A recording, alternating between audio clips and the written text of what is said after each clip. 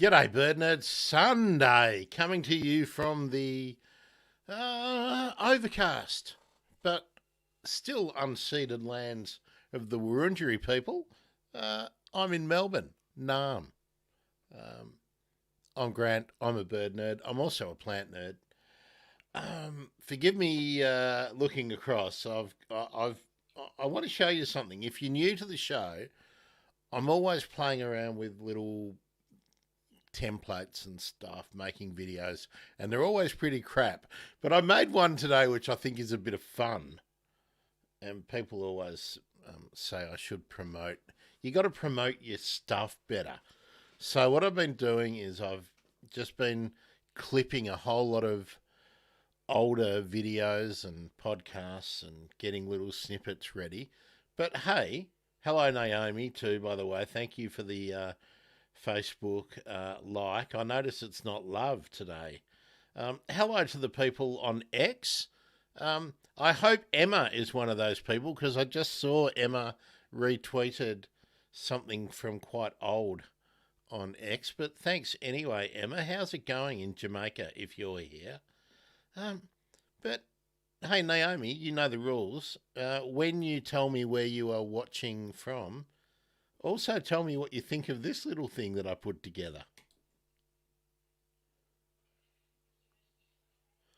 I need some dramatic music underneath it, right?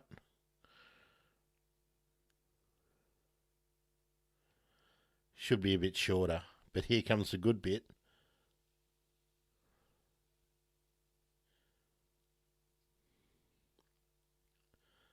Oh, it really needs to be shorter, doesn't it?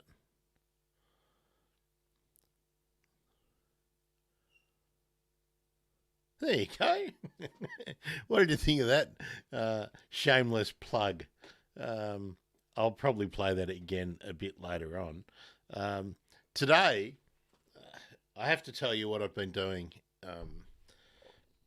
While I've been watching all these crazy videos that I just wanted to find a reason to watch them and to talk about the difference between hardcore science or people wishing that things were true, and then the standards of evidence that people are prepared to accept to support their faith or their previously held beliefs. So, just grab yourself a coffee, and look, we'll be having coffee intermissions along the way today.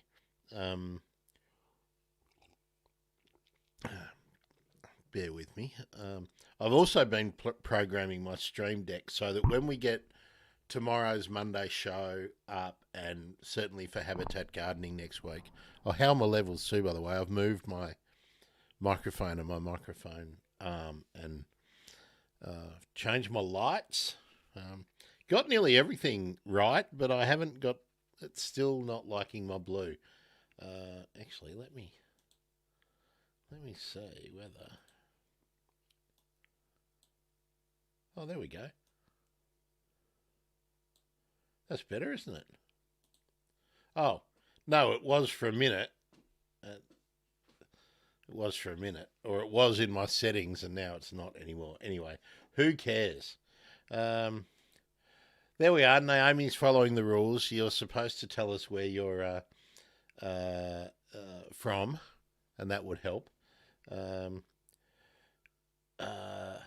Yeah, Naomi, the words exploding out of the initial display.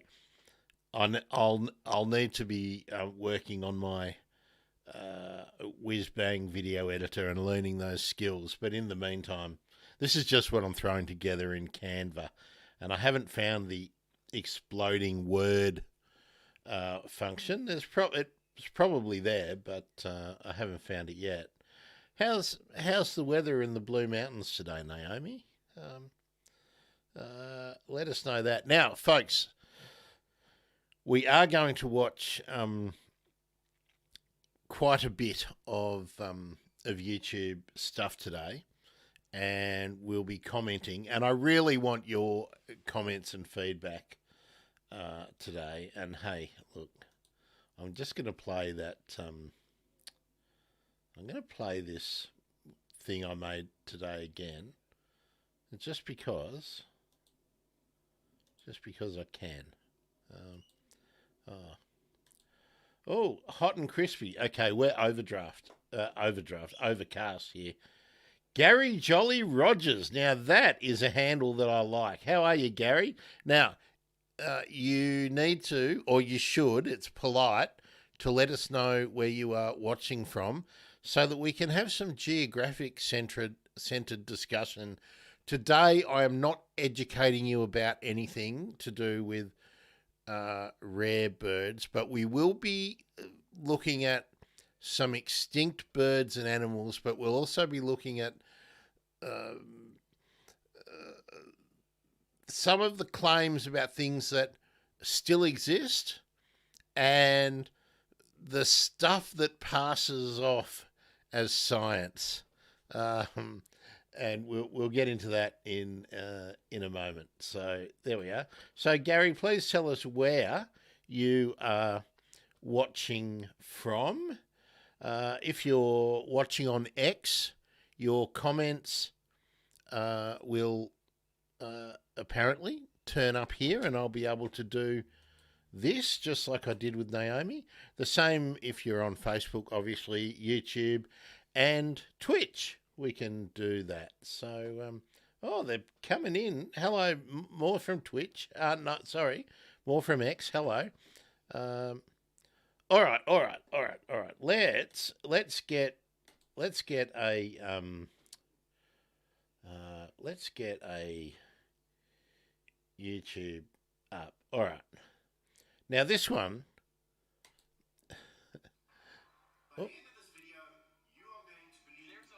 Oh. Hang on. Stop. I've got them starting from all over the place. Here we are. Which other one is going? Oh, that one's going too. No, hang on. What the hell is going on?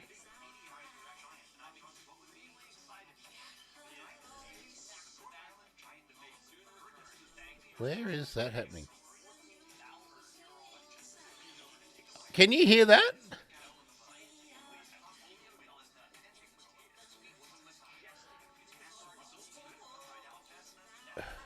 They must all be playing. Okay, got to get rid of that. Hold on, folks. All of the YouTubes that I pulled up are all running, and I've got them all coming out of... and someone's got a copyright clip going. Okay, that one's all right. I don't know why this has happened, but it has happened.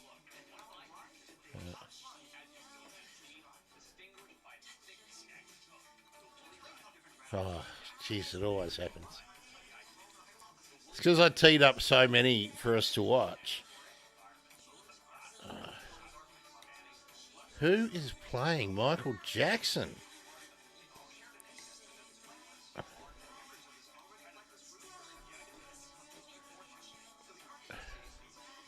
Not that. I'm just starting from the end. I'm gonna close all my other all the other ones. Don't need that. Don't need that. Don't need that. Don't need that. Better not be that. Okay. I don't need that.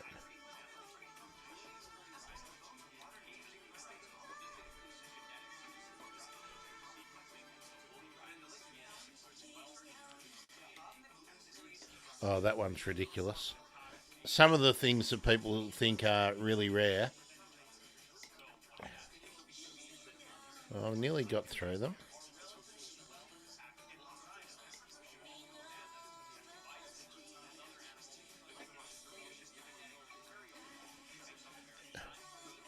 Oh, come on.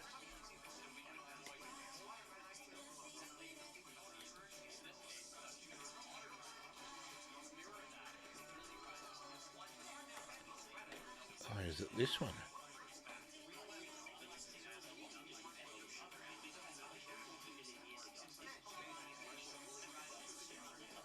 Oh, folks, I've got so many things open, and one of them is going to be from the... that's not that one.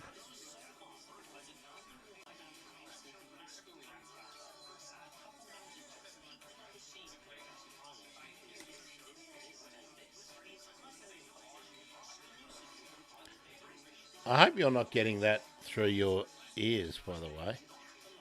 I hope that's not hitting the stream. Oh, no, what you can hear, Naomi, is me. It's coming through my microphone because it's playing through the computer, and that's why, not my earphones, and that's why I can't find it. Okay, looks like I've got most of it.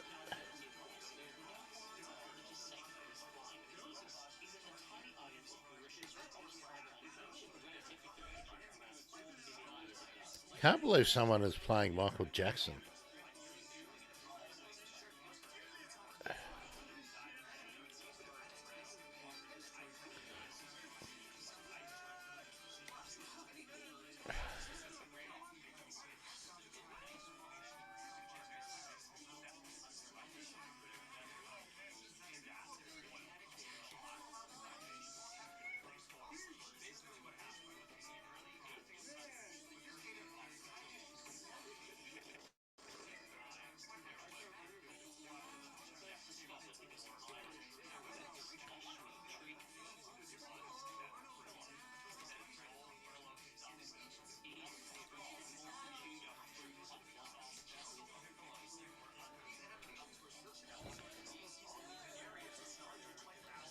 Sorry, folks, this is very annoying. Boy. I've got so many tabs open that everything's really slow. Okay. Alright, I don't need Lance. I don't need that.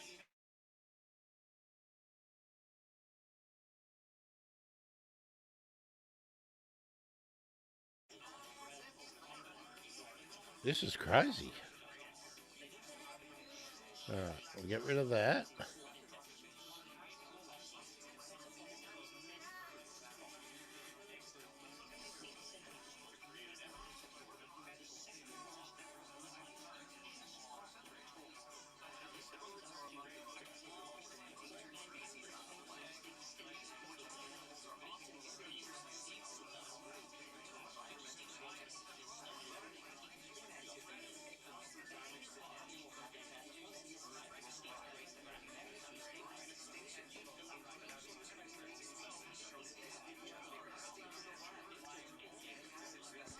Alright, I am going to close every one of those. This is really giving me a hard time. Until...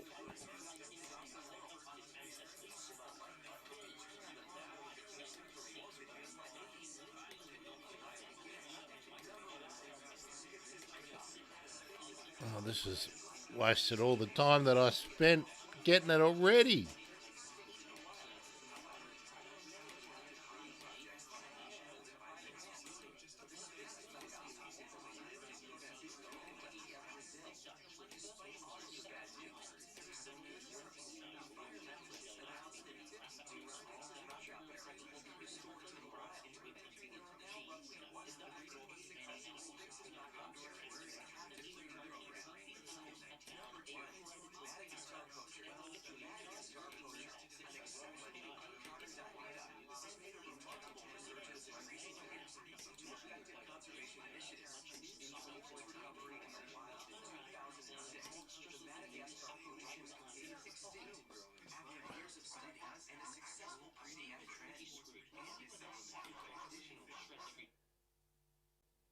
My God, it was that one tab. What was that playing?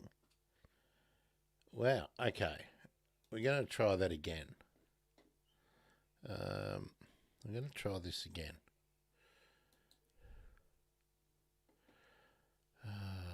Where are we?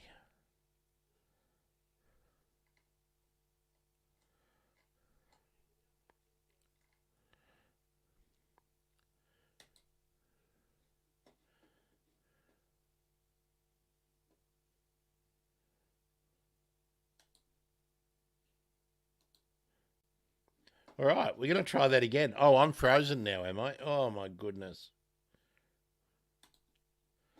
Okay.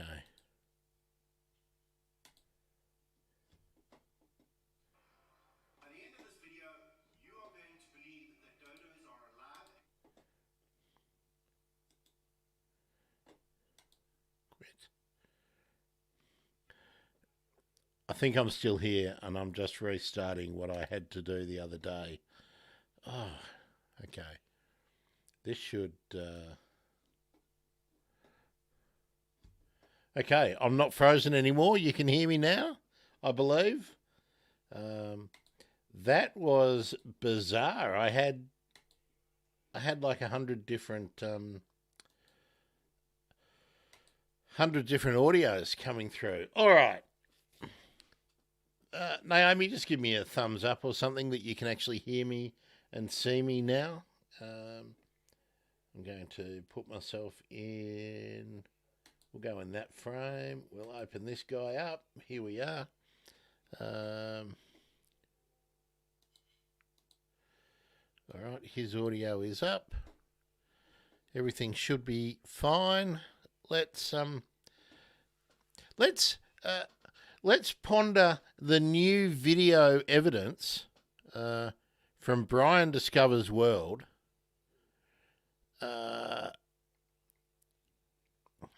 And, I mean, folks, this is a video that has had 1.5 million views on YouTube.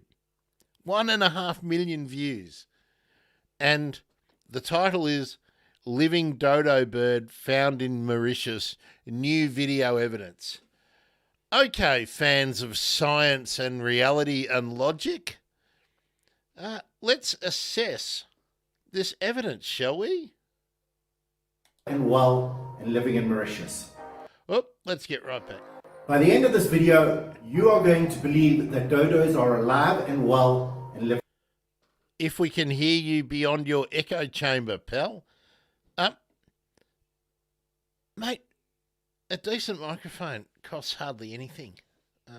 Oh, by the way, the cat in my background is emblematic of the problems that so many of the birds that we're going to look at, and some of the other animals, some of the problems that they face due to our modern ways of existing. By the end of this video, you are going to believe that dodos are alive and well and living in Mauritius. I'm sure I am. Come join me on this adventure of discovery and proof. By the end of this, you will believe. Did he say the P word? He said... sorry. I think he said the P word followed by the B word. And proof. By the end of this, you will believe. But I'll make sure that I give you the hard evidence first.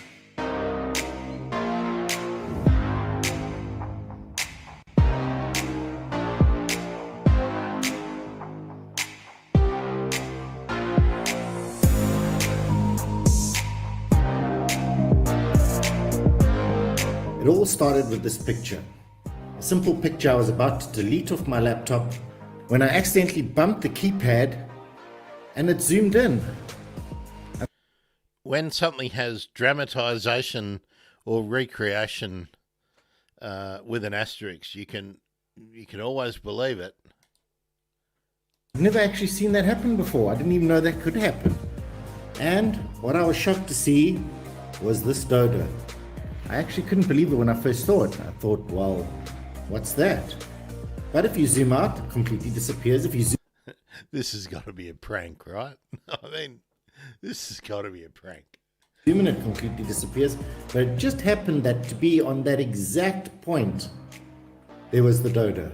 And that's where the adventure began. Mauritius is situated off the east coast of Africa. It's a relatively small island with a few islands around it. The one that's important to us is Kookaburras, which is off the north of Mauritius. And it's important because this is where this photo was taken. Kookaburras is off limits to people, which is why this would be the perfect place to find a living dodo. I had to go and have a look. This wasn't going to be an easy task. I mean, the word dead as a dodo actually exists. So dodos have been extinct for about 400 years.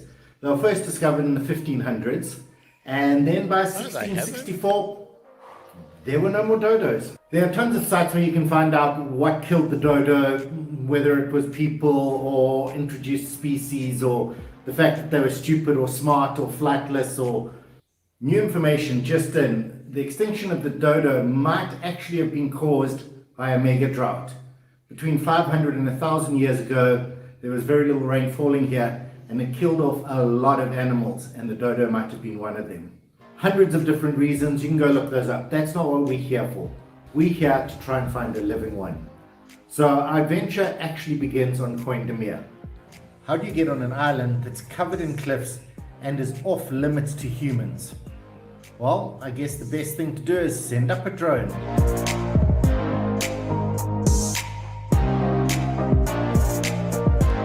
October This valley 20th. would probably be Naomi, our best not bet for finding a April dodo. 1st. I guess at this point you're probably wondering, what's a smart guy with a degree going after what can technically be a conspiracy theory based on a pretty bad photograph? That was when I heard about de-extinction, basically bringing extinct animals back to life. What you do is you take some of the genetic material, you mix it into a soup, take the oldest living relative of the animal, and actually breed the animal back. I couldn't believe it. Someone was Abracadabra! actually talking about bringing back extinct animals, and the dodo was on the list. Let's get the drone up, get the footage, get the proof that the dodo exists, and move on with this video. If only it was that simple. This is as good as it got, because this kept happening. It was a complete nightmare. It just never ended. No matter what happened, I just can't seem to get ready. Imagine that. There was weather and tidal action and waves. Really good footage of Kookaburras. Pretty much the Kookaburras project was over. There was no way I could actually get footage from there. I couldn't actually search the place.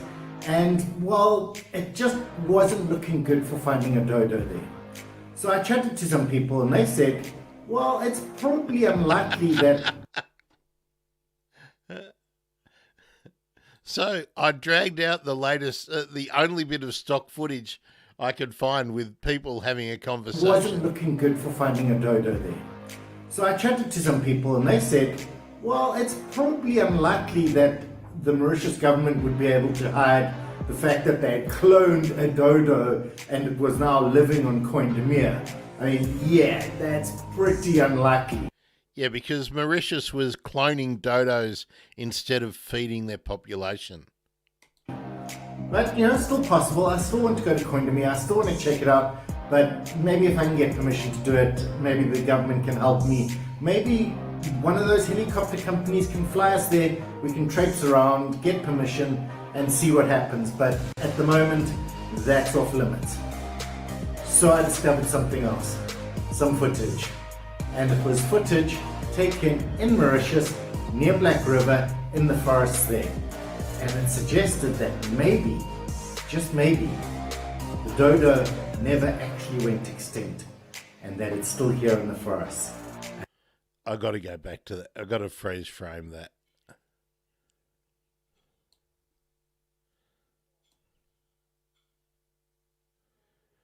Where is it?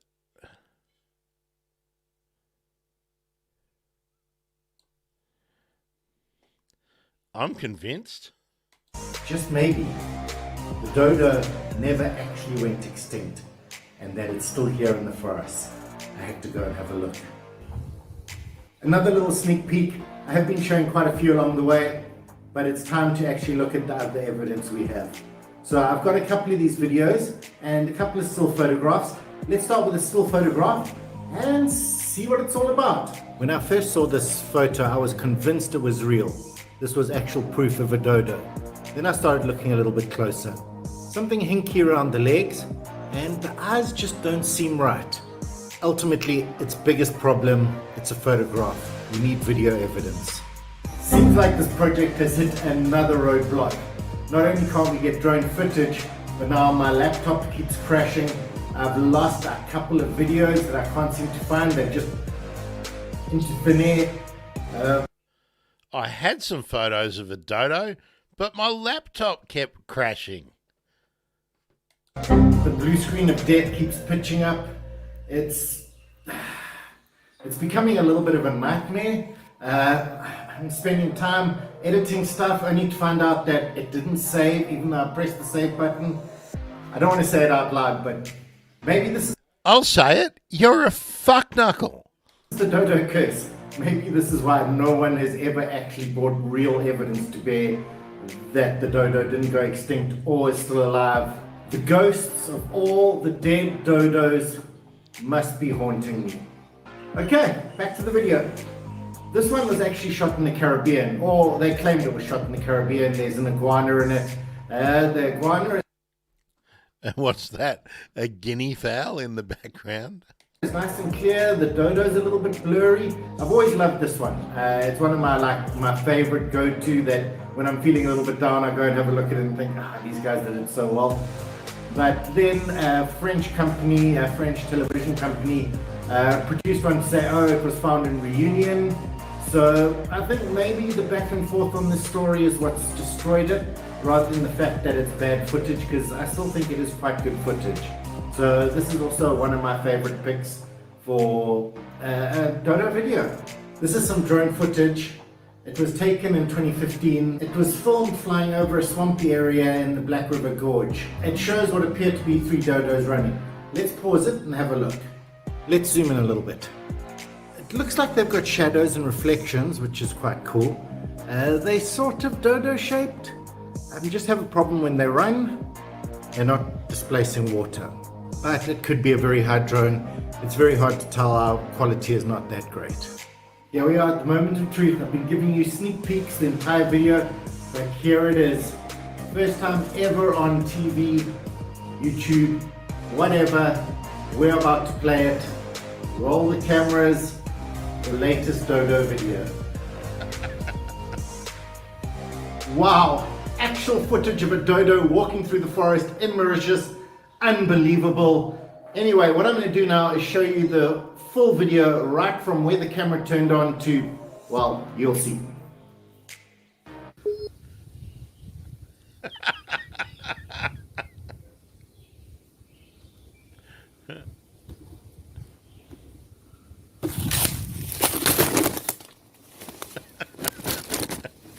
Ultimately, I'm not going to look too closely at this video. There is no providence in it, but I want to believe, and I hope some of you out there want to believe as well. I just want to thank everyone for watching. It's been a great adventure. Oh my God. Now, obviously a piss take. 1.5 million views that video has got. Well, does he believe? I don't know. I am going to now show you a real one. Real evidence. And we'll just bring this one up. And you've probably seen this before, but this is a real thought to be extinct bird being found to be not extinct.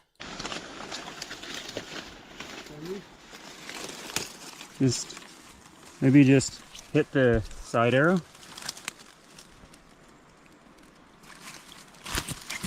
Fuck. Doka? Doka? Fuck. Doka? What is this? It's owl. Fuck. Isn't it owl? We can't tell them. We have to have them look through the photos too. We say nothing. Hey, we get it. Holy shit, man. Shit. Oh man, this is the happiest moment ever. Shit. Oh man, can you display it back?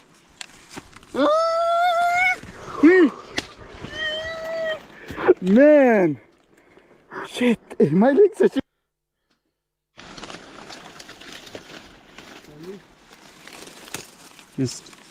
Maybe just hit the side arrow.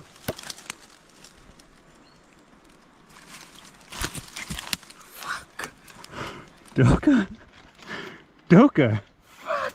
Doka? What is this? It's owl. Fuck! Isn't it owl? We can't tell them. We have to have them look through the photos too. We say nothing. Hey, we get it! We can't tell them. What? You're not rushing a YouTube video out before you share it with people and have it validated? I don't believe it. Holy shit, man. Shit! Ah! Oh, man, this is the What happiest the moment fuck? ever. Oh my god. Gerard, Gerald, thank you, brother. man. Kijk. Wait. Shit. Oh man, just can you just play it back?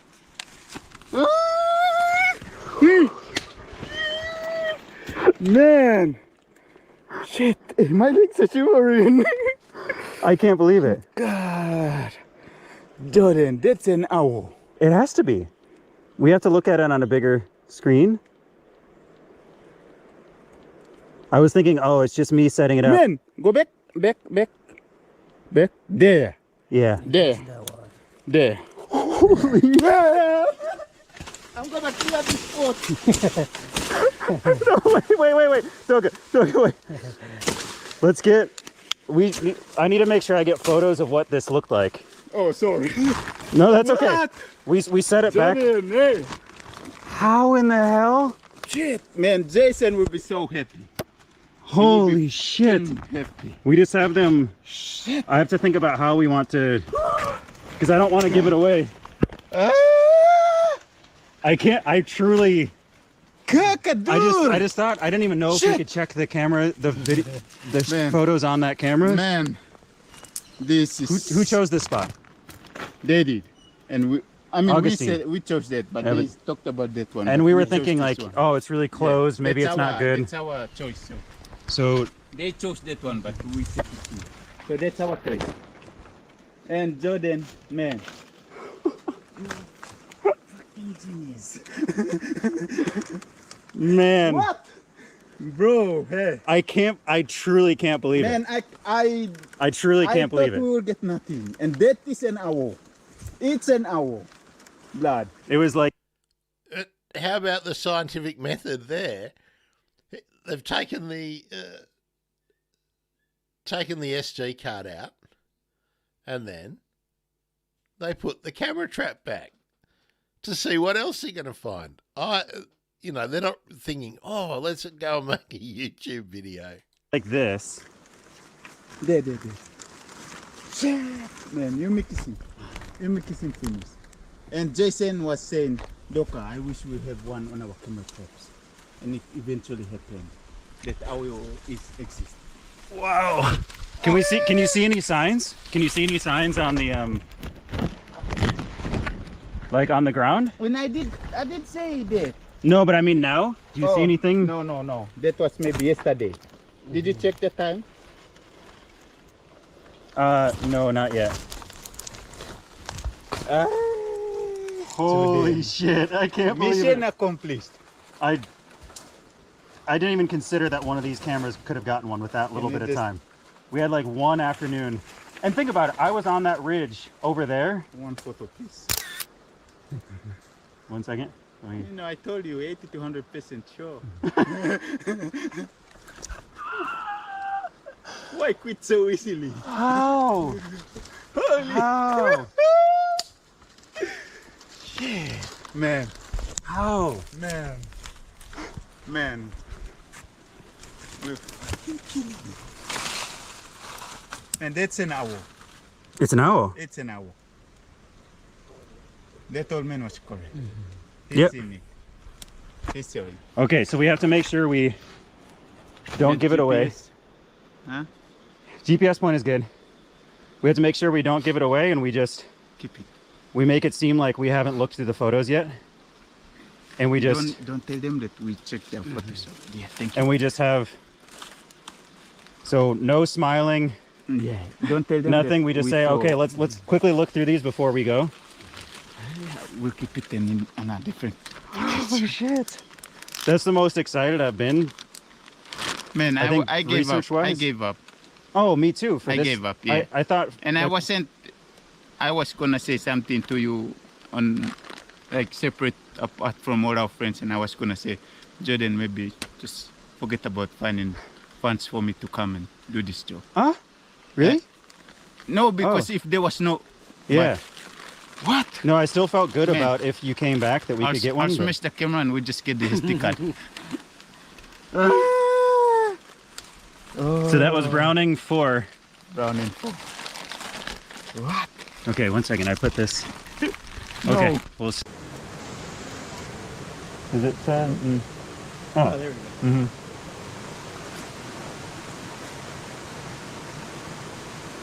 Wow, that's pretty cool. They got a little screen. Just setting it up.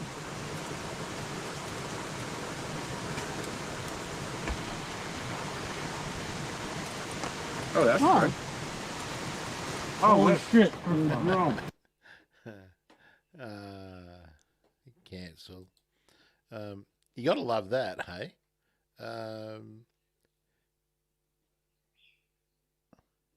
Now.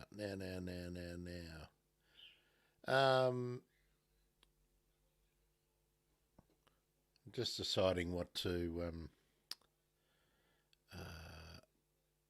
look at next. I'll just pull this out. I know what we'll do. I know what we'll do next. I'll find the camera trap stuff.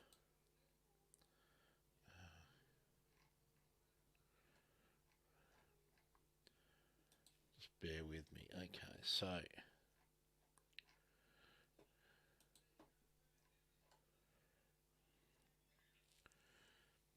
Okay, so we just saw a bit about how real science works, right?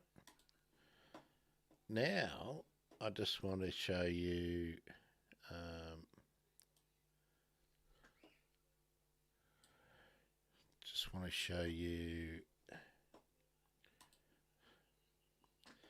now there's so many people who believe that the thylacine exists.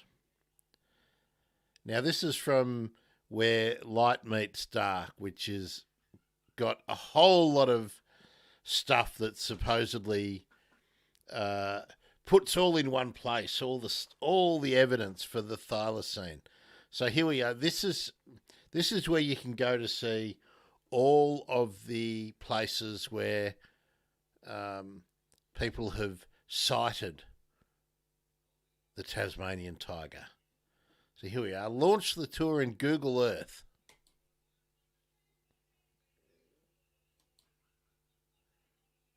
Oh, page not found. Maybe this link.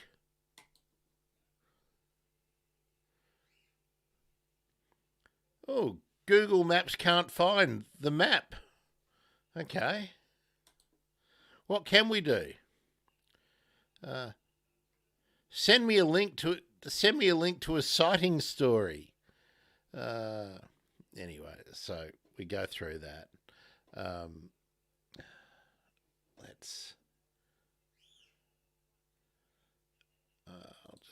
going to bring this over. So on the same site.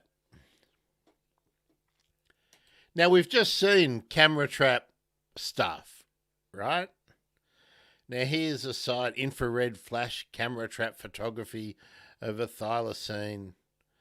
And here's all the scientific stuff about what we can find out with camera traps using old things. Here's virtually different camera traps with the with the specifications, and here's how ideally we'd set all the camera traps. Here we are. Video 32 showing bright flashes. This is camera trap video of a Tasmanian tiger, apparently. Shall we look?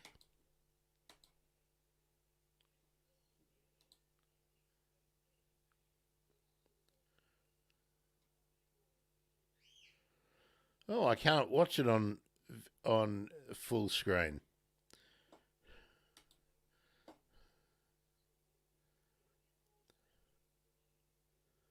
So someone's put a camera trap.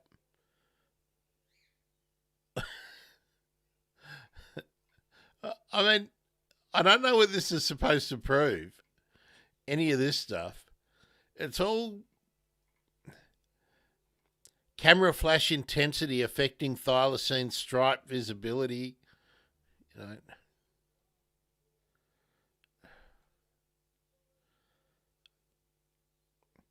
Oh, disclosure. The author runs a business selling camera traps. So let's produce all this stuff where there's thousands and thousands of people wanting to find the Tasmanian tiger or the thylacine. You drum it all up and then you produce these faux scientific sites. There's a whole lot of stuff about morphology of the hairs and everything on that site, which is just it's just nutso. Anyway, having dispensed with the dodo, let's have a look at another one. Since time began, over 5 And let's get this one up. And this is what drives me bonkers, is that we can't even get like 30 people to check out videos of the really hard work that scientists are doing looking for or trying to protect really, really endangered species. But here we have 10 believed extinct animals still alive. And this got 3.7 million views, released 3 years ago. So that's 1 million eyeballs on this stuff a year. I haven't watched this one yet, so let's just find out what the 10 extinct animals that are actually still alive are. Since time began, over 5 billion species of animals have become extinct. But evidence suggests that some extinct animals may still be with us today. There have been sightings of animals which have been said to have gone extinct thousands or millions of years ago. And many have even been caught on very convincing videos. Very convincing. Woolly mammoth. It's said that woolly mammoths went extinct in 2000 BC. They were like gigantic furry elephants with tusks. They stood over 11 feet tall and weighed nearly 7 tons. And they did actually live among humans for many years. This includes the ancient Native Americans, and also some ancient Eurasian people.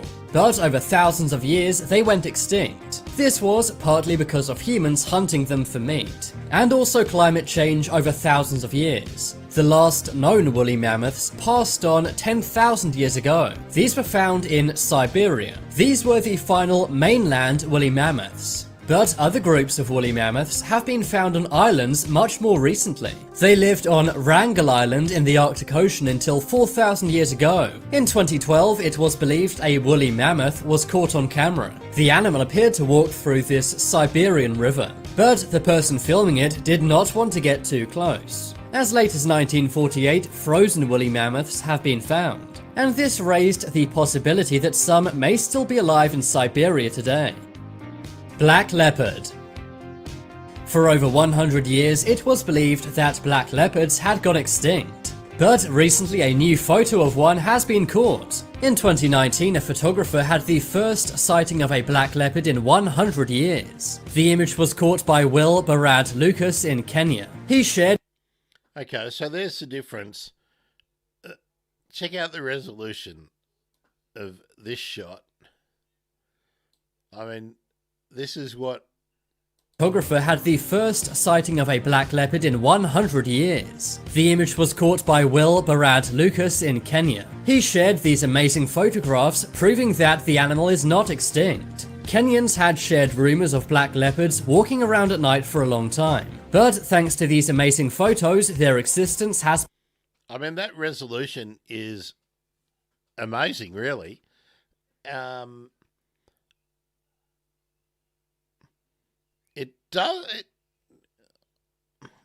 I'd want to see it a little bit better. It does look a little bit like it may have been placed there, but what about the other one?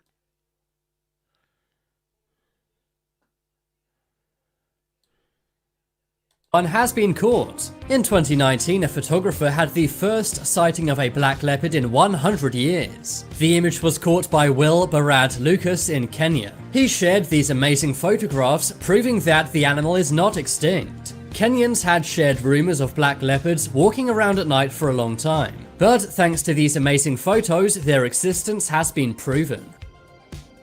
Tasmanian tiger.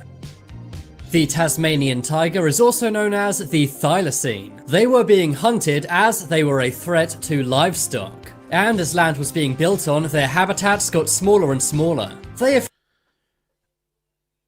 I don't think they were a threat to livestock. They were believed to be a threat to livestock. Well, they were a threat to chickens. There's no doubt about that.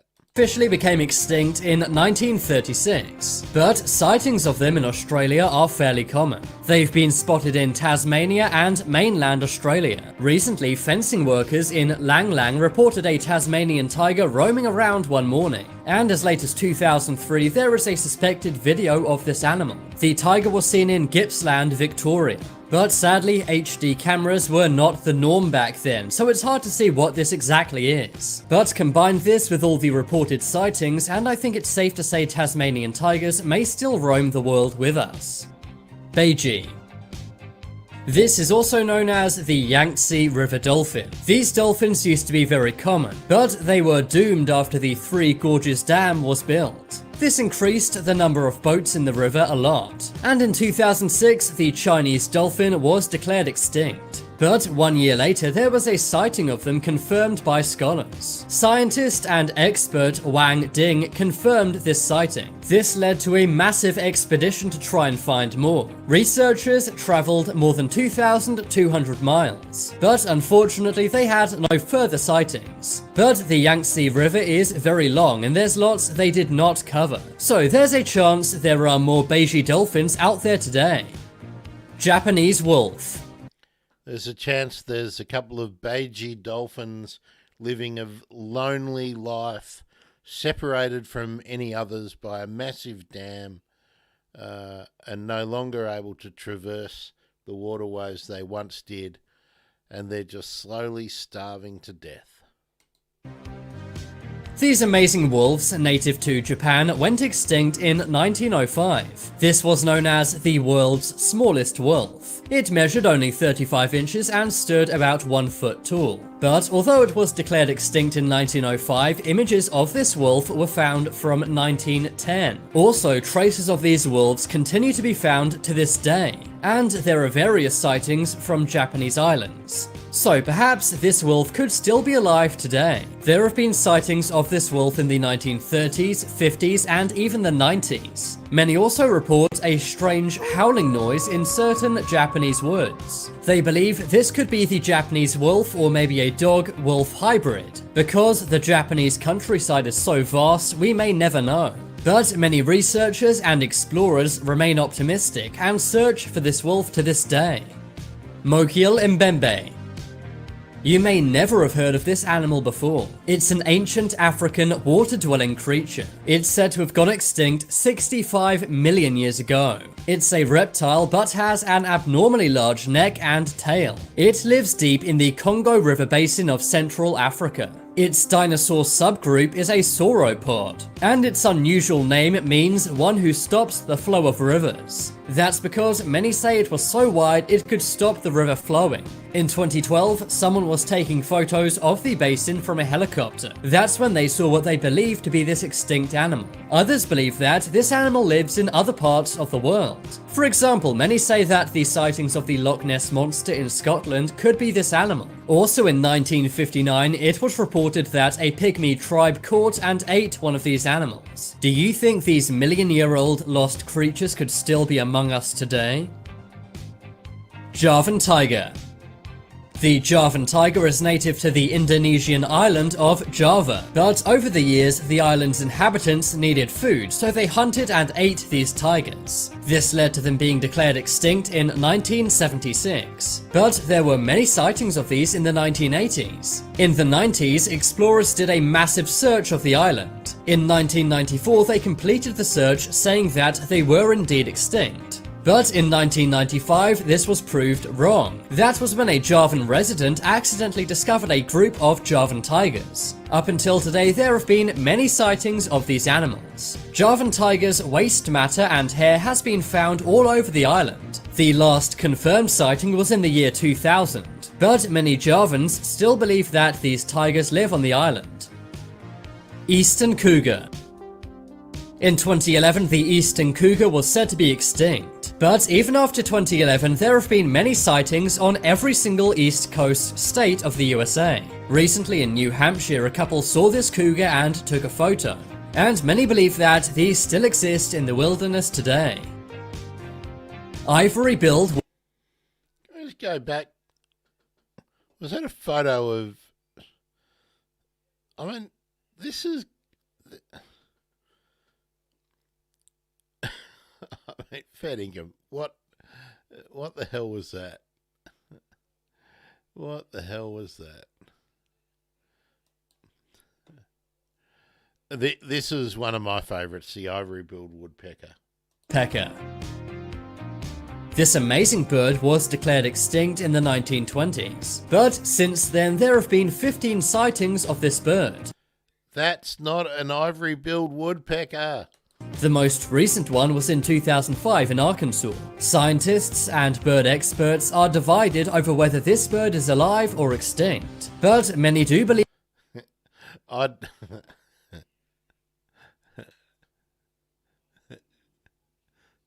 want to get my field work. I mean, if I'm forking out hundreds of thousands of dollars for a grant to mount an expedition to save or to find the ivory-billed woodpecker, I want these guys running it. Recent one was in 2005 in Arkansas. Scientists and bird experts are divided over whether this bird is alive or extinct, but many do believe the ivory-billed woodpecker is still flying to this day. Mexican grizzly bear. In 1964, it was declared that this amazing bear was extinct, but since then there have been many reported sightings of Mexican grizzlies in Mexico and Colorado, USA. A study 15 years after they were extinct found marks and footprints from these bears. And the study also found that Mexico and Colorado were suitable habitats for these bears. Japanese river otter. What were we even supposed to take from that grizzly bear bit? There are two places that are thousands of kilometres apart where it might be suitable habitat. What else are we supposed to take from that? Oh, Naomi, yes. Yeah, there's the ivory-billed woodpecker. I've spoken to a couple of the people who were involved in assessing some of the evidence, and they don't want to do public podcasts about it, just simply because people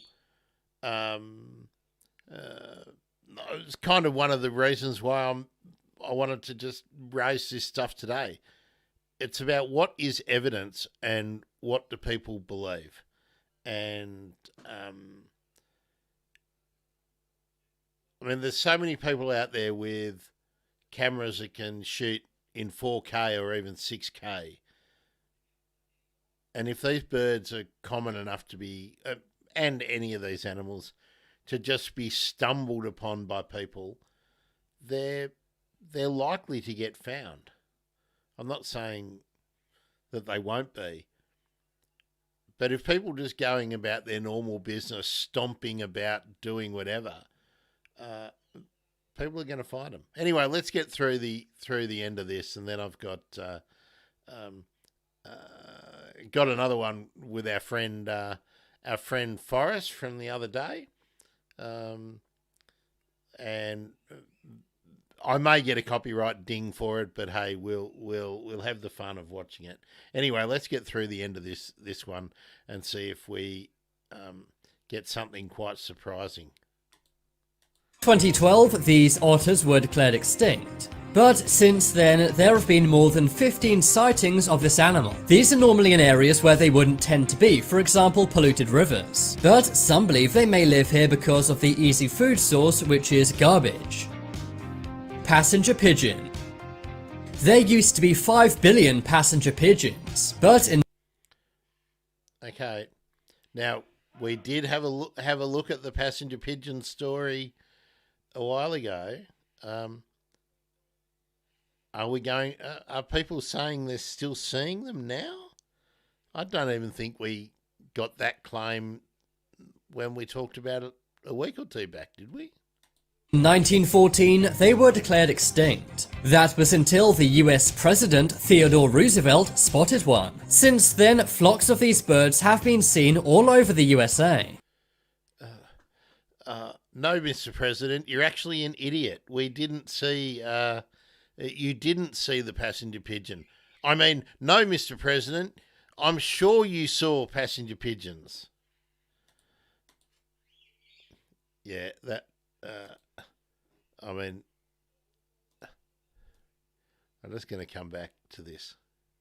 Theodore Roosevelt spotted one. Since then, flocks of these birds have been seen all over the USA, and many believe that they're still flying to this day. But now it's time to make your voice heard. Comment below whether you think any of these animals may still be alive today. If you want some more amazing videos, then check out my second channel. But as always, thanks for watching. There are some more videos on screen right now. Leave... Okay,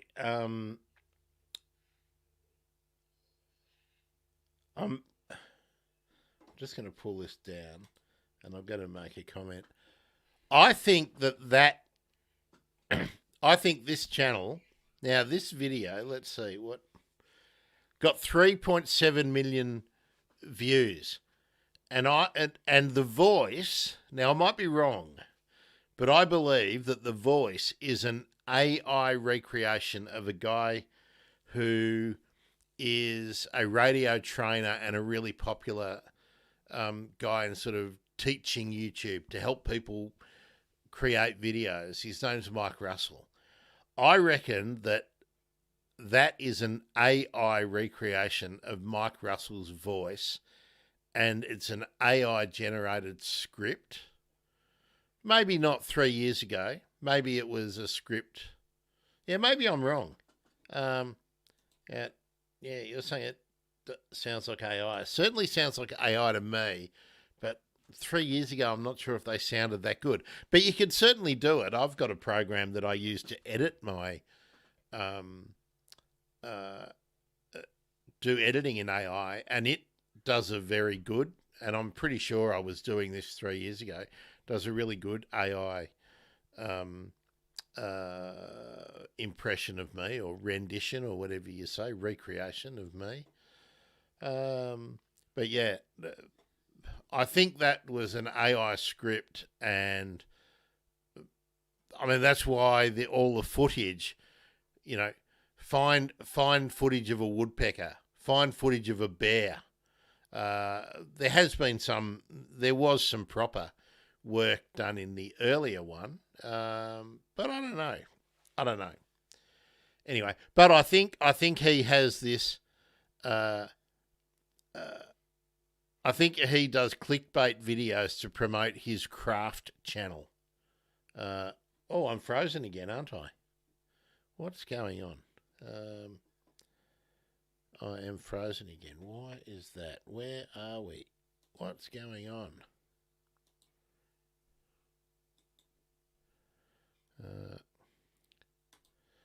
You can still hear me, right? I'm just going to quit. It must be because I've got all these things open and we're looking at stuff. I've got lots of things open. I think I'll be back in a second. There I am. I'm back again. Yeah, that's what it is. I don't know how I can. We'll see. We'll see. We'll just battle on. All right, now.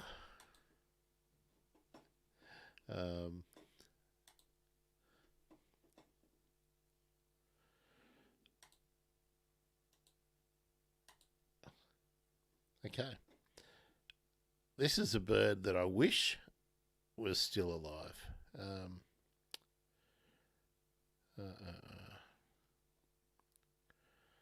Okay, we got the full screen. Okay, that is full screen.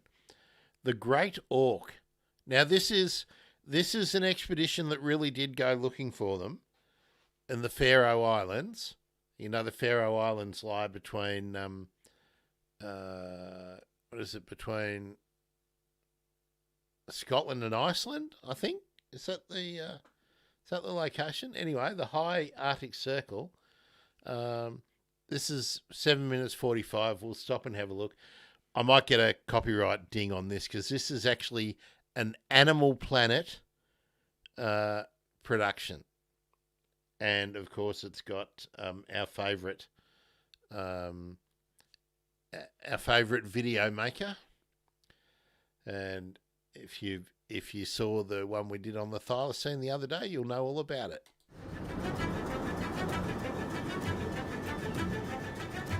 Several hours pass before the sea calms enough for us to make land on Kunoi Island. As with the last island, it's just my cameraman Mitch and I going ashore. Conditions are too dangerous to risk anyone else. Conditions are too dangerous to risk people who have probably been there many, many times before. So we'll send the video host and a cameraman aboard up ashore up the life-threatening cliff face. This is it, man. This is the edge of the world. Look how dangerous that looks. Look at that broiling water there. Look how amazingly dangerous that looks. Look at that. There is nothing more for thousands of miles in the North Atlantic. The cacophony of seabird calls. Look at that. Oh, it's gone.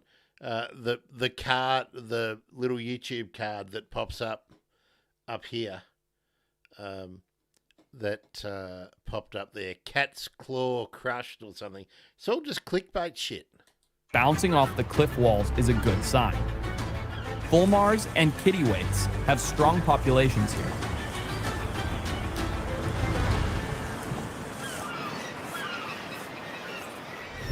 Every species of seabird has a distinct call, but no one who is alive today knows what the great auk sounds like. So instead, I'm listening for any calls I don't recognize. That's a different noise. Yep. Renowned seabird call expert.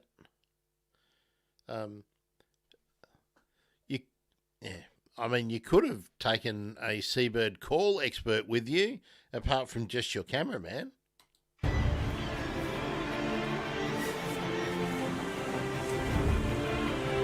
There definitely are some different sounds coming from over here.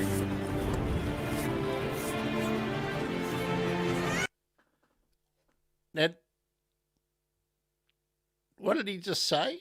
I mean, this is how these shows make you feel like you are watching evidence. What did he say?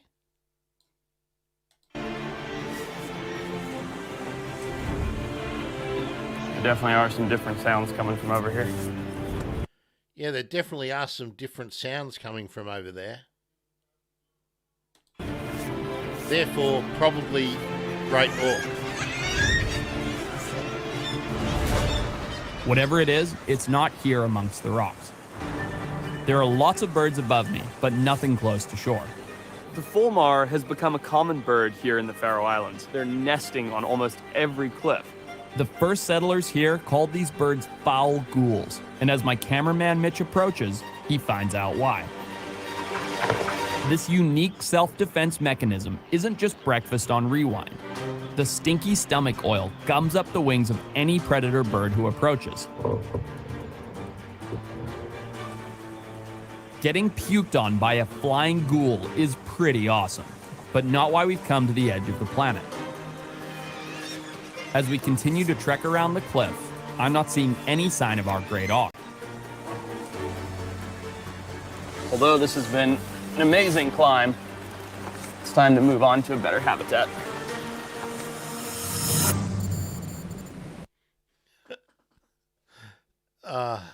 I mean, what can you say? Is this made for preschoolers or, you know, early elementary school kids?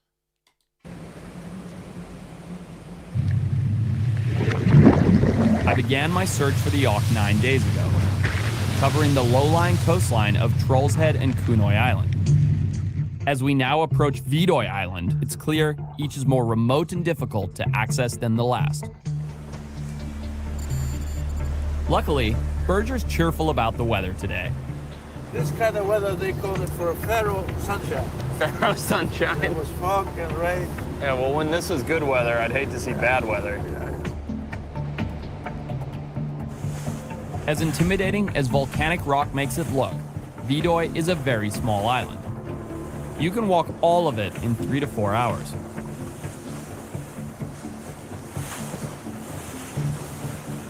Kari, let's go into that cave over there. Okay. Typically, auk don't nest in caves, but when you're under a tremendous amount of pressure, you tend to change your behavior. I've seen this giant sea cave here, and if there's... Typically, auks don't nest in caves. But since I'm here and there's a cave here, let's assume there might be great auk in the cave. anything that could potentially be considered nesting-like habitat in it, I want to explore it. Because probably great auks might start to behave like bats. Let me grab my light so we can see what's down here.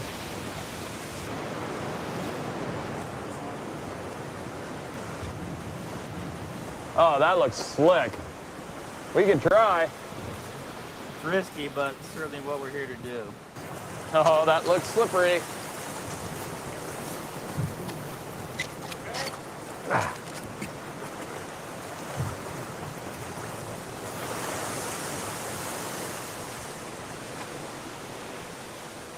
Even if a small group of birds decided to make this home, I feel like they'd be safe here forever.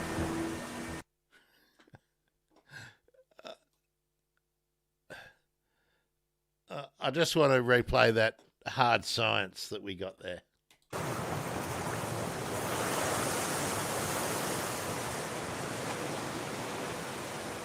Even if a small group of birds decided to make this home, I feel like they'd be safe here forever.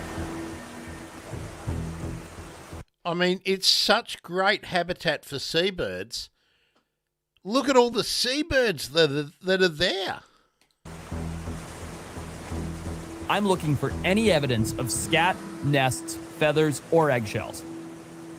You know, unlike most bird species, the auk went extinct before there were any scientific recordings of its call.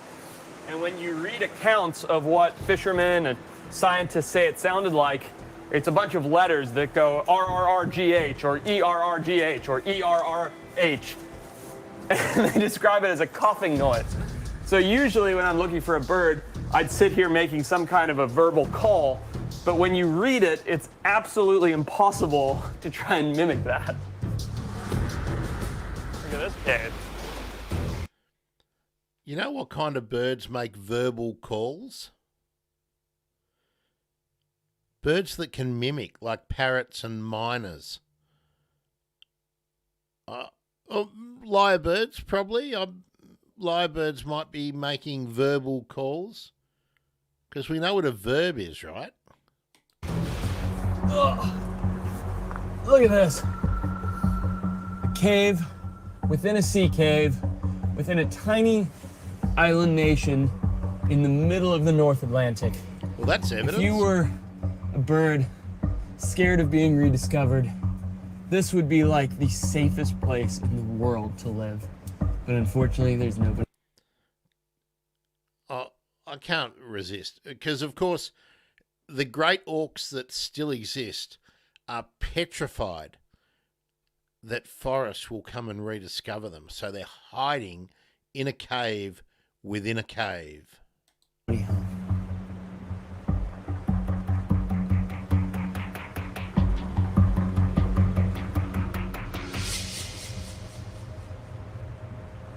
It's been an hour combing through this and there's nowhere more to look. So onto the boat and back to the next spot.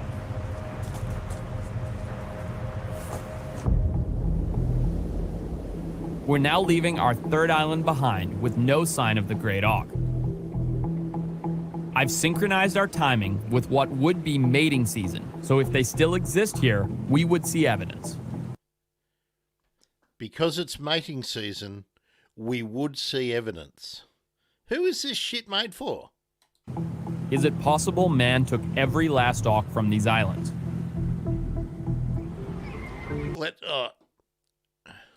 Hang on. I just want a bit of solidarity here. And just make sure you don't miss it. Is it possible man took every last auk from these islands? Oh no. Oh no. I'm frozen again, aren't I? Let's see if I can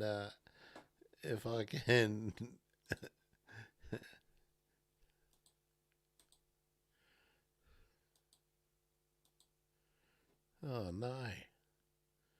What's going on?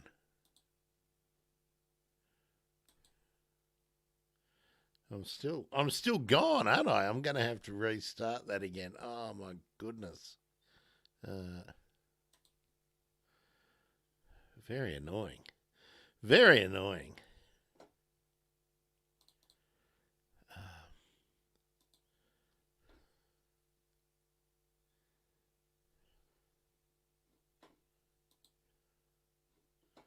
There we are. I'm back. I don't know what's going on with that. Let's let me do what I was going to do. Synchronized our timing with what would be mating season, so if they still exist here, we would see evidence. Is it possible man took every last auk from these islands? I just did some hard science there, folks.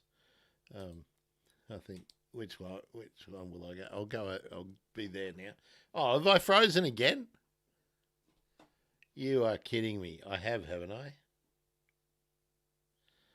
Oh, come on. I have.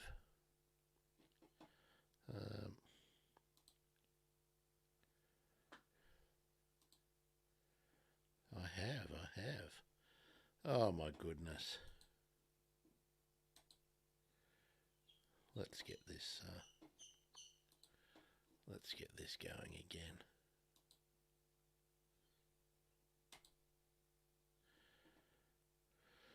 Oh boy.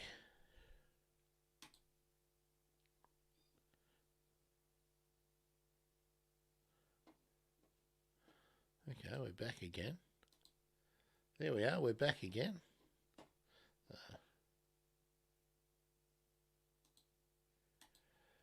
Naomi, let's discuss that.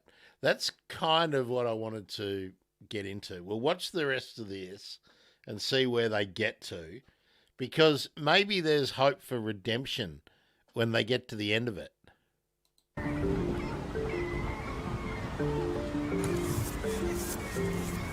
This is an ideal nesting spot for the auk, an area where a few hundred years ago, hunters would have encountered thousands of mating pairs. I'm just not seeing anything. I have to admit, I'm fairly shocked to reach our most remote spot and there's just nothing. No nests, no scat, and no eggshells. My search of the Faroe Islands has come to an end. There's no doubt in my mind that no matter how far or wide I search in the Faroe Islands, the great auk is extinct. But what I did discover here is an ecosystem in distress. We are on an island that should be absolutely rich in marine resources, but from the great auk to the cod, the collapse of these keystone animals has led to just barrenness, both above and below the surface. The truth is, some extinct animals are extinct, and I think we just have to realize that. This isn't...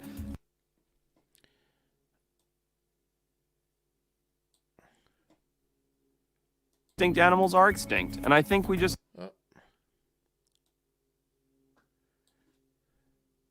led to just barrenness, both above and below the surface. The truth is, some extinct animals are extinct, and I think we just have to realize that. This isn't... There we are. Comments from the super coach. We're not chasing Bigfoot or looking for the Loch Ness Monster. These were real creatures that really did exist. But in some cases, we have successfully eradicated them. Ah, boy. Okay. Naomi, let's discuss this idea. That you have a theory that the internet has eroded people's critical thinking. I know 12-year-olds that would find this very plausible. Sadly, I know adults that would believe it as well. I don't get so grumpy about the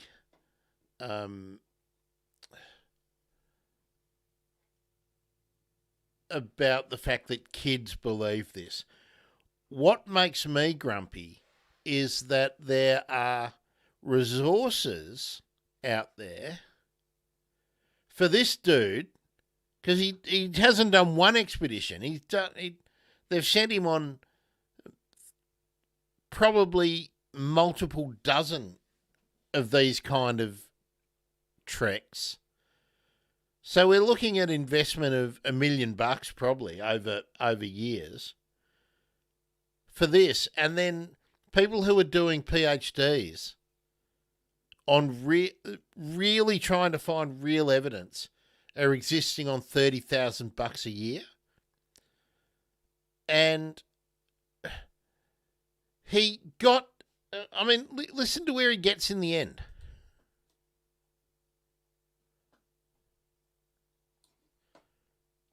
So this is what is wrong in my view. Let's listen to the end of this.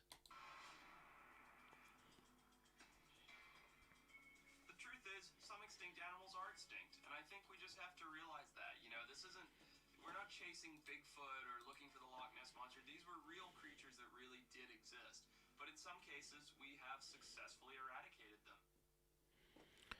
them. I still didn't go back far enough. We have to go back to, I think it's from here. This is an ideal nesting spot for the Oh no, not this. doubt in my mind that no matter how far or wide I search in the Faroe Islands, the great auk is extinct. But what I did discover here is an ecosystem in distress.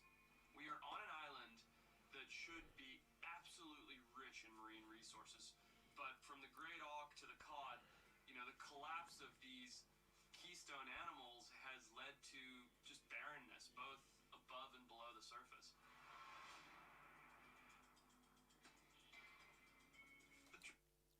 Okay. So he's in an area that he thinks should be teeming with life above and below the surface of the ocean. But it's not. So where do you go next with that? If you're trying to change minds or educate people, where do you go next after that statement? So I'll give you my take in a second, but let's see where he goes next. Truth is, some extinct animals are extinct, and I think we just have to realize that. We're not chasing Bigfoot or looking for the Loch Ness Monster. These were real creatures that really did exist. But in some cases, we have successfully eradicated them. So, all right. Oh, I didn't. Oh, sorry, I hadn't put him up again, had I? I'll just go back. That was my mistake. I was too busy watching him. I think this is the bit I wanted to focus on. Spot, and there's just nothing. No nests, no scat, and Okay. So no he's eggshells. decided there's no orcs. My search of the Faroe Islands has come to an end. There's no doubt in my mind that no matter how far or wide I search in the Faroe Islands, the great auk is extinct. But what I did discover here is an ecosystem in distress. We are on an island that should be absolutely rich in marine resources, but from the great auk to the cod, the collapse of these keystone animals has led to just barrenness, both above and below the surface. So, he's made a statement about the state of that environment, that ecosystem. And where does he go with it? He goes nowhere. I'll just play the final bit again. Here's an opportunity for him, even though he said there's all the fulmars and kittiwakes and they're looking quite healthy. So while he needs to have the footage and something to talk about to fill the hour or whatever this show eventually went for, we're only looking at 7 minutes of it, but it was probably a 30-minute or 45-minute or an hour special on Animal Planet that would have shown the getting ready for the voyage and stocking the boat and all the hardships they had battling the elements, you know the formula. And then you get to where he just was, and then you get to here. The truth is, some extinct animals are extinct, and I think we just have to realize that. We're not chasing Bigfoot or looking for the Loch Ness Monster. These were real creatures that really they're did fairy exist. stories. But in some cases, we have successfully eradicated them. So where's the discussion or the attempt to focus on the animals that are still there, even though it's a barren place that should be teeming with life? What's eradicating them? Who's destroying the planet? And what can we do? But because, actually, I'll just find out. Let's find out who owns Animal Planet.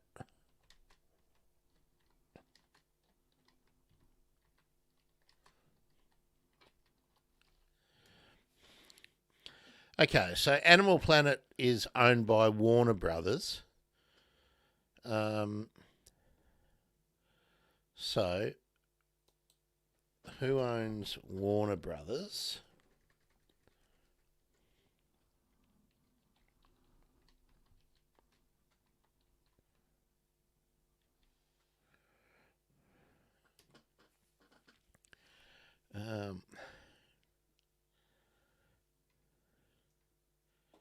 Who are the major shareholders of Warner Brothers?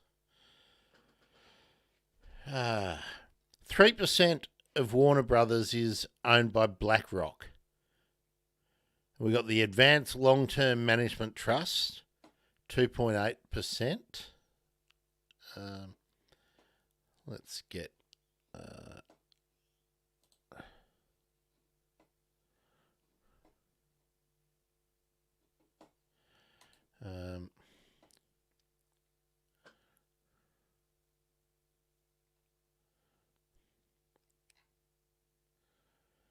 who owns Warner Discovery? Ownership. Here we are.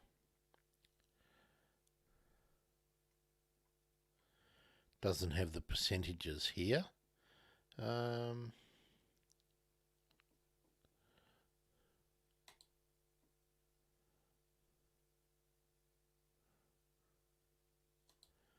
Sorry, I'm just looking because it's different.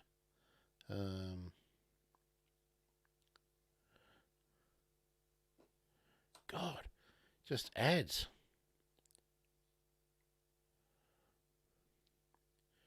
This is not what I was looking for.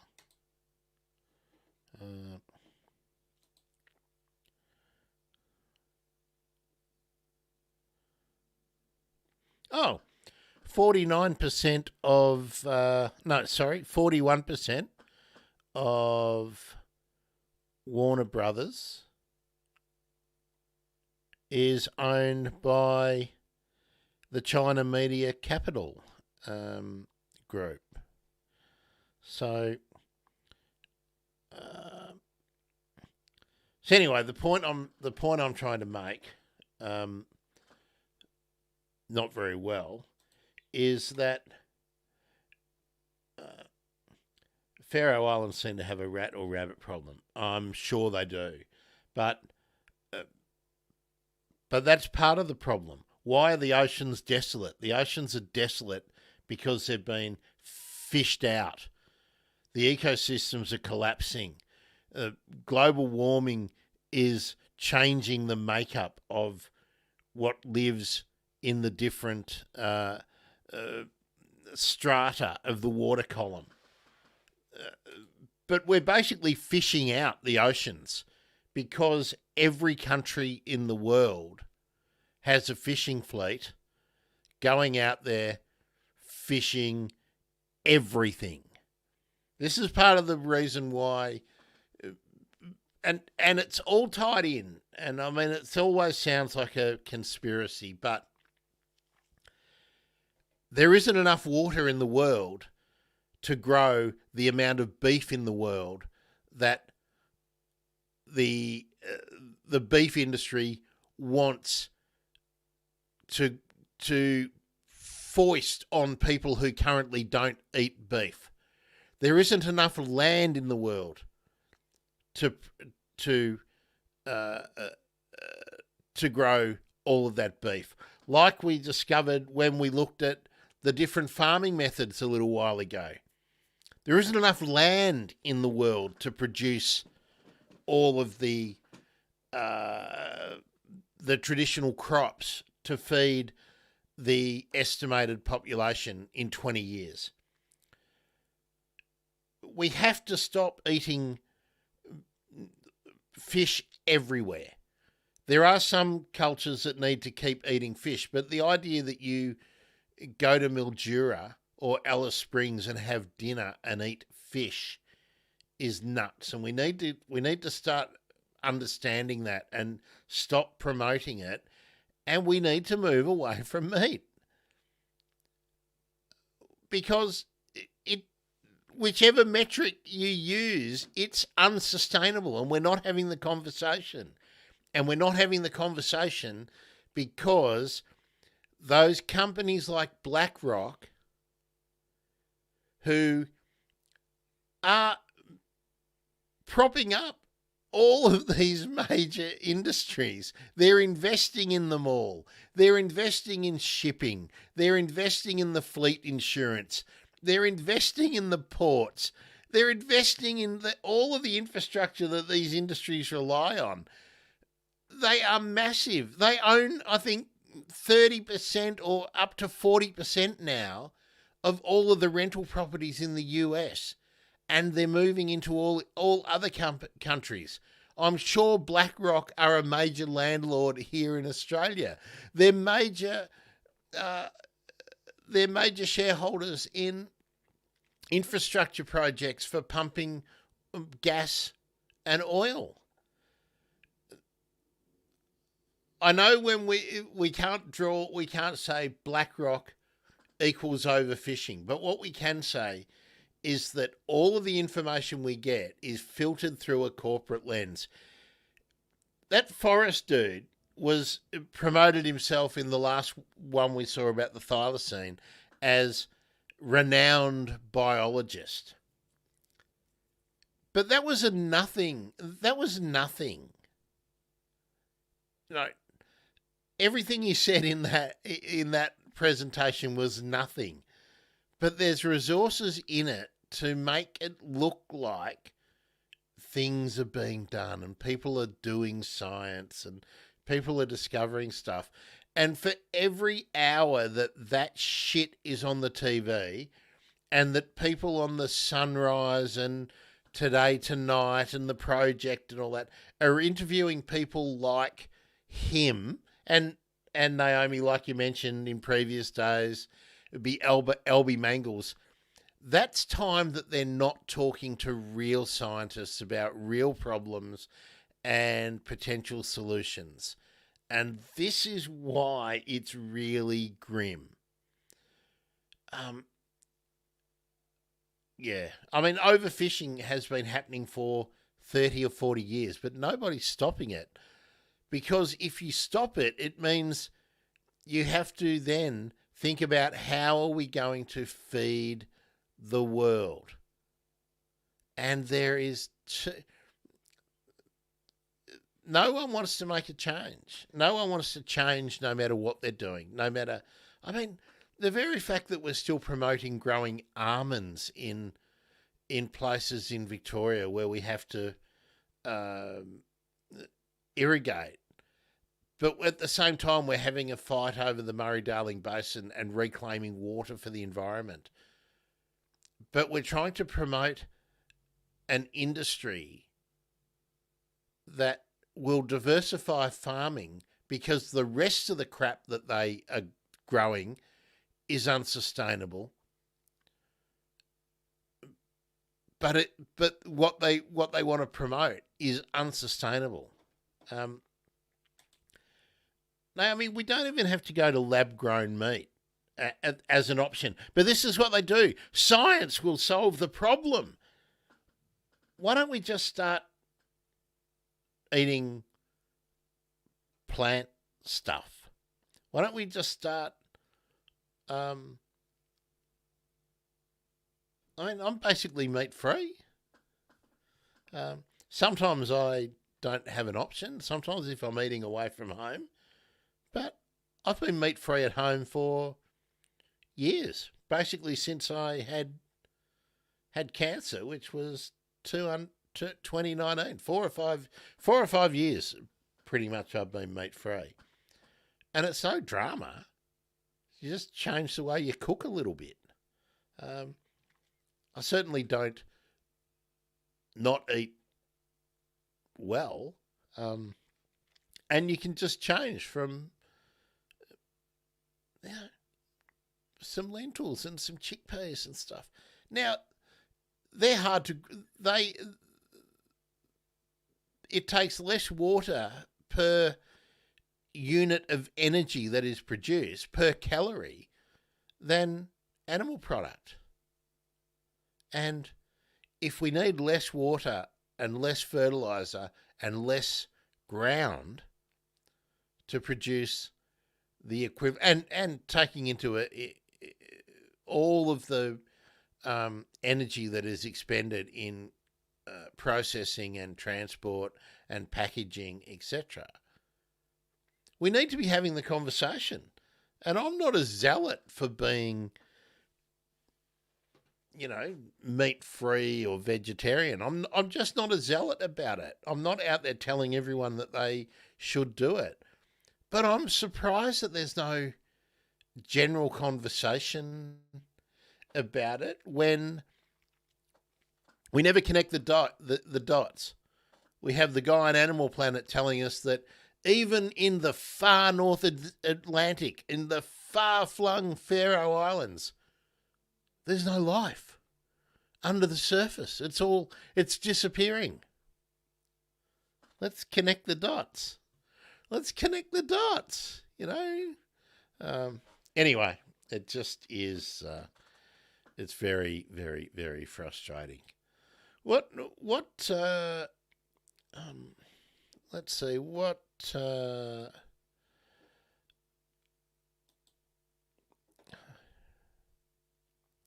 have we got here?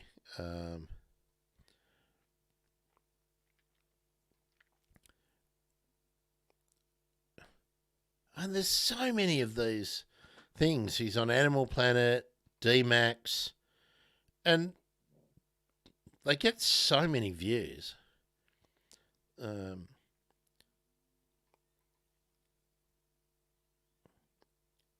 I'm just looking for another interesting thing that we could watch. That they're all crap.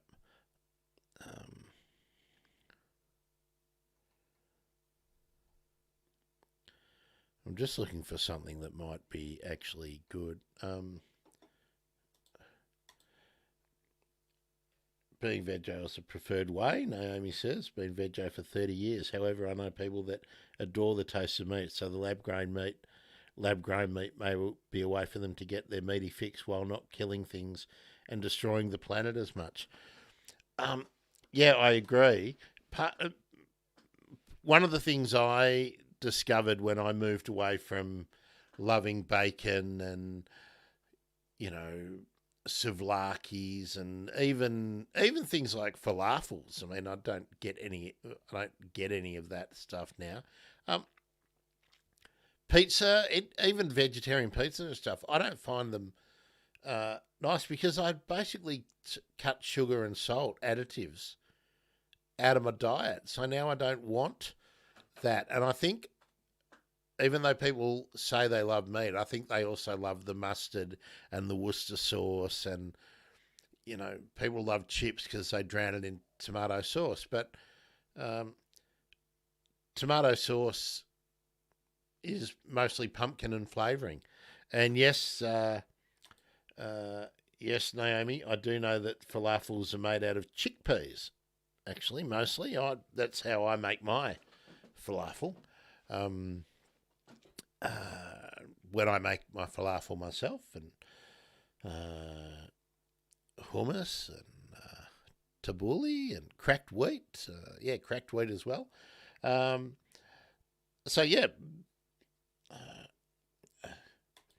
Lima beans. I don't like the lima bean falafel, so I don't make falafel out of lima beans. But yeah, you can. More likely to make hummus with beans as well. Yeah.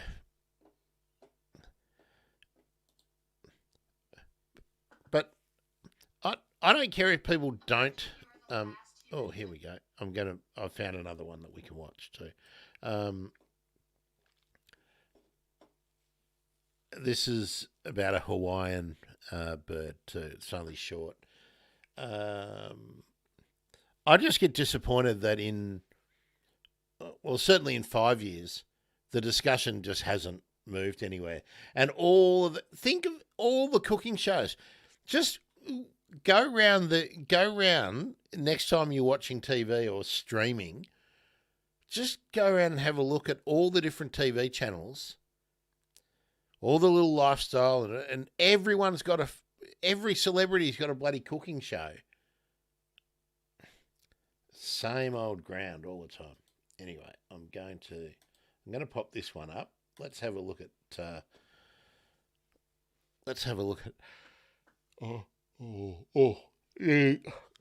K-O-I-U-U, I think. We'll talk about insects as a food source shortly, Naomi. Imagine you are the last human, but you don't know it. Everyone goes radio silent, you call out for loved ones, no one answers, you keep trying until you meet your fate. That is the reality of the Kauai-o'o bird. Last seen in 1985 and last heard in 1987, declared extinct in 1987 and hasn't been seen since. This bird has an incredibly sad history. Continue watching to explore the Kauai-o'o bird, keeping its memory alive. This bird was the last in the Mohidae family, the Hawaiian honey-eaters, found on the Kauai Islands of Hawaii. The beautiful Kauai Islands is the second oldest island in Hawaii. The Hawaiian o'o bird is now extinct, making it the only extinction of an entire avian family in modern times.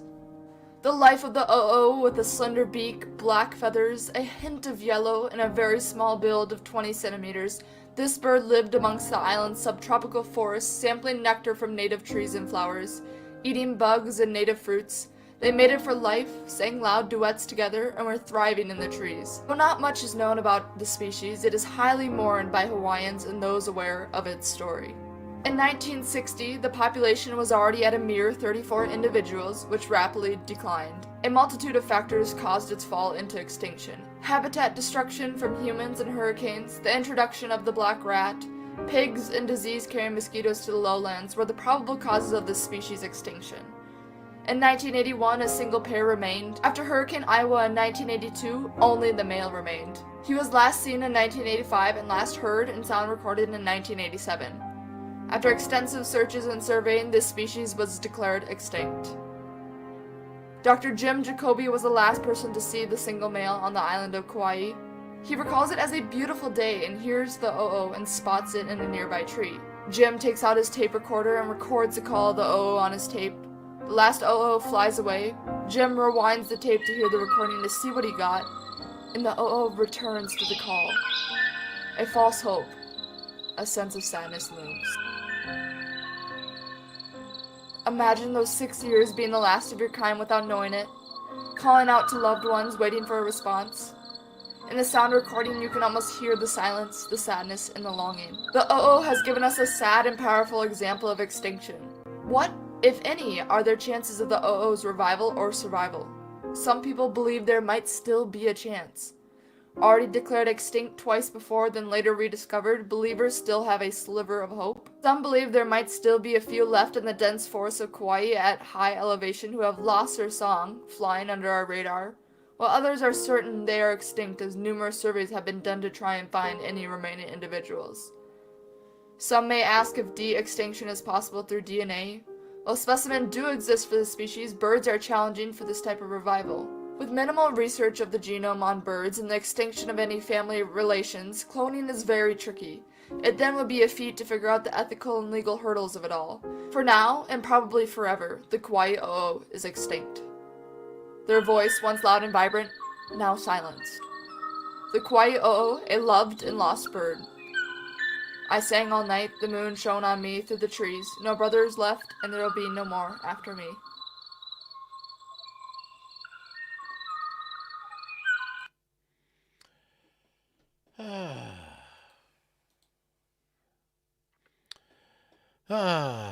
That's a bit depressing, isn't it? But that's the way it's going, isn't it? I think we've been so lucky in Australia that we've only lost one, perhaps two bird species so far, but I'm sure, I don't like saying it, but I'm pretty sure that there's going to be more. Naomi, you mentioned insects. This is from Time magazine. They're healthy, they're sustainable, so why don't humans eat more bugs? And this is all about the kind of research on why crickets and grasshoppers and whatnot are acceptable replacements for other meats, and I think that's probably right. But what I have not seen, and I couldn't see in here, there are claims that crickets have been they've been being farmed in Madagascar, and then they're being farmed in Canada, and they're high in protein, iron, vitamin B12.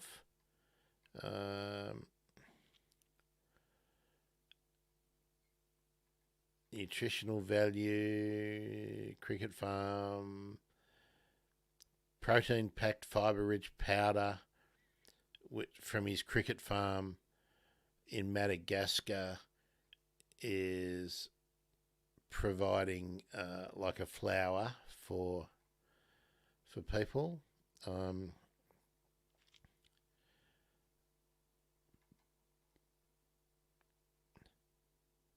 So I'll just read these couple of paragraphs out. So, a six-legged solution to world hunger. In seeking to protect Madagascar's forests, Fisher and Hugel, these are the guys who have started these cricket farms, may have found a solution to one of the world's most pressing problems. The United Nations Food and Agriculture Organization says that agricultural production worldwide will have to increase by 70% in order to feed a global population expected to reach 9.1 billion by 2050. Now, we already looked at this it's got to be a month or so back now, and using traditional agriculture, we actually don't have enough land to produce that much food. Yet agriculture is one of the biggest drivers of natural destruction, threatening 86% of the 28,000 species most at risk of extinction, according to a new report by the UK-based Policy Institute, Chatham House, and the UN Environment Programme. Demand for animal protein in particular is increasing the strain on the environment. 80% of the world's farmland is used to raise and feed livestock, even though animals only account for 18% of global calorie consumption. Decreasing meat production, says the report, would remove pressure to expand livestock operations while freeing up existing land to restore native ecosystems and biodiversity. There is a sustainable alternative to going meat-free. Edible insects. Grasshoppers, crickets and mealworms are rich in protein and contain significantly higher sources of minerals such as iron, zinc, copper and magnesium than beef, yet pound for pound they require less land, water and feed than traditional livestock. Insect farming and processing produces significantly lower greenhouse gas emissions. Not only do insects produce less waste, their excrement, called frass, is an excellent fertiliser and soil amender. Agnes Calabata, the UN Secretary-General Antonio Guterres' Special Envoy for the 2021 Food Systems Summit, said that farming insects could provide an elegant solution to the intertwined crises of climate change, biodiversity loss, hunger and malnutrition. Insects are 60% dry weight. I mean, honestly, why wouldn't we use them? But we have to be able to put them in a form that is acceptable to different cultures and different societies.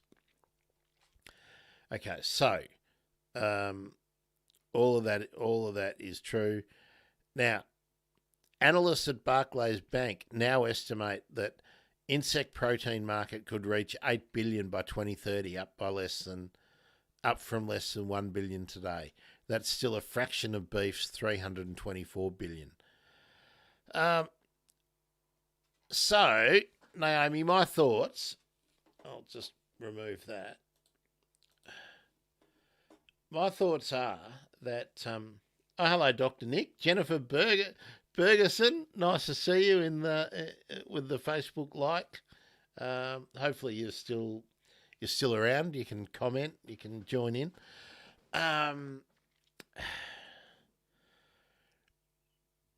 Would I eat insects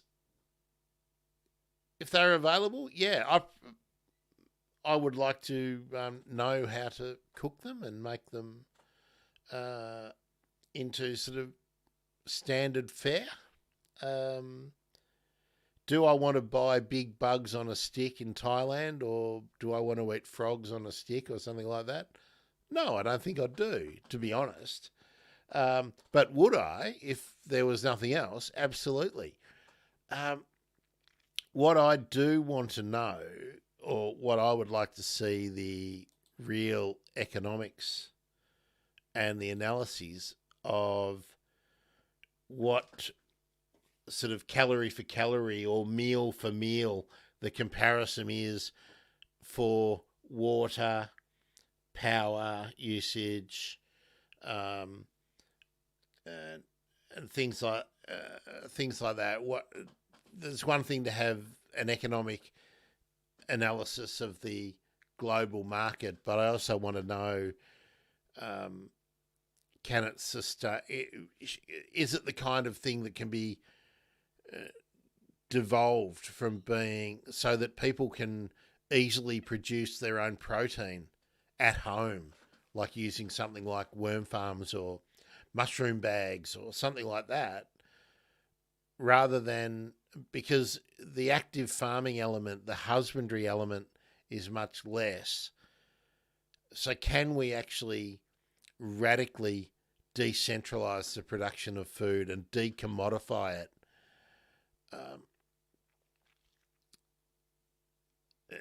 it raises all sorts of issues, and it's like in the discussion I had with Martin Ty about degrowth, and I must get Martin back on to talk about degrowth again. You know, I don't think we're ever going to actively reduce the human population. I think the best we can do is hope for natural reduction in the rate of births, but I don't think we're going to find people forcing that on people, and I'm not sure that you can subscribe to the Universal Declaration of Human Rights and try and force those kind of changes. But do we need to reduce birth rates? I think that is a given.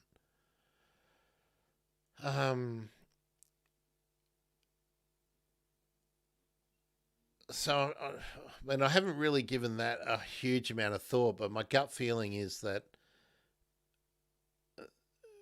if there is a way to produce the protein without using anywhere near the proportion of inputs, be them economic or be them physical, and biological inputs like water and all the nutrients involved, and we've got this. There's obviously going to need to be space, and there's obviously a waste product. If it stacks up and we can decentralize it and decommodify it, which would have the effect of reducing a whole lot of costs for society, I think it would be fantastic.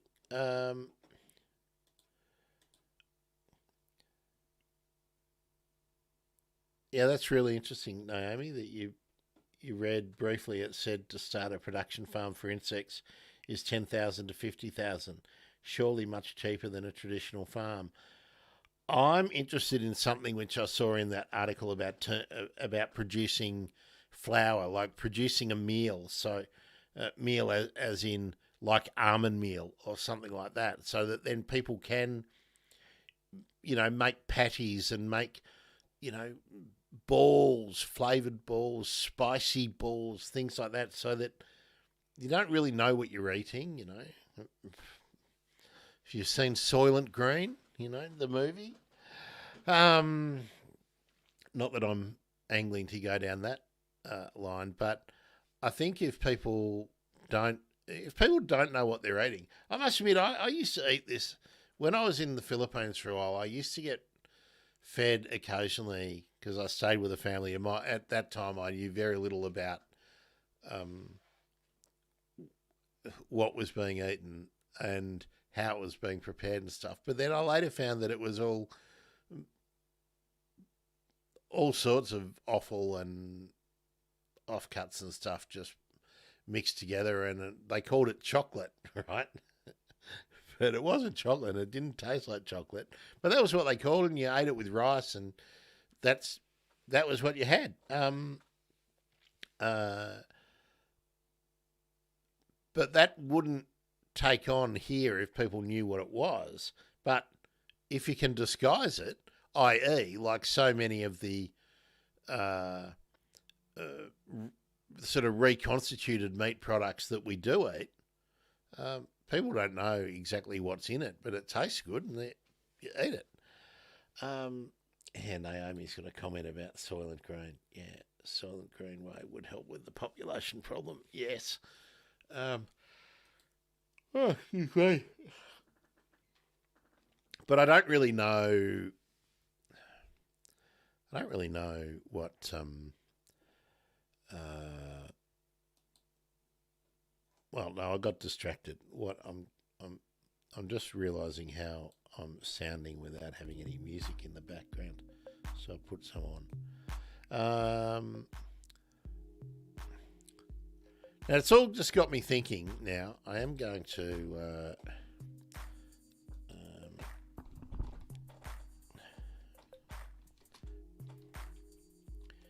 going to look up a few things so that I can...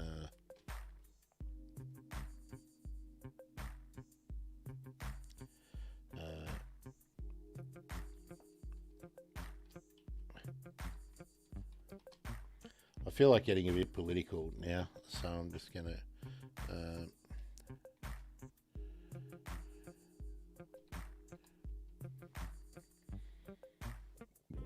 see if I can find any...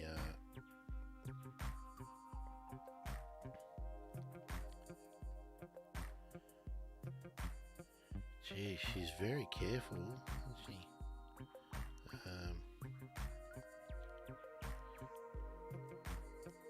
Oh, when was this? Oh no, that's it.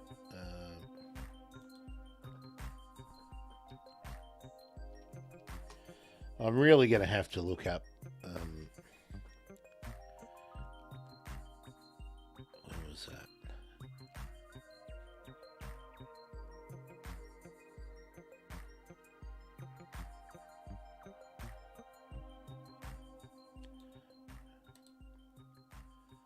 Holy moly! I've just found a. 48 domestic species.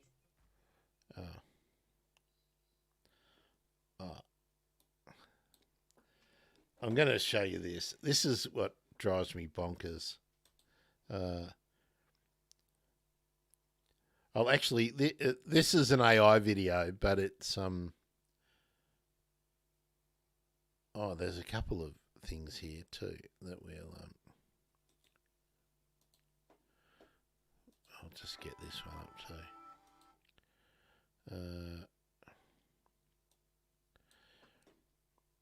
All right, this is an AI video.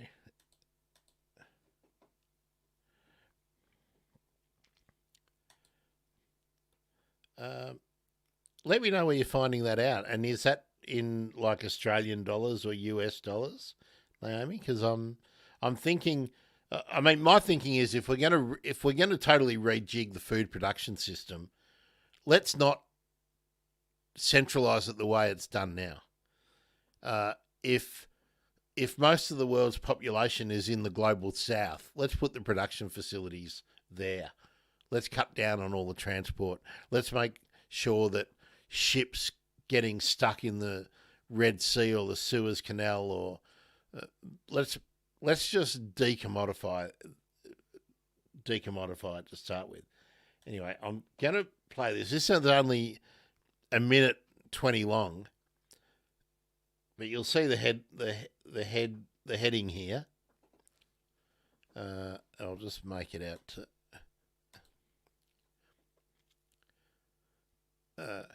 Plibersek wants war on cats as 48 new species join the endangered species list. But let's check this out. I mean, I'm already laughing or smiling just looking at this. 48 domestic species, including butterflies, lizards and cervites, were added to Wildlife List Australia's risk extinction, encouraged a new plan to cut deadly wild cat population and revealed difficulty fulfilling destruction government. The draft cat plan published by the Minister of Environment Tanya. Did she say destruction government? The draft cat plan. Hang on, you've got to come back a little bit. The fulfilling destruction government. The draft cat plan published by the Minister of Environment Tanya Plibersek on Thursday to mark the National Threat Types Day on Thursday declares war with wild cat. How good is AI? Let's run through this again. Look at the picture of Tanya Plibersek and the cat and the numbat. I mean, that's just genius, isn't it? Risk extinction. Encouraged a new plan to cut deadly wild cat population and revealed difficulty fulfilling destruction government. The draft cat plan published by the Minister of Environment Tanya Plibersek on Thursday to mark the National Threat Types Day on Thursday declares war with wild cats. The first step is to get feedback on curfew for domestic cats at night. The requirements and number of cats in a household People's limit. Environment Minister Tanya Plibersik develops a new plan to cope with wild cats as the list of domestic wildlife threatened with extinction increases. It just keeps going over and over. Well, that's obviously shit, right? Holy moly! All right, now this one I want to check out because it's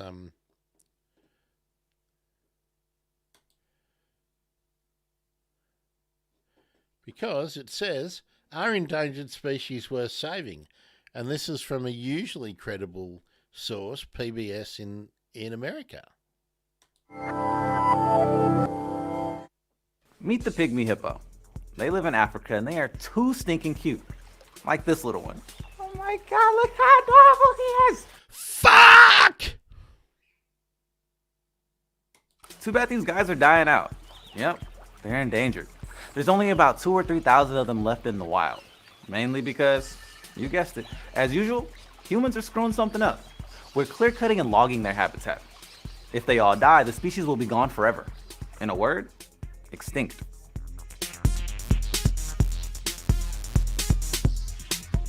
The pygmy hippo story isn't unique. There are lots of endangered species that environmentalists have been urging, imploring, just begging us to protect for years. They use all kinds of different tactics. They pull on our heartstrings and show us how cute and sad these little animals are. They appeal to our fears. Stop clear-cutting rainforests. One of those plants might cure cancer. And they tap into our selfish side. Like, if you don't save the coral reefs, you'll never be able to see these majestic places in person and take the perfect selfie. But despite all this, species go extinct all the time. Check out this giant list of extinct species, like the Caribbean monk seal, the Yangtze river dolphin, and the St. Helena earwig. So why should we care if a species goes extinct? I mean, does anyone really miss the St. Helena earwig? Wait, what is it? What's an earwig, Lauren? Oh, that? Okay, so throughout Earth's history, scientists know of 5 mass extinctions. This is when a ton of life on Earth got wiped out.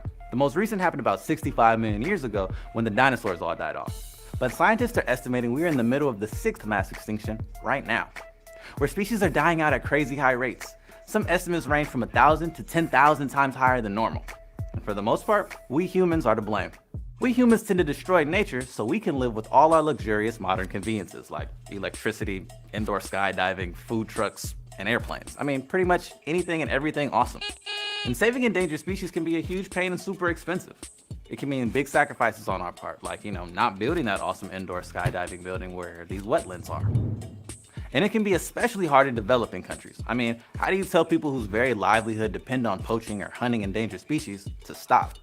Like in areas in Mexico where jobs are hard to come by, so people end up selling endangered sea turtle eggs, even at the risk of getting caught and spending 9 years in prison.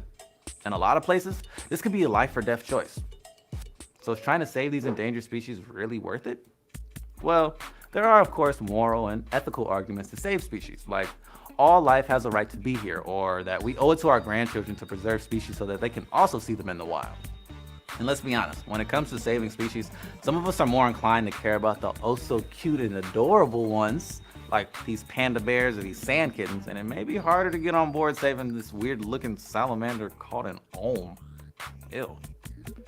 I mean, I'm not against saving it, but it is ugly. But moral reasons aside, there are practical reasons we should care. Our very survival could depend on it. You see, living things in an ecosystem depend on each other, and the disappearance of one species can have big impacts on the whole thing. A lot like how a Jenga tower depends on each block and becomes more unstable as pieces are removed and rearranged.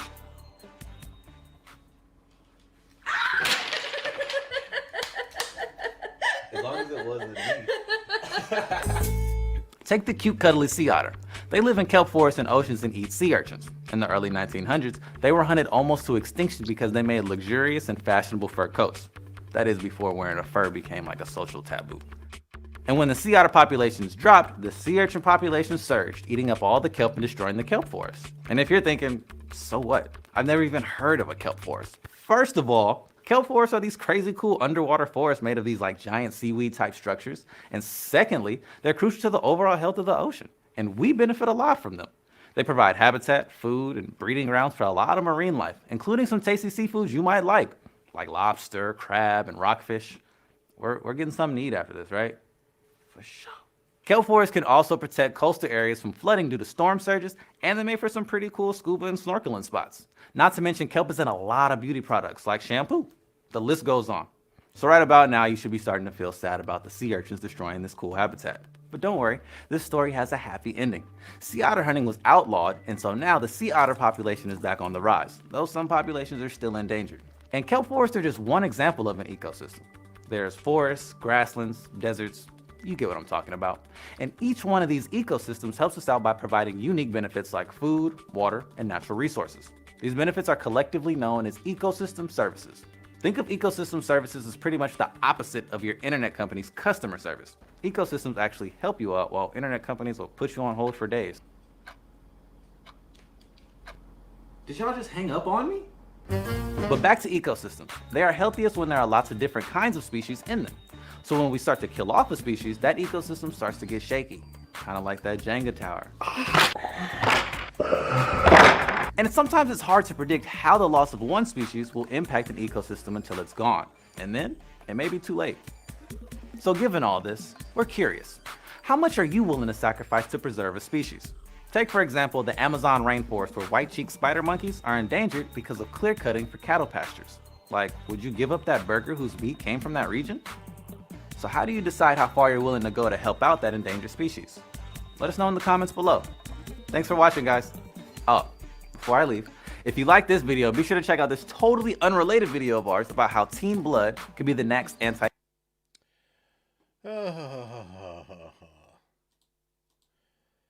Wow, oh wow. Okay. Wow, oh wow.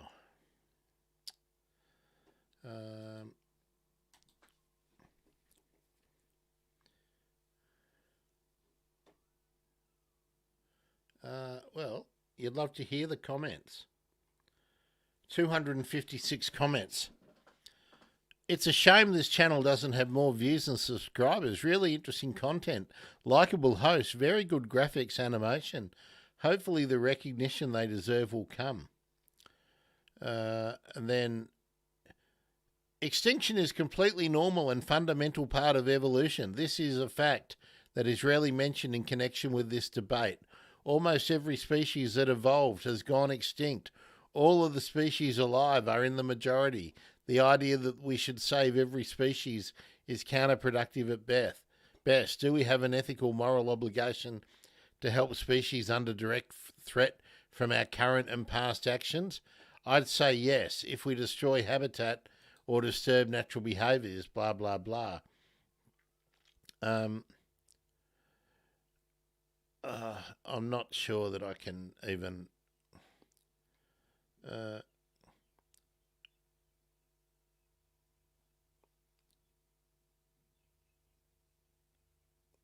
I've got to say most of the... Sorry, Naomi, I'm not even going to go through most of the comments. In my view, are just puerile. And then people want to write an essay in the comments, which I don't have time for. What I'm going to do now, I'm going to put the intermission on, and I'm also going to put the... let's put daydreaming on. And we're going to have an intermission, because I'm going to make a cup of tea. I need to loop that, don't I? There we are. And I better do a banner.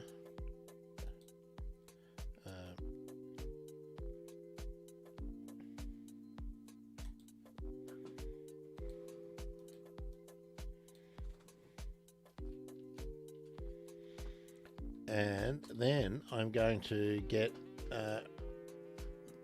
come back with the latest honest government ad that I saw that I really liked, and then I want to talk about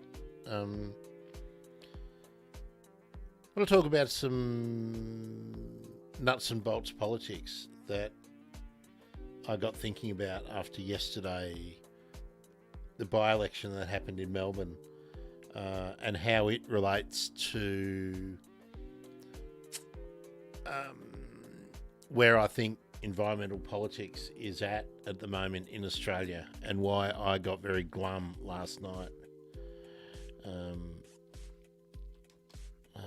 Yes, so.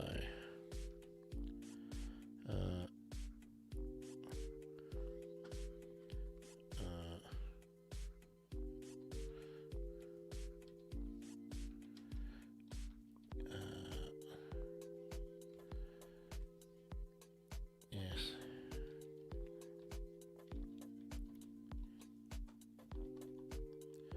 Oh, I hit the wrong key.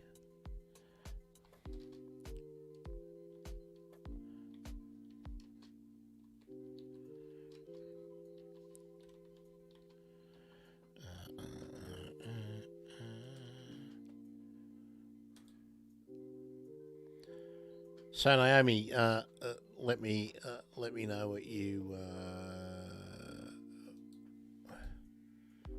think. I'm just going to put up.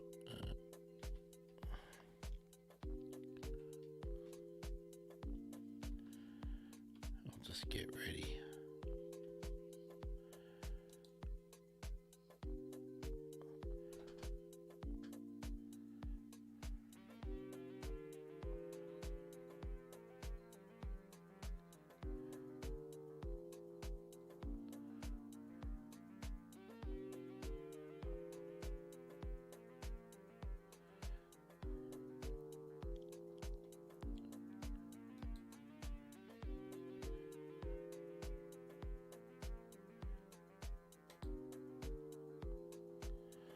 All right, I'm going to be back in a moment.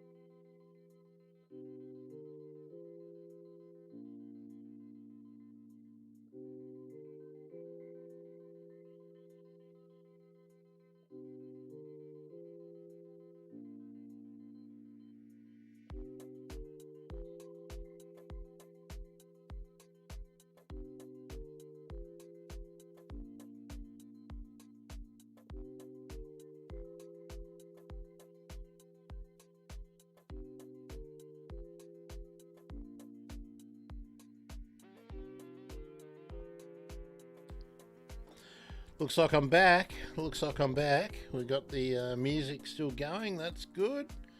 Oh, hello, Twitch. Someone's here on Twitch. That's nice to see. Let's take the banner down. Let's take the intermission down. I'll tell you what, I've still got this video in the video list that I upload, and it's from ages ago, but it's from when I spoke to Brenton C. Tell me, how's that music level? Is that, can you hear me over the music, or does it need to come down a little bit?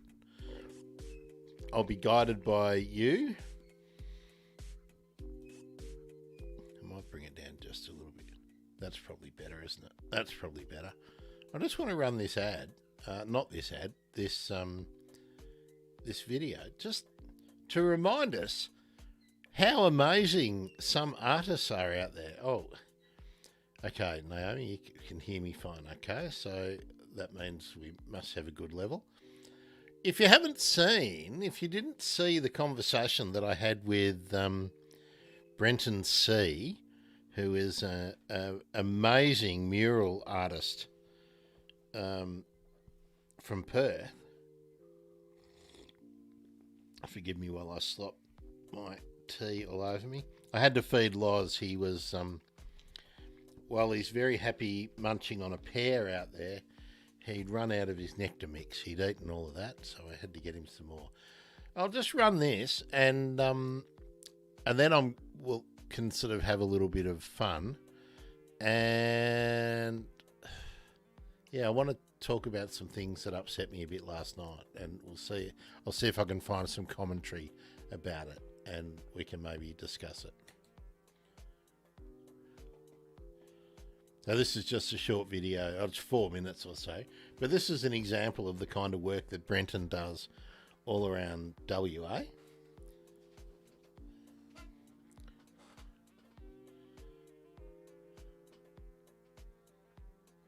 That's at the Western Ground Parrot Kyloring Centre, I think.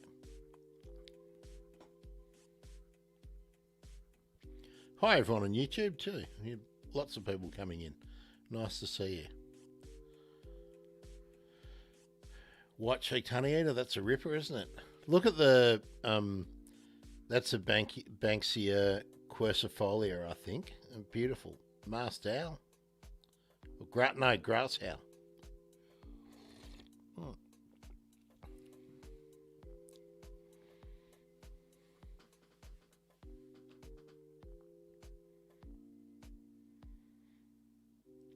A gecko on a gum tree.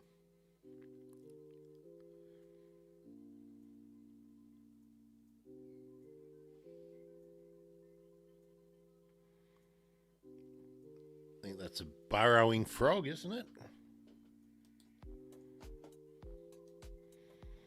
I'm surprised you haven't seen that interview that I did, Naomi.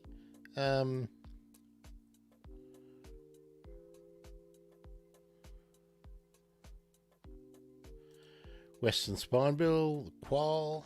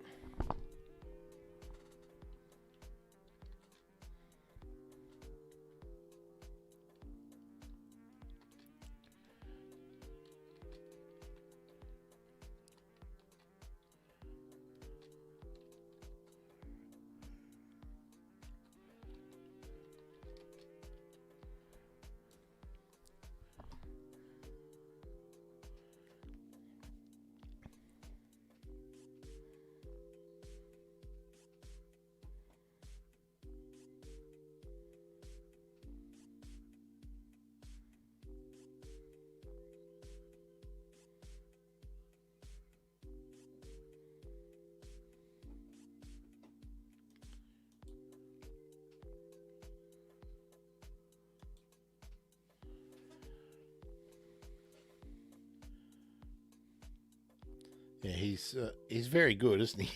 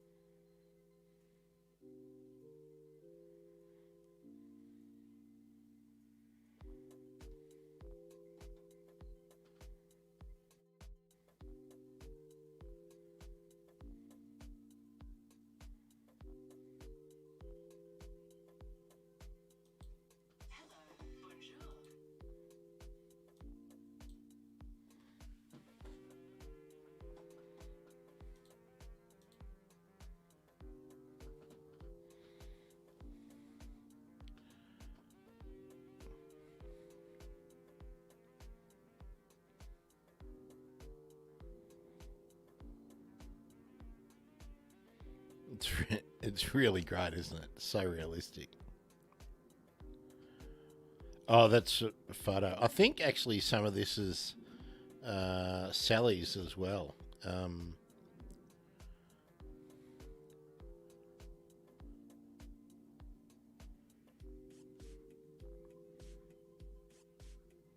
Oh, they're the photos that he uses as a guide.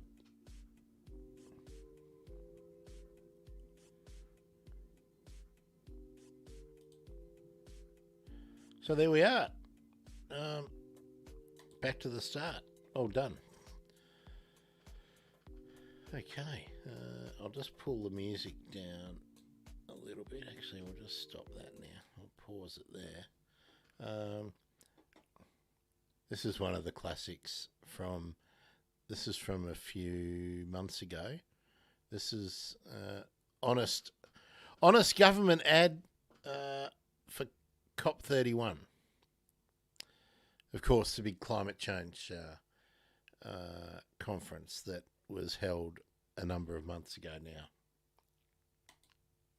Hello, bonjour, ciao stronzi, namaste, I'm Mother Chod here. I'm from the Australian government with a message to the world. As cities bake, fires rage, reefs die, jet streams weaken, and 6 Ligma events cause climate scientists to shit their dacks, many are wondering if we've finally broken our favourite planet. But don't despair, Australia's here to help. No, not by phasing out coal and gas, by inviting the world to a big fucking dinner party. Introducing our bid to host the 2026 UN Climate Summit, COP31. We know, after a decade of climate inaction under the last government, our international reputation is in tatters. Thankfully, this is a new government. As Chris said, Australia is back. But for those of you not fluent in Cantonese, the official language of the Australian government, what he's saying is, we're back to approving coal mines, expanding gas production, and opening up the NT to fracking. So we really need to host a COP to restore our reputation and look like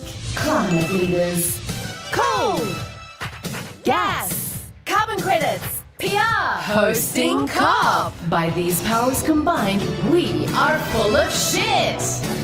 Yes, we know. After undermining 2 decades of climate summits with lies, loopholes, artificially inflated baselines and our fake Kyoto credits, many of you would rather shit in your hands and clap than let Australia host a COP. That's why we came up with the genius idea of co-hosting it with countries the world actually likes. Our Pacific Island neighbours. Because unlike us posers, they're actually being climate leaders. These guys introduced a plan to cut shipping emissions, which we voted against. And these guys issued the Port Vila Resolution, which calls for an end to fossil fuel expansion in the Pacific, and which we've ignored. Even kids in the Pacific are bigger climate leaders than us. They've prompted the International Court of Justice to decide if polluters like us are legally accountable for failing to act on the climate crisis. So clearly, co-hosting COP with the Pacific would make our bid look much less shit. And it worked. The Swiss wanted to host this COP too, but they withdrew their bid when they saw ours. And those Pacific Islands are totes up for it too. Kinda, sort of. All they've asked for in exchange is that we end fossil fuel subsidies and stop approving new coal and gas projects. To which we said, settle Gretel, be grateful for the aid we give you to deal with climate damage, like the twin cyclones that just devastated Vanuatu. Sure, that aid is a fraction of the subsidies we give to the companies who caused that damage, but what did you expect? When we told you we'd stand shoulder to shoulder with our Pacific family, we didn't mean against climate change. We meant at the canapé table at COP31. So come on, world, let this major fossil fuel exporter that's cock-blocked climate action for decades co-host a crucial summit with the most climate-vulnerable nations in the world while ignoring their pleas to stop harming them, just so we can look like climate leaders. It's not like we're asking you to let some petrostate human rights abuser host COP and have the boss of a huge oil company preside over it. Imagine that. Then the world would really be fucked. COP31. We can't wait to see you in Australia. Spirdalai. Kefe. Terima kasih, kami bangsat. Authorised by the Department for orchestrating our glorious climate makeover and canapes. They are amazing, Juice Media. Don't you reckon? They are just fantastic. Wouldn't mind getting another one or two up on on them. Let's do that. Tests. And screwing refugees. And doing what? Hello, I'm from the government. And I'm from the opposition. We might not agree on much. Well, apart from tax cuts for the rich. And blowing billions on nuclear subs. And outlawing peaceful protests. And screwing refugees. And doing whatever Santos tells us to. And prosecuting whistleblowers. And giving our mates plum jobs as trade commissioners. Wait, wasn't that us? It was both of us, stupid. Okay, so we agree on most things. But if there's one thing we really agree on, it's preserving our two-party system. Sadly, our cozy duopoly is now under threat. Look, in the 50s, almost all of you voted for one of us. Good times. But our primary vote's been falling ever since. And at the last election, barely 2/3 of you did. It's almost like you've been deserting us for less shit options. And if that continues, we won't be able to form majority governments ever again and be forced to share power with those guys.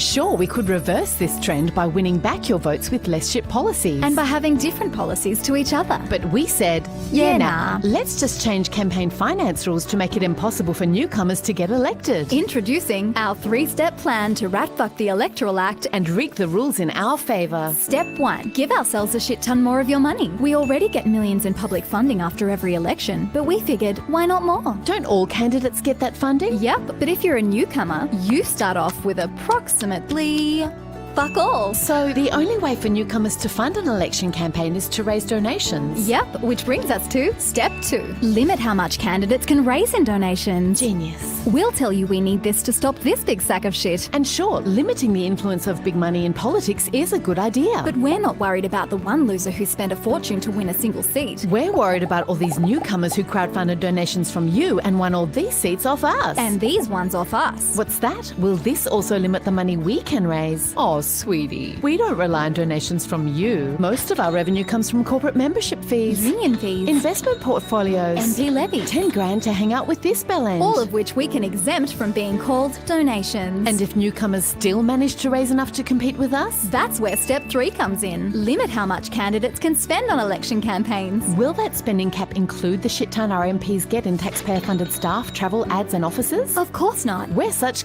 we are two-party system. So to sum up, give ourselves more of your money, cap the only funding newcomers have to challenge us, and exempt ourselves from those caps, thus making it impossible for newcomers to compete with us. We know you'd never stand for this shit fuckery, so we'll call it an integrity reform. And maybe throw in some good stuff so you'll pat us on the dick for saving democracy. And if that sounds like an outlandish conspiracy to entrench our two-party duopoly forever, just remember that's exactly what happened in Victoria. Hello, I'm from the Victorian government, where we used to have 3 independents in Parliament, but then we increased public funding for ourselves and capped everyone else's revenue. And not only were no newcomers elected at the last election, we even got rid of the independents we did have. Amazing. Thanks for showing us the way, Victoria. We need that shit at the federal level. And quick, because if we don't rig campaign rules in our favour before the next election, we might never control this joint again. Participation in our democracy will increase, and we wouldn't be able to keep agreeing on most things. Like keeping job seeker below poverty levels. And rorts that prop up the housing bubble. And defunding the NDIS. And relying on dodgy carbon credits. And approving more coal and gas. And native forest logging. And habitat destruction. And betraying renters. And our Pacific neighbours. And being totally captured by these fuckbags. And we wouldn't want that now,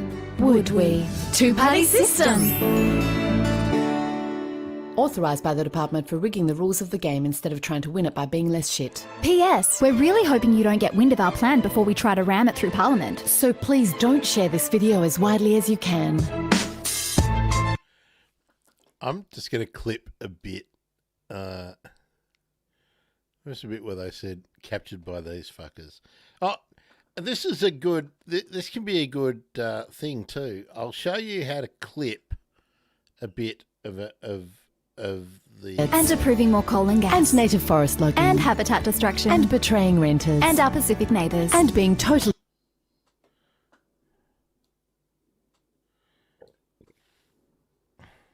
betraying renters. And our Pacific neighbours. And being totally captured by these fuckbags. And we wouldn't want that now, would... coal and gas. And native forest logging. And habitat destruction. And betraying renters.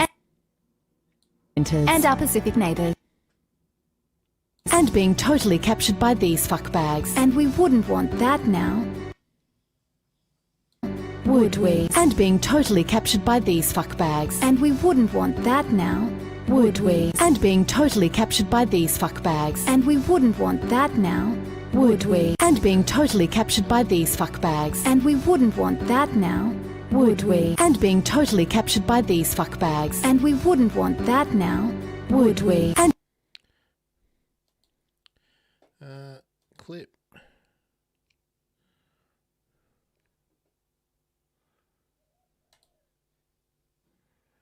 Okay. How do I share it?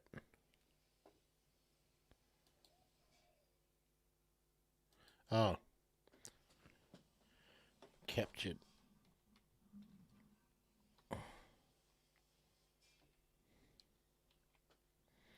There we are.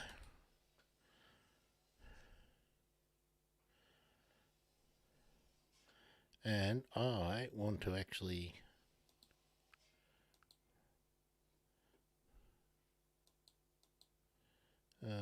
what do I want to do with that? I want to email it to me. Oh, I don't even know how to do that. Forget that. All right. Anyway, I've got a clip. You can do a clip for me anytime you find anything that you think is interesting in the bird emergency when you're watching it, and we could I could have stuff that I could clip and find interesting.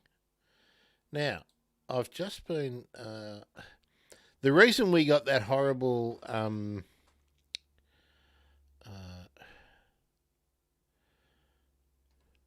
I never thought I'd want to oh, here we go. All right.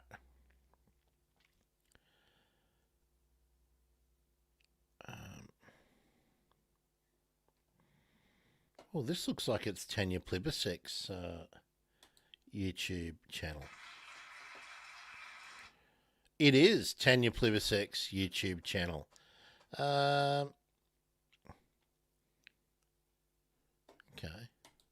I haven't seen this. Are you interested to see Tanya Plibersek from a year ago? Jeez, there's only 159 views on this. And she's had it out for a year on her own YouTube channel. Okay. And it's titled Fixing Our Broken Environmental Laws.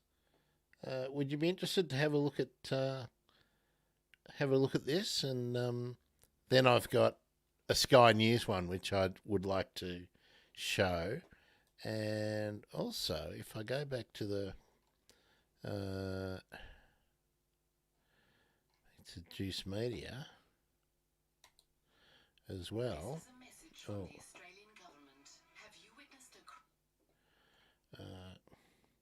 Okay, you're interested? Okay, we'll have a look at this in a bit. I'm just trying to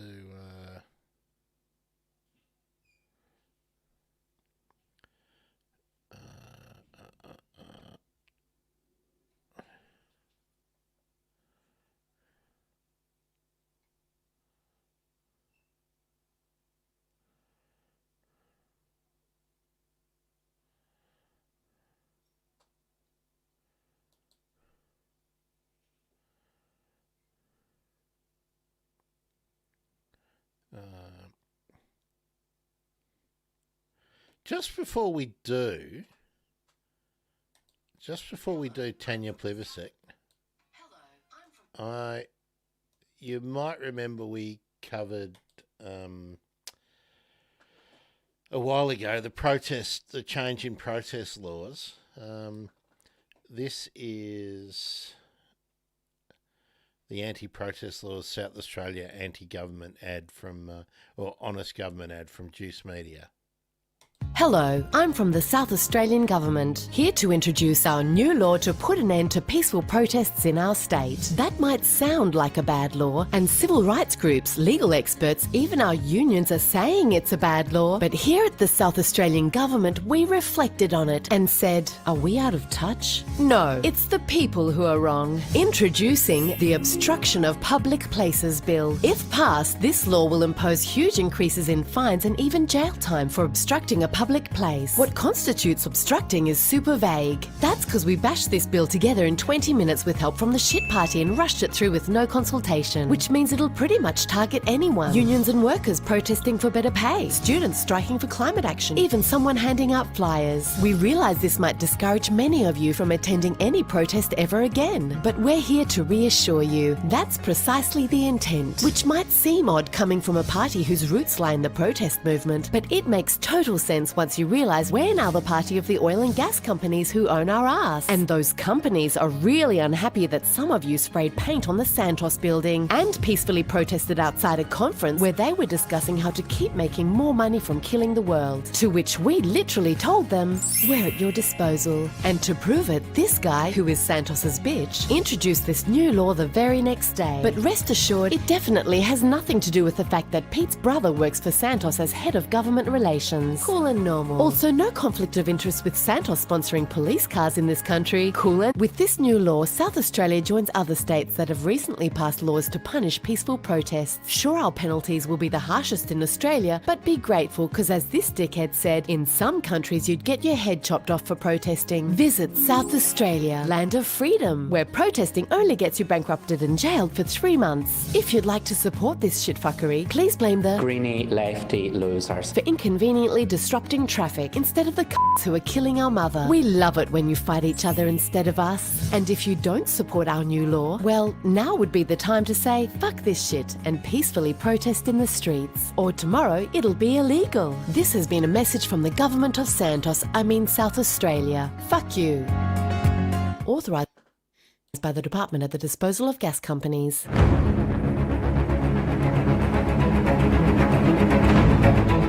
Thank you to all. They're amazing. They really are. Now, where is the...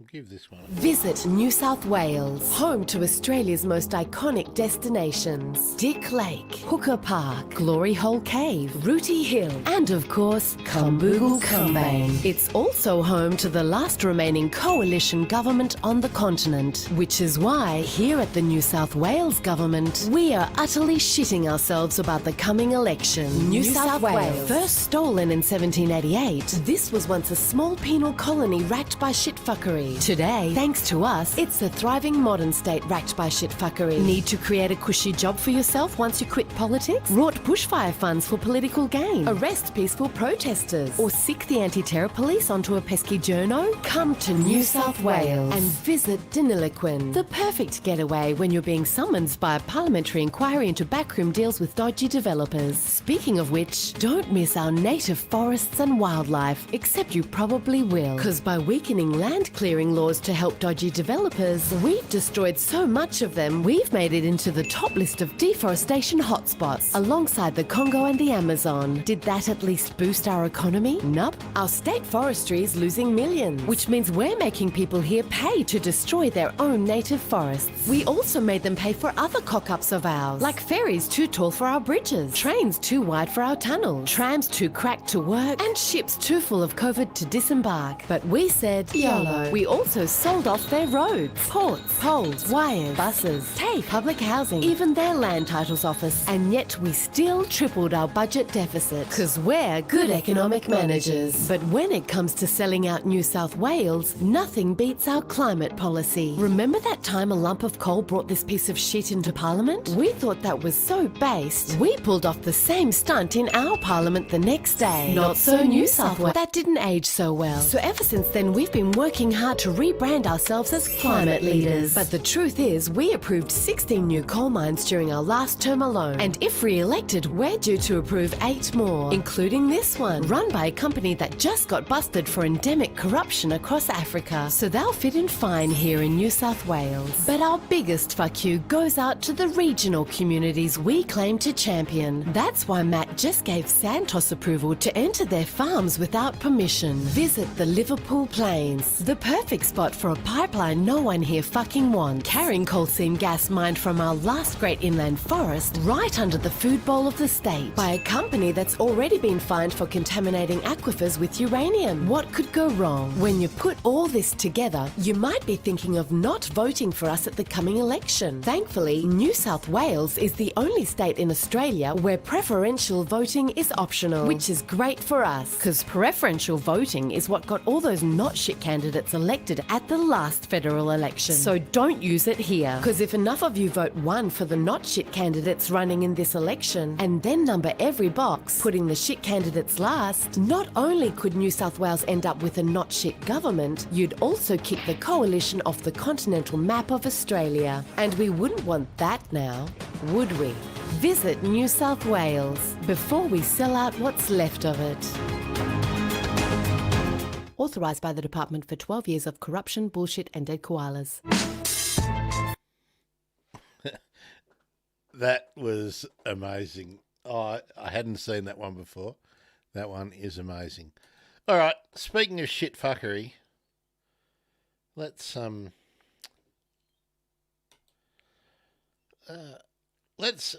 enjoy half an hour of the Environment Minister fixing our broken environment laws, and this is from a year ago, and then we might have a look at some new stuff, some newer stuff, and some other commentary, and yes, let's go.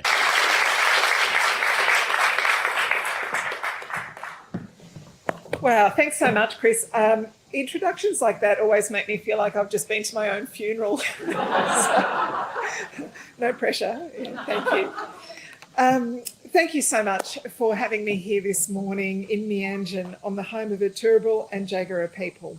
I want to acknowledge the traditional owners of the land and pay my respects to elders past and present.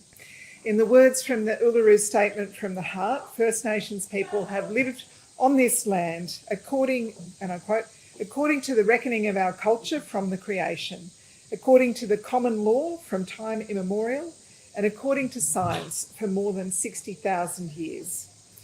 We are so fortunate to live in a country with the oldest continuous cultures on earth to learn from and draw on. As Galway Yunupingu once said, this land is our backbone. It's part of us, our support structure, giving us life and making everything else possible. If we are going to protect this beautiful country, if we're going to reverse the damage that we've already done, then we have to embrace that wisdom. It's one of the many reasons that our government is committed to establishing the Indigenous voice to Parliament. It's why we're expanding Indigenous protected areas right across Australia. And it's why we're doubling the number of Indigenous rangers employed to protect and manage land and sea. Can I also thank the hosts of today's event, the Queensland Conservation Council. The council represents over 50 local conservation groups dotted around this great state. It just goes to show that environmentalism is not limited to any one place or any one class of people or any side of politics. Farmers, surfers, weekend bushwalkers, families on their summer camping trip, city people volunteering their time to pull shopping trolleys out of creeks. We all want to protect the things that make us uniquely Australian. Go anywhere in this country and people will tell you how much they love our landscapes and special places and how much they cherish our native plants and animals. And as the Minister for the Environment, I can tell you that nothing gives me hope like watching community organisations and environmental groups in action. You have a really stellar lineup of people to speak with you today, and it's so wonderful to be sharing the stage with the Queensland Minister for the second time today. We've already had a press conference and a memorandum of understanding signed this morning with Megan Scanlon. Great to have you here, Megan. The Shadow Minister. So that's a year ago, and we still don't have an outcome for Toondah Harbour. Minister, and I know environmentalists and others from across Queensland. Friends, at the federal election, Labor made a number of really significant promises in the environment portfolio, and I really do have to pay tribute to Terry Butler, who is our Shadow Minister, for the enormous amount of good work she did. Our commitments including providing a full response to the Samuel Review of the Environment Protection and Biodiversity Conservation Act, reforming our national environmental laws, and establishing a new Environment Protection Agency. When you add them up, that is the biggest environmental reform agenda in a generation. And today we're taking the next step toward realising it. This morning, our government released our formal response to the independent review of Australia's Environmental Protection and Biodiversity Conservation Act. And I really want to thank and pay tribute to the author of that independent review, Professor Graham Samuel, and the team he led for their significant contribution. I want to acknowledge the dedication and the insight that they brought to their work. Since becoming the Minister for Environment and Water, this is the second major report I've responded to after the State of the Environment in July. And while those two reports started with very different purposes, they both ended up telling the same very disturbing story. Our environment is in a state of decline, and that decline is now accelerating. It doesn't matter where you live in Australia, the signs of that decline are all around us. Our oceans filling with plastics, it's our native plants being overwhelmed by invasive species, it's our beaches eroding, it's our rivers drying up, it's our fish dying, firstly from not enough water and then from too much. It's our topsoil blowing away and our land becoming more vulnerable to drought. It's our forests being cleared faster than they can regrow, habitats being destroyed, our native animals becoming extinct at a terrifying rate, one of the fastest on Earth. That was the backdrop to Professor Samuel's independent review.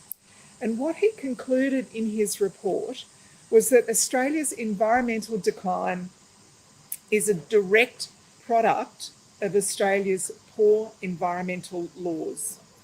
Let me quote a few sentences from page 1 of his report. The EPBC Act is ineffective. It does not enable the Commonwealth to effectively protect environmental matters that are important to the nation. Good outcomes for the environment, including heritage, cannot be achieved under current laws. The overall result from the nation is net environmental decline rather than protection and conservation. They are all quotes from Professor Samuel's report. That is the fundamental, inescapable problem that Samuel identified. We have environmental protection laws in this country that are incapable of protecting the environment. Under the best case scenario, if we implement them effectively and enforce them properly, they can only slow the pace of environmental loss. And what's more, the system is slow, unwieldy, banked up in paperwork, unpredictable and costly for business to navigate. Our laws are not good for the environment, they're not efficient for business, they're not good for anyone. Which is why in our response today, here's one I prepared earlier, in our response today, our government is setting out our broad intentions for reforming Australia's environmental laws. Our response is now public, and I really would encourage you to take the time to read it.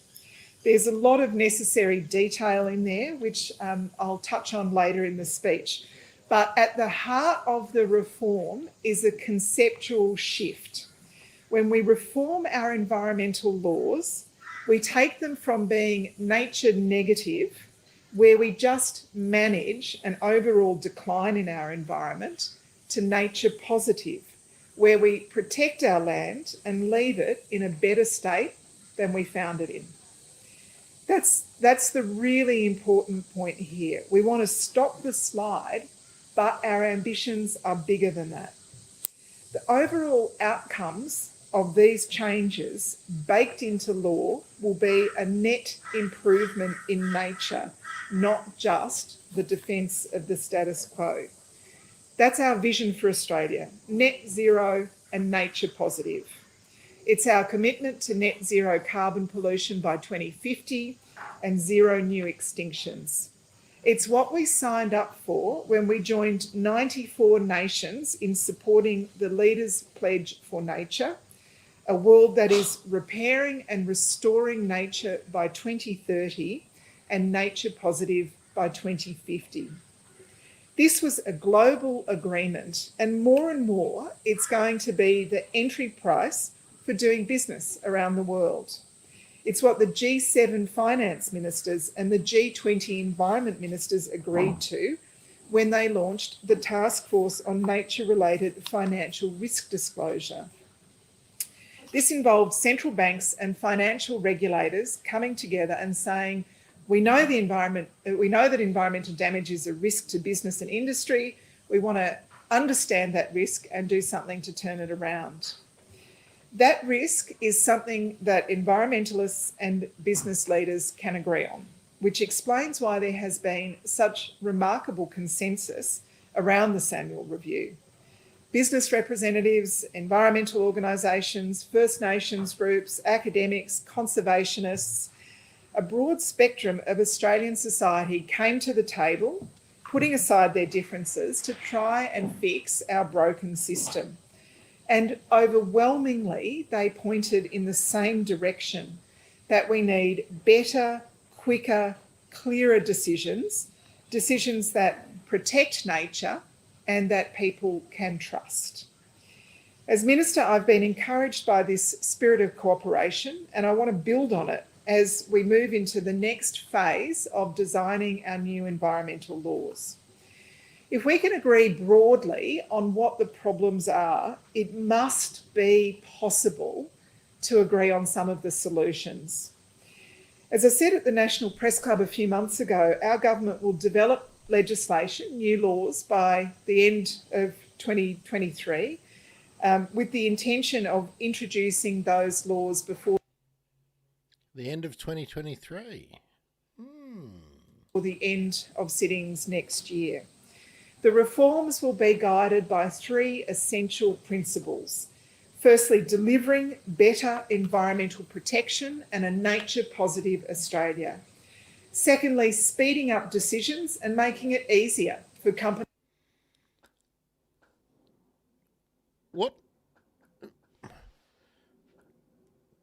What is your understanding of what nature positive means?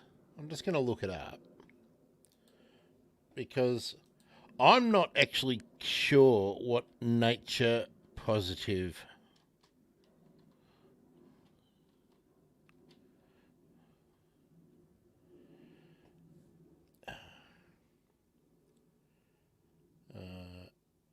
nature positive plan.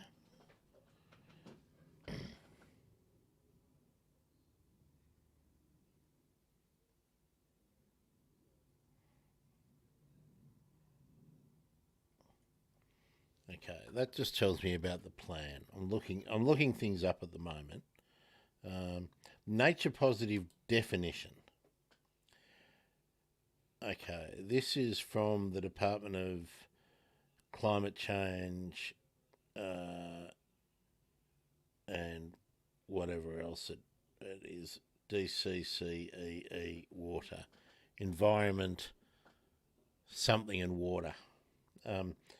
Nature positive is a term used to describe circumstances where nature, species and ecosystems is being repaired and is regenerating rather than being in decline.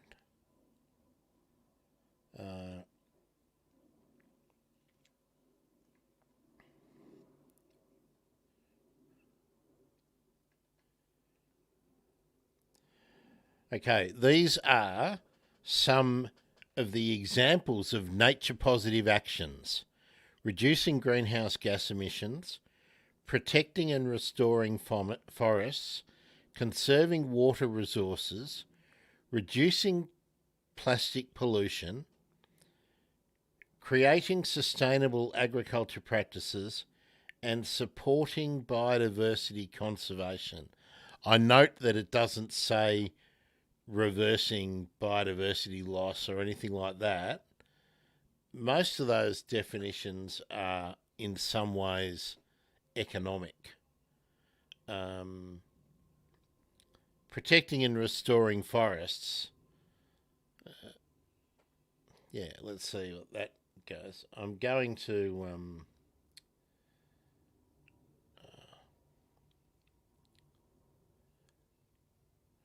most of the stuff about nature positive, I must say, that I can see is all produced by think tanks and quangos that are largely funded by industry. So I'm really suspicious of the term, but let's see what else she's got to say.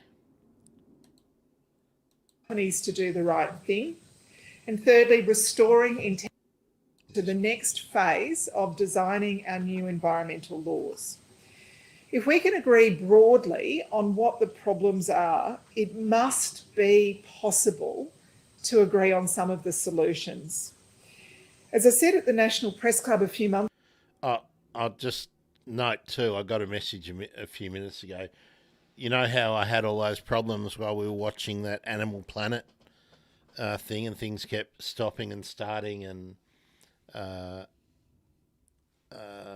it's because we did get a copyright. They stopped the stream because of copyright, but good old StreamYard, because it keeps the stream open and you get back into it.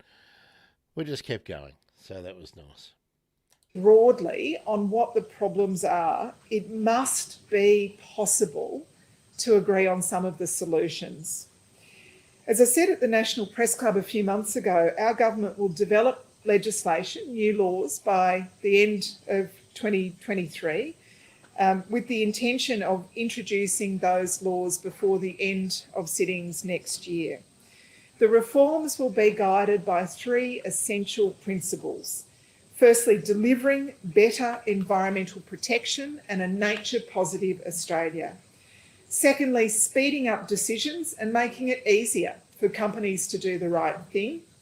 And thirdly, restoring integrity and trust in the system. Our first major change will be the introduction of national environmental standards in line with the chief recommendation made by the Samuel Review.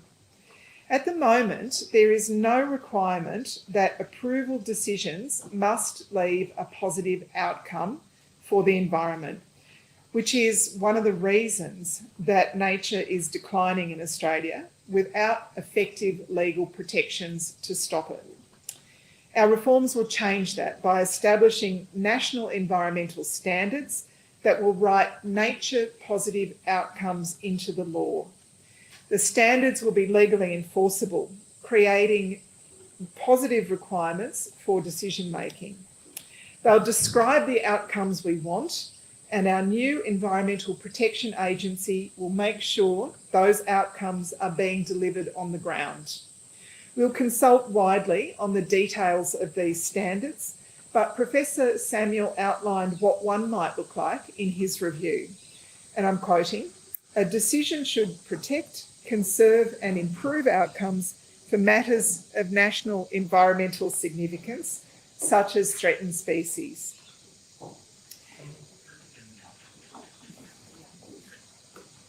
I could do it by interpretive dance if that's Yes, please do that. We all want to see that, don't we? Yes. In practice, this would mean developers need to avoid impacts where they can, reduce impacts that can't be avoided, and more than compensate for any damage done, so they leave our environment better off overall. Currently, there are 140 individual proposals across New South Wales, Queensland and the ACT that could potentially impact koala habitats. In many parts of the East Coast, these habitats have been under siege for decades now. We're at the point where if we don't make urgent changes to protect these places, koalas could become extinct in New South Wales before 2050, according to a recent state government inquiry. That's the scale of threat that we're dealing with here, which is why our reforms will ensure that development is consistent with our nature positive, legally enforceable national environmental standards. We'll be working on other standards as well for First Nations engagement so that we can identify cultural heritage concerns early on, for community consultation so that people can understand the impact of projects and provide feedback, and for environmental offsets and regional planning and assessments so that we can be sure that the system is delivering on its promise. These standards will set our national goals for environment protection, and they will complement our second major change, which is regional planning, or bioregional planning as Queensland calls it. A new system of regional planning will allow Australia to fast-track sensible projects in robust places while stopping damaging projects in fragile places. Currently, when a company makes a development proposal, they have to find out, often from scratch, whether a site contains important heritage values, critical habitats, endangered animals or migratory species. It can take years to establish that a proposal is fine, and even longer to establish that a project will have an unacceptable impact when, in many cases, that should have been clear from the start. It adds up to wasted time, wasted money and massive opportunity. The delay is the point, and that's like you said here, Naomi. I mean, while they're faffing around deciding, under the current laws, people are getting in and doing as much damage as they can now so that we'll sort of get like that PBS video we saw before. Oh, well, you know, they're almost gone. What's the point? There's so few of them left. Just protect somewhere where they're more common. I'm talking about koalas too, particularly, you know. The koala situation in New South Wales is appalling. Opportunity cost. With regional planning, we'll be able to map out, quite literally map out, the places where development will have minimal consequences, the places where development will be devastating. And of course, we want to make that as simple as possible to navigate by painting the regional map like a traffic light. Green areas where there are minimal consequences for development, they're the high priority areas where you'd want to see development go ahead. There'll be orange for areas where you can proceed with caution, so you might need to design a project to avoid environmental impacts as much as possible. And there'll be red zones. There'll be red areas for places that are so precious and irreplaceable that they must be avoided. This system will give business certainty, it'll give them clarity, and it will help us build the things we need to build, like the new transmission lines carrying renewable energy, or new homes for Australian families, or transport projects that make life easier for everyone. So I just mentioned 140 proposals that are on our books that could potentially impact koala habitats. Regional plans will also help us address the problem of cumulative impacts, because we won't be dealing with each project in isolation. We'll be considering how they connect and overlap. And that means better conservation planning too, because we'll be managing our threatened species and precious places at a regional scale as real-life ecosystems. That'll guide our conservation and restoration efforts so they can have the greatest impact. These regional plans are something that the federal government will need to work on with states and territories and with local government. All jurisdictions are facing the same challenges, so we have a very strong incentive to work together. I've already discussed regional planning with my colleagues at the Environment Ministers meeting, and there's been a great deal of interest in what we can achieve together.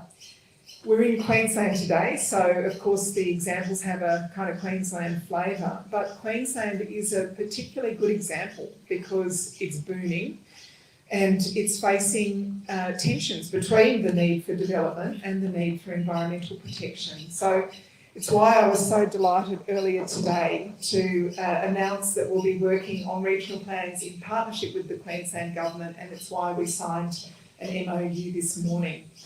I'm really pleased to be doing that because Queensland has the highest population growth in Australia. There's a growing demand for homes. We know that Queensland is investing heavily in renewable energy, with the state government committing $145 million to establish 3 new renewable energy zones in northern, central and southern Queensland. And of course the Olympics in Brisbane in 2032, with all of the demands that come with hosting that great event. It means that regional planning makes perfect sense here in Queensland, allowing us to map the places that we need to protect while making it faster and easier to get approvals for the houses, the wind farms and the infrastructure that needs to be built. I'm going to be pursuing some of these regional plans immediately with the Queensland Minister because there are areas of development that we can't sit around and wait for any longer. With the energy mess that we've inherited from the previous federal government, we have... But she said this a year ago. A great event. It means that regional planning makes perfect sense here in Queensland, allowing us to map the places that we need to protect while making it faster and easier to get approvals for the houses, the wind farms and the infrastructure that needs to be built. I'm going to be pursuing some of these regional plans immediately with the Queensland Minister because there are areas of development that we can't sit around and wait for any longer. With the energy mess that we've inherited from the previous federal government, we Can't have sit around and wait, no not choice for another but year. to accelerate the renewable rollout across the country. Under the current system, renewable energy projects are waiting an average of 640 days for federal government approval. And renewable energy transmission lines are waiting 733 days, which is why, as an early focus, I'll be working with Minister Chris Bowen and the states and territories on the urgent creation of renewable energy zones. I've just given up on the microphones. These plans will address assessments and approvals, community consultation and feedback, and the laying down of transmission lines so that we can move our renewable energy from the places it's being generated into the homes and businesses that need that cheaper, cleaner, renewable power. Our third major change will be an overhaul of environmental offsets. The current environment offsets arrangements have a poor reputation for good reason. They often don't lead to better environmental outcomes. In fact, they may deliver no environmental outcome at all because they often allow developers to claim credit for saving an area that would never have been cleared in the first place. We're going to change that system, taking offsets from a net drain on the environment to a genuine benefit. We'll establish a new offset standard embedded in legislation that sets out a hierarchy of action. First, avoid harm to the environment. Second, reduce or mitigate environmental damage. I'm sorry. That's okay. Third, identify offsets within the region that deliver a net gain for the imperilled plants or animals affected by the project. And as a last resort, make a conservation payment to enable a better environmental outcome, one that genuinely leaves nature better off overall. This new conservation... The gremlins don't want me to talk to you today. If I project, can you hear me up the back? Yeah, great. This new conservation payment will send a strong price signal about the value of conservation, making it more clearly worthwhile to avoid damaging nature in the first place. And when people make conservation payments, that money will fund nature repair and habitat restoration to more than compensate for any damage done. That'll be good for business too, by helping them reduce investment risk and calculate the value of their projects more accurately. And once our nature repair market is well established, it'll be easier to find those genuine offsets that match the requirements under our new environmental laws. The new market will allow companies to invest directly in nature, supporting landholders as they manage critical habitats on their property. The fourth and final major reform will be the establishment of an independent Environment Protection Agency.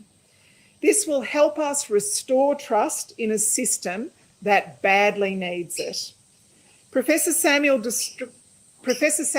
described distrust as a dominant theme in the 30,000 submissions he received during the review. It's no surprise because up till now, we've just been managing decline. People don't trust the system because it's weak, but also because it's opaque. It's not clear whether environmental conditions placed on projects are being enforced on the ground. The EPA will address that trust deficit. It'll make environmental assessments. It will decide whether projects can proceed and under what conditions, and it will enforce those decisions in the community. The EPA will be governed by its own mission to ensure a nature-positive Australia, while also factoring in social and economic considerations. Our population is predicted to grow beyond 30 million, and we've already got a shortage in housing supply of 200,000 homes. We need development in this country, but it has to be sustainable development in the right places. So we'll also be creating a new data division in our department, which will be responsible for integrating new and existing information, making it accessible and searchable, while reporting the progress we're making against our environmental goals. These changes represent the bones of our reform agenda: national environmental standards, regional planning, offset reform, and a new Environment Protection Agency. They will all be working together in service of our ultimate goal: nature-positive environmental outcomes, faster and clearer decisions, implemented by an independent, dedicated agency that everyone can trust. These are the structures of our reforms, but there are a couple of other really important changes that I want to explain to you in the remaining few minutes I have. The first one is on regional forestry agreements. Regional forestry agreements are designed to have regard to environmental values such as old growth forests and wilderness, endangered species and World Heritage Matters, but they are currently exempt from the EPBC Act, which make them unique. As part of these reforms, our government... Which makes them bullshit, based on what she just said. That's... regard to environmental values such as old growth forests and wilderness, endangered species and World Heritage Matters, but they are currently exempt from the EPBC Act, which make them unique. As part of these reforms, our government will begin a process of applying our new national environmental standards to regional forestry agreements. We will consult with stakeholders on how... Why are people clapping for that? We already know that logging in old growth forests is it's catastrophic for some species. So the idea that it just keeps going on, and she'll go on now to say something like, no doubt, to consult with long-term, with all the interested parties, all the stakeholders for a positive long-term outcome. But why not institute a pause while you do that? Old growth forests just, I think the jury's in, but she's going to try and have it both ways here, I think. I'll just come back a little bit, and I might be wrong. Please, I hope I'm wrong. Reforms, our government will begin a process of applying our new national environment. Hey, what was I hearing in the background? Old growth forests and wilderness, endangered species and World Heritage Matters. But they are currently exempt from the EPBC Act, which make them unique. As part of these reforms, our government will... Was that a chainsaw in the background? First I thought it was a cow, but I think it's a chainsaw. Forestry agreements. Regional forestry agreements are designed to have regard to environmental values such as old growth forests and wilderness, endangered species and World Heritage Matters. But they are currently exempt from the EPBC Act, which make them unique. As part of these reforms, our government will be... Sorry, folks, but tell me what you think. Is this a chainsaw? Forestry agreements. Regional forestry agreements are designed to have regard to environmental values such as old growth forests and wilderness, endangered species and World Heritage Matters. But they are currently exempt from the EPBC Act, which make them unique. As part of these reforms, our government will begin a process of applying our new national environmental standards to regional forestry agreements. We will consult with stakeholders on how... It's probably a whippersnipper, but it's great that it sounds like a chainsaw. Oh, hello, new people coming in. Oh, thanks, Donna. Oh, Marion as well. Facebook likes. No one's giving us any love today, but we're getting some likes. Thank you for that.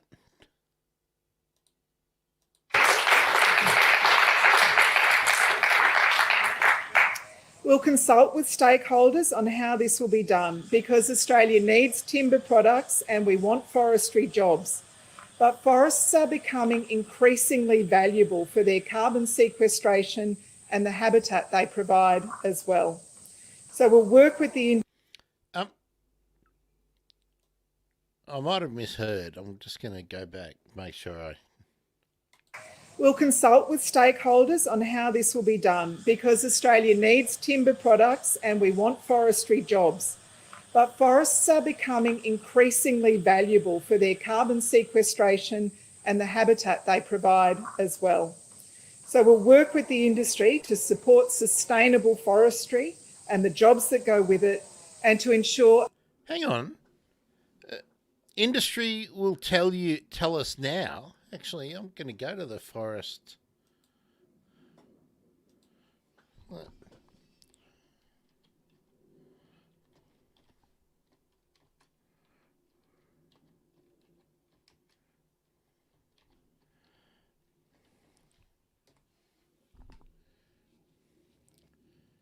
Here we are.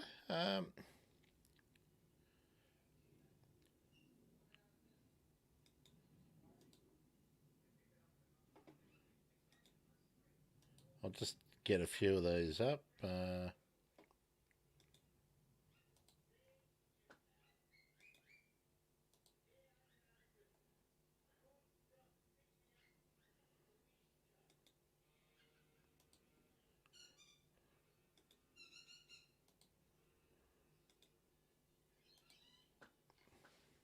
Okay. Just for a minute. I'll come back to Tanya in a minute.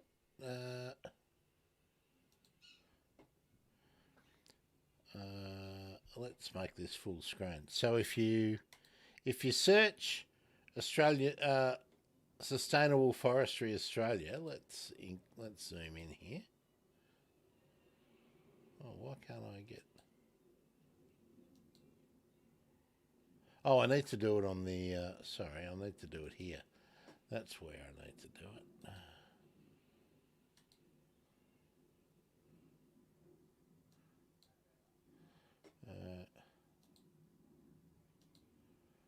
So here we are. 2019.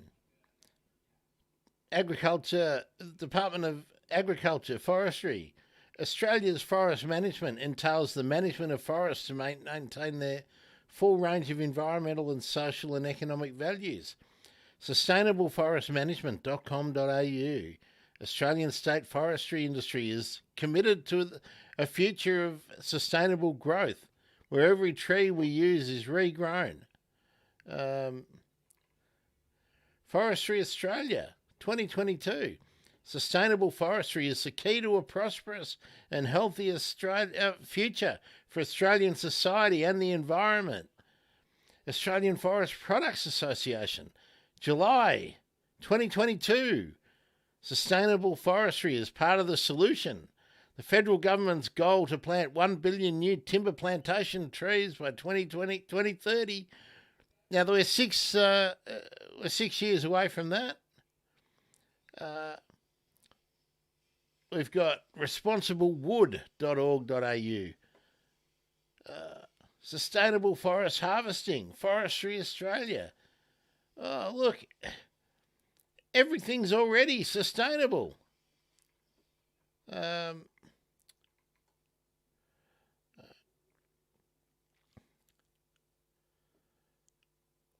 What's IDH sustainable trade?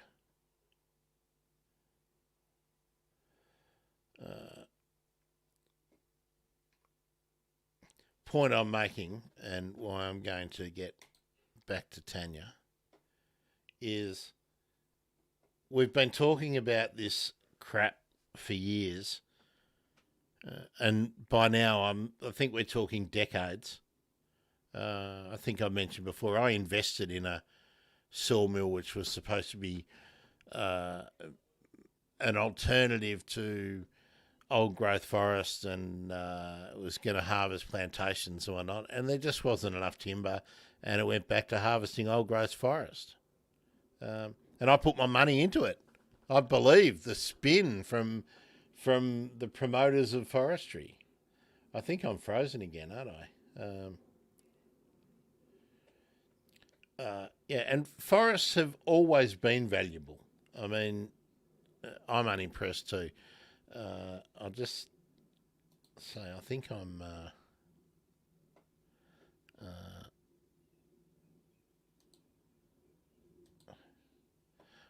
frozen again. Can I refresh this one? What happens if I go here? I'm still frozen, aren't I? Okay.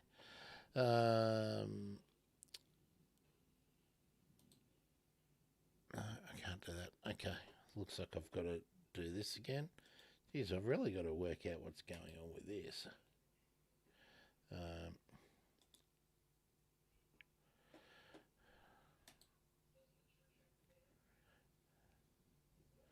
I'll be back in a second. There we are. I'm back. We'll go back to Plibisec. A healthy balance with our environment. The final point is on climate change and environmental approvals. Hang on, let's come back here. Let's just drag it back a bit. We will consult with stakeholders on how...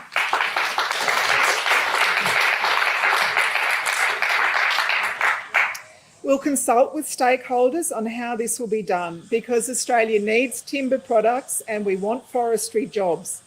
But forests are becoming increasingly valuable for their carbon sequestration and the habitat they provide as well. So we'll work with the industry to support sustainable forestry and the jobs that go with it, and to ensure a healthy balance with our environment. The final point is on climate change and environmental approvals. We support the Samuel recommendation that proponents of large projects be required to publish their lifetime domestic carbon dioxide emissions. Proponents will also be required to disclose what they'll do to manage or offset their emissions in line with Australia's climate targets. And climate will be considered when we do environmental planning too. For instance, when we're considering wildlife corridors and future housing developments. Our goal is to integrate climate considerations into national environmental law without duplicating existing policies for reducing greenhouse gas emissions, such as the safeguard mechanism. So friends, this is a big agenda. Our reforms are seeking to turn the tide in this country from nature destruction to nature repair. They match what we've done in our first 6 months in office. Stronger emission reduction targets with a clear path to net zero. A plan for zero new extinctions on this continent. A commitment to protecting 30% of Australia's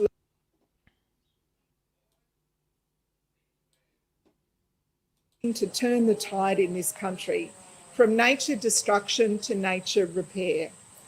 They match what we've done in our first 6 months in office. Stronger emission reduction targets with a clear path to net zero. A plan for zero new extinctions on. But they're dodgy figures. Our emissions are going up. All we're doing is using carbon credits in other parts of the world to say net zero. But our emissions are going up. And I mean, there should be a little graphic in the top right-hand corner, the bullshit meter, and it would be off the charts at the moment. On this continent. A commitment to protecting 30% of Australia's land and oceans by 2030. A new nature repair market. Reducing waste and building our circular economy. Campaigning on. All right. Reducing waste and building a circular economy. So where's the actual discussion about that? Let's just talk about plastic. Plastic drink bottles. Just start there. But it's uneconomic to recycle them. So why not go back to having them made out of glass, and then we can actually have a circular economy? If we rely on plastic, we actually degrade the value of the resource every time there's processing to reuse it. Unless every... just infuriating, because this is jargon. These are jargon terms. A new nature repair market. Reducing waste and building our circular economy.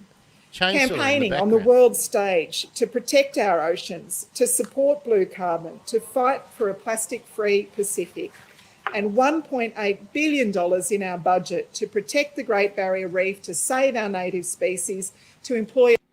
See, what she could say, instead of saying a plastic-free Pacific, she could actually say we're going to set a target to eradicate non-essential plastic packaging by 2035 or 2040.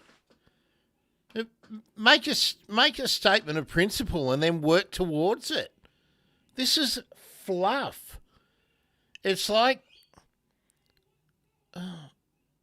less rough toilet paper. 1,000 new land care ranges to... Oh.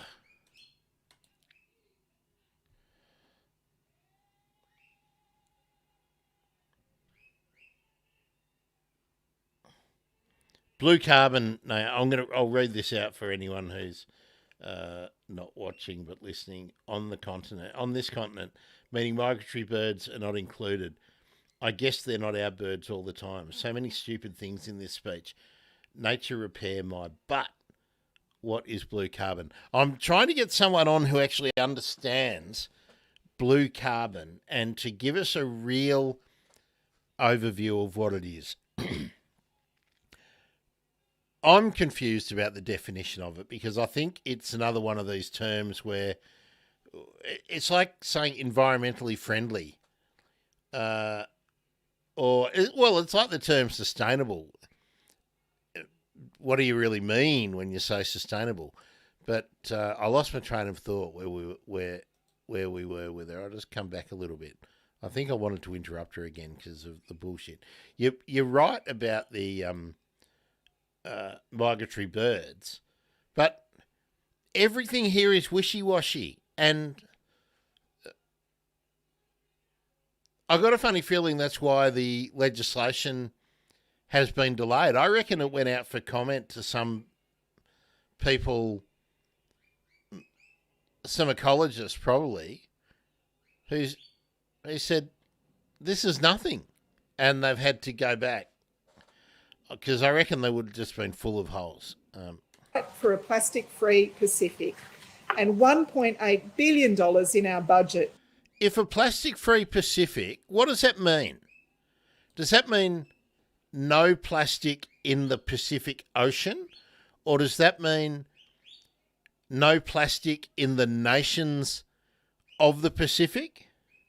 What does that mean? Does that mean we're actually going to invest in... I mean, I don't think we can get rid of the microplastics. All we can do is stop making more. I mean, what did that actually bloody mean? To support blue carbon, to fight for a plastic-free Pacific, and $1.8 billion in our budget to protect the Great Barrier Reef, to save our native species, to employ 1,000 new...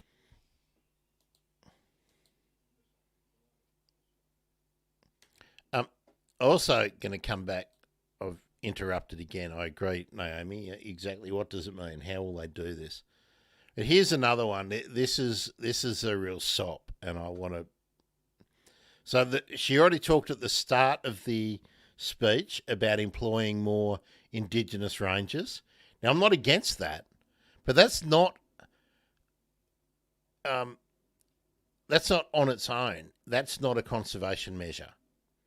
It's an employment measure where employment is needed, but they dress it up as being something else.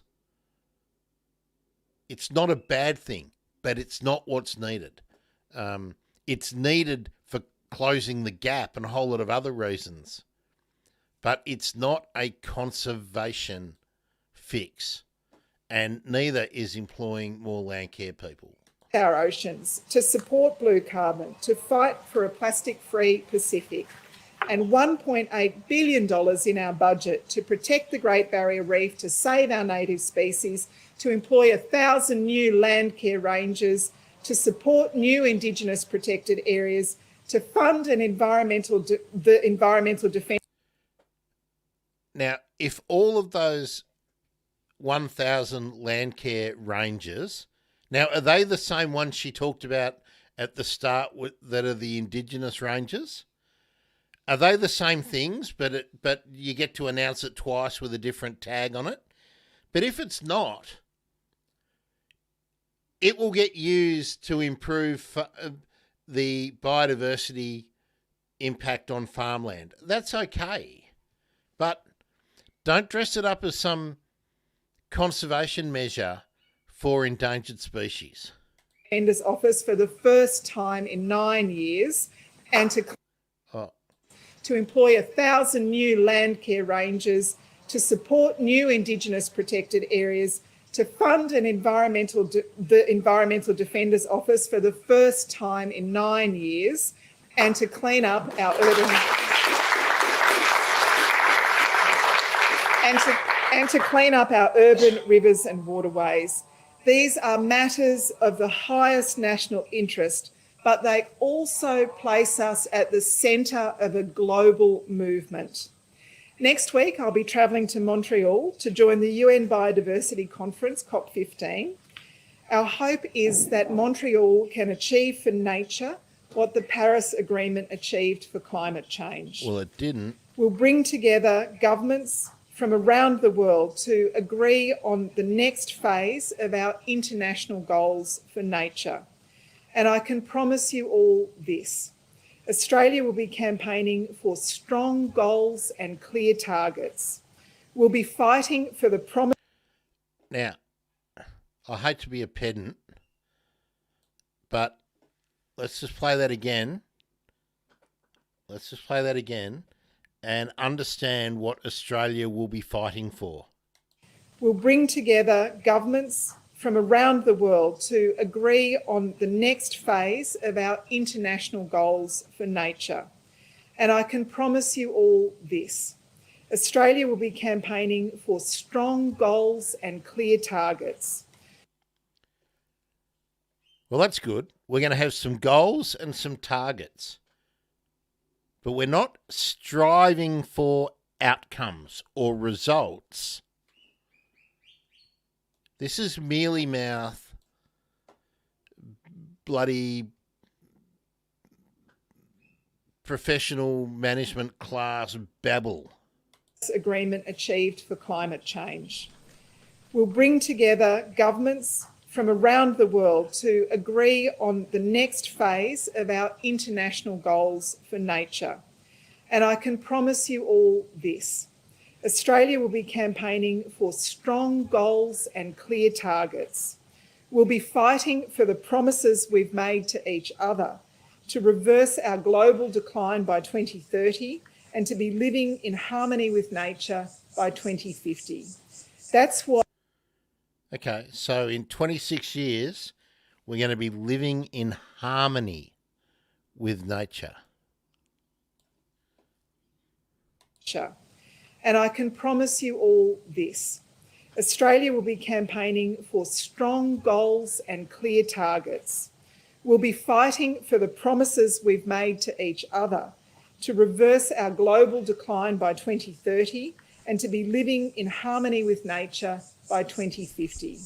That's what net zero and nature positive means. And that's what our environmental reforms will achieve in this country.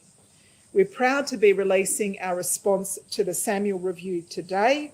We're proud to be leading the world again to ensure our prosperity, to support our health and well-being, and to protect our beautiful home. Thank you. Thank you very much. Thank you. Well,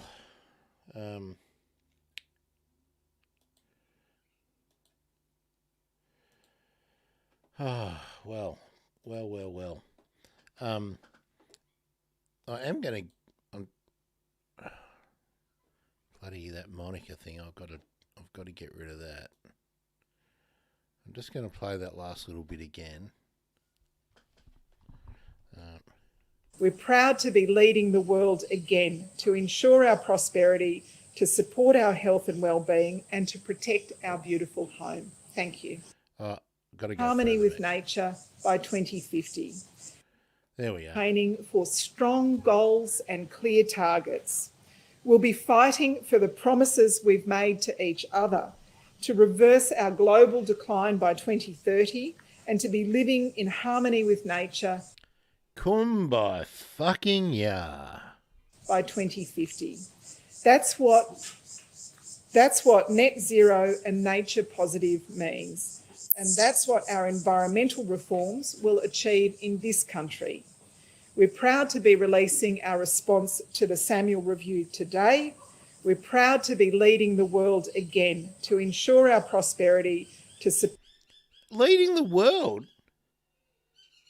Says who?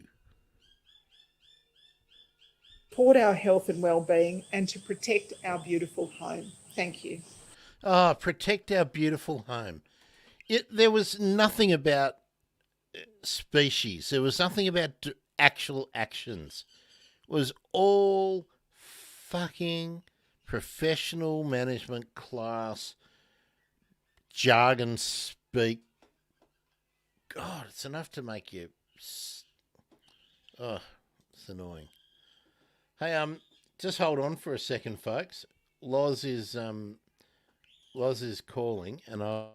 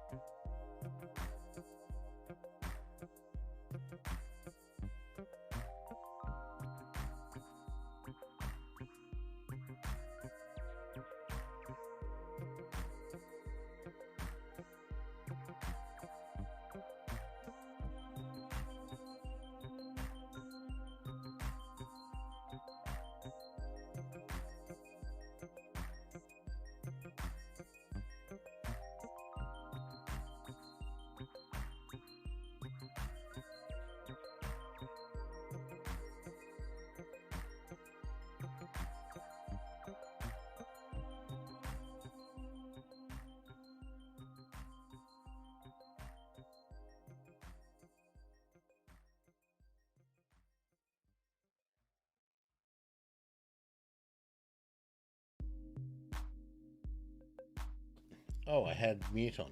Oh, that was a bit of a rookie error, wasn't it? Put the music down a bit now. You'll be able to hear. So, yeah. Is that what we thought? Just crap?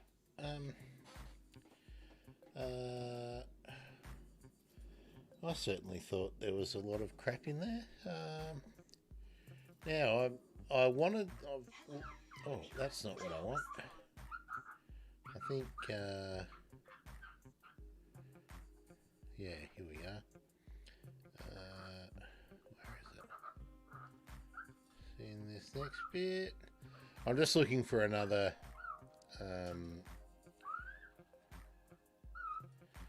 must be in the next one. Going back.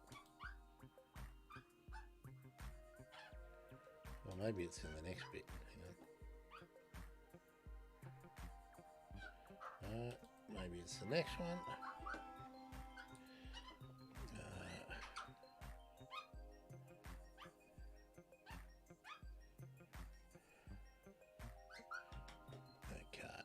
It's in this one.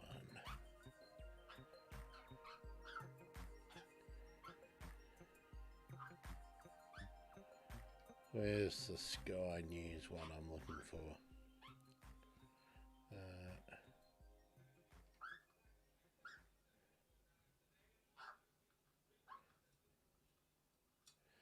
Oh, it's funny. I'm looking in here and it's got the bird emergency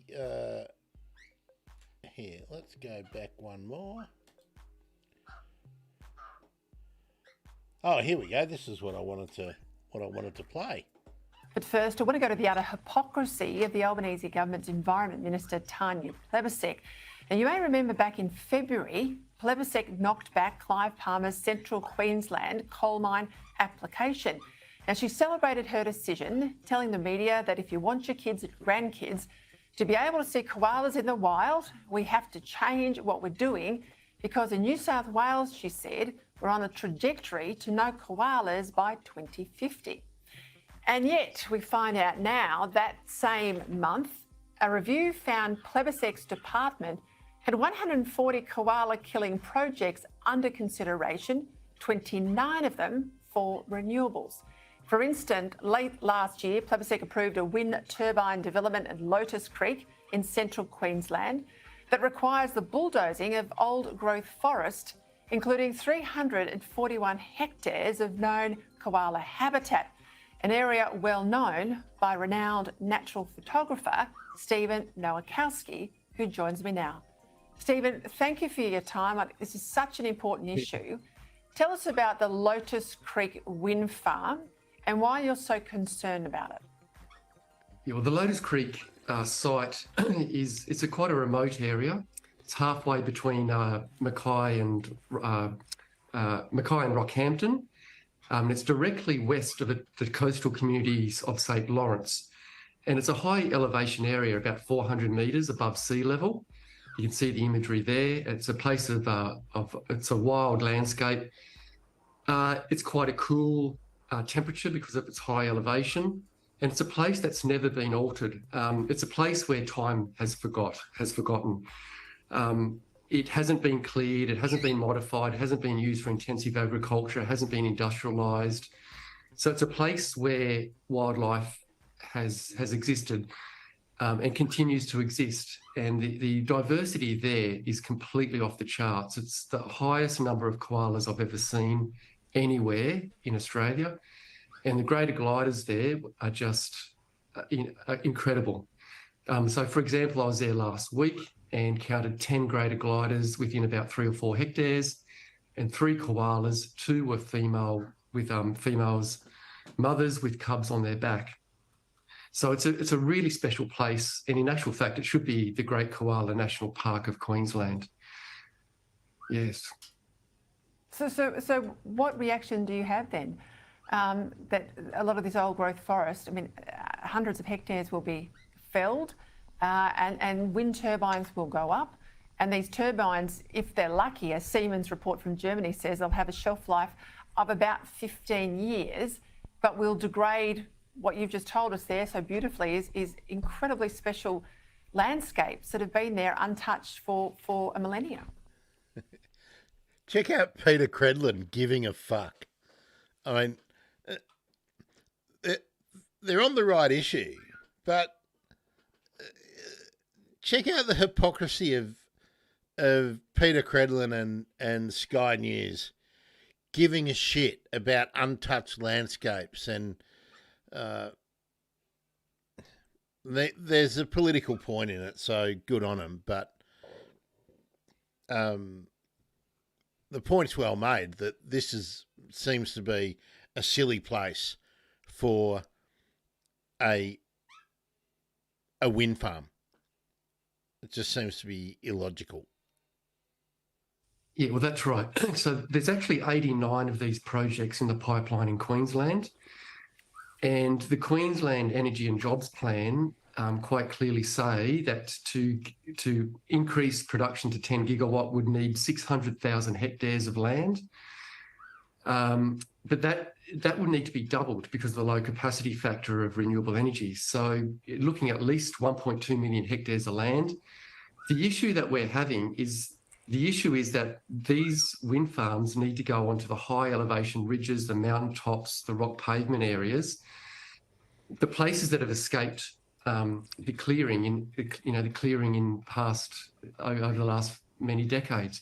So it's a place of refugia where wildlife has existed.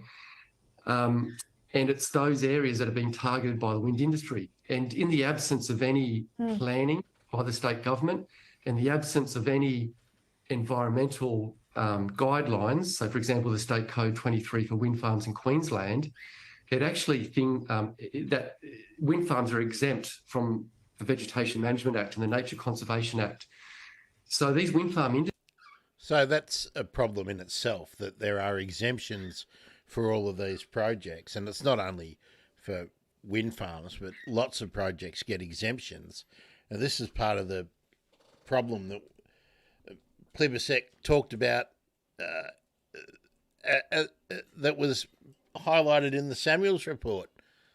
I'm not sure that his figures about the amount of land that's required is correct, but if wind farms are going to go somewhere, and they are, I mean, I'll be interested to see if they offer a solution, because if the wind farms are, what is that?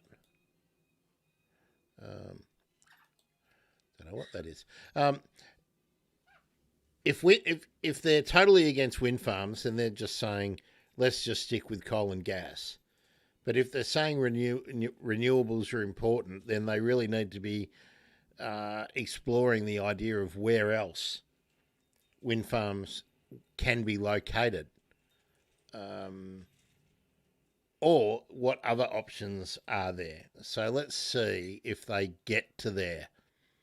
This is a really interesting way the media uses people who are passionate. He's obviously very passionate, and I broadly support. I mean, I've looked at this project, and I don't think it should be built there. But that capacity is going to have to be built somewhere else. Let's see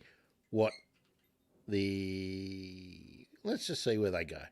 Industries are going into these really remote wild places with no checks and balances, no compliance, no nothing.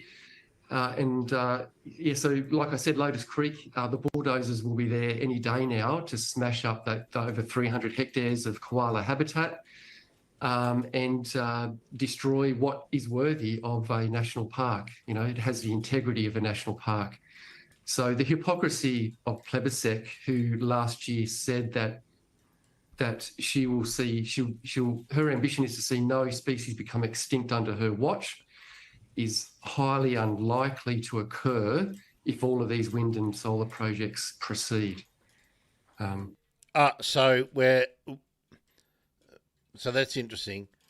So he's against this wind farm, but now he's against solar projects as well, because solar projects are now somehow causing the extinction of something. I don't want to misquote him. Let's just come back. Let's just come back. I don't want to be unfair to the dude. All of these wind and solar projects proceed. Oh, look, it's horrific, Stephen, because become extinct under her watch is highly of Plibersek, who last year said that she will see, her ambition is to see no species become extinct under her watch, is highly unlikely to occur if all of these wind and solar projects proceed.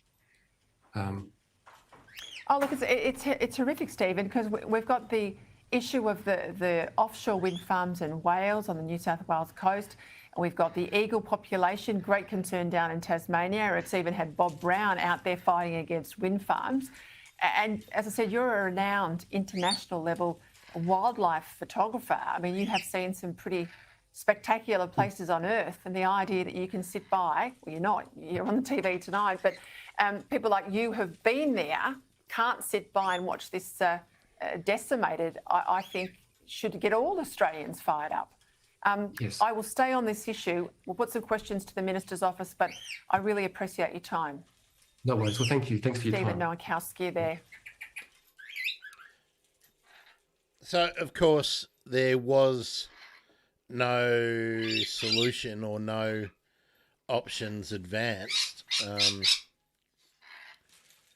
just seeing if there's anything else to... Oh, yeah, was. He's having a good time up there now. I'll just...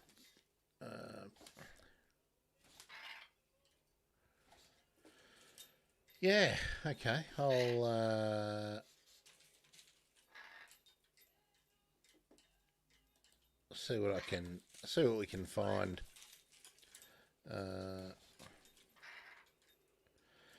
Oh, I know what I wanted to look at was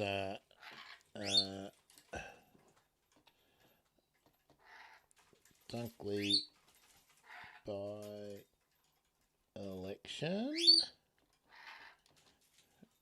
grains.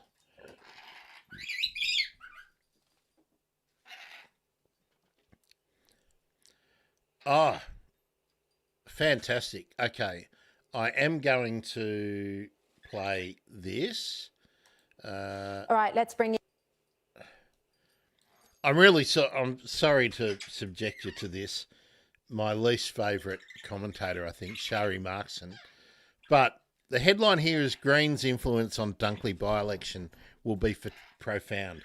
And this is where I wanted to get to finish off today. The Dunkley by-election, which has at the southern end of it, Mount Eliza, and then the northern end of it, Carrum Downs North, and then there's all of Frankston and Seaford is all included. So it's some very rich areas and some very poor areas, or quite poor, very working class. But that election was held yesterday. We'll just we'll see what Sky News said before the election. Let's just go. All right, let's bring in now our Thursday panel. Sky News host Danica DiGiorgio. Great to see you, Likewise, Danica. Shari. And in Perth this evening, commentator Jason Morrison. Welcome, Jason. Look, Jason, I want to start with you about that. Mike Burgess very clear on the two gravest threats Australia faces, China and Islamic terror, and yet you barely hear them on Labor government agenda. Well, you've kind of nailed it in many respects. It's quite convenient politically to be able to imply that the threat is coming from the right, so that any time Peter Dutton or any leading light in the Liberal National Party speaks out and says something that's quite conservative, which, by the way, many of their voters support, you can straight away say, oh, they're over there with the lunatics. They would have you believe that the big threat in Australia are the Catholics, the hardline Catholics, or the Protestants that believe deeply in the King George, or whatever it happens to be. And it's just bull. And, the issue, and it's often tied back to 2019 when we had that atrocity that happened in New Zealand with that guy and his corner. The grains? And that's an undeniable. Worry, though, about the people we are letting in this country and to alienate his base. And the question means Labor will be... Oh, here we go. Alexander Downer wrote in the Fin that the Labor Party had claimed the Liberals would be morally compromised if it didn't put One Nation last on its how to vote cards. He says, let's apply the same standard to the Greens. Labor will be deeply morally compromised unless it puts the Greens last on its how to vote cards. Jason, Alexander Downer has a very good point here. Oh, sorry, I can't even subject you to that. That's I can't even subject you to that. But where's the... I don't want to look at a Sky News one. I want to have a look at...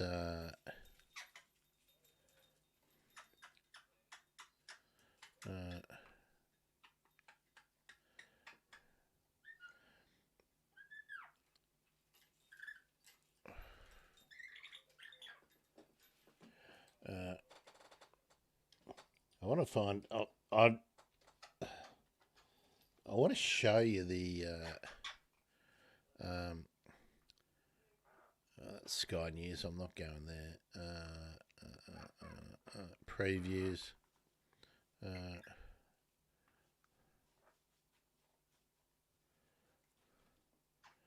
Sky News. Why am I only getting Sky News in my thing?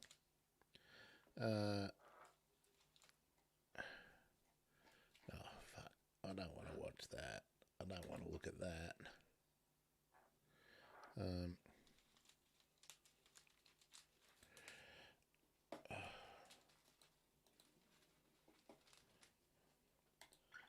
Oi! Oi! You get off there. Oi! Oi! Get off there. Oh, there we are. Sorry. That'll get him interested.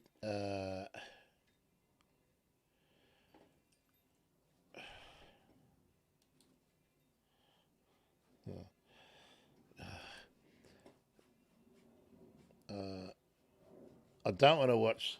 Hey, wait! Get off there. Get off there. Yeah.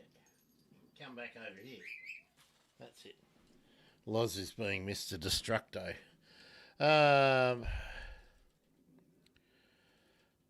That's too old. Loz, oi, stop that.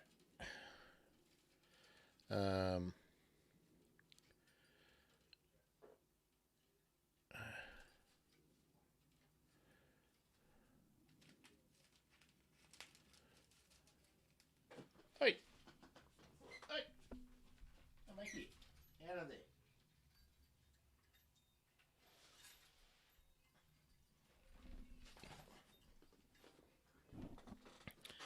Loz is misbehaving. All right. I'm just gonna get rid of that. So the reason I wasn't happy with the results, and that's what I wanted to look at, was the actual results last night. But what happened was it was a Labor seat held with a margin of around 6.3%, I think it was. And the Liberals achieved a swing of, I think it was about 3.9, which is around average against the government in by-elections.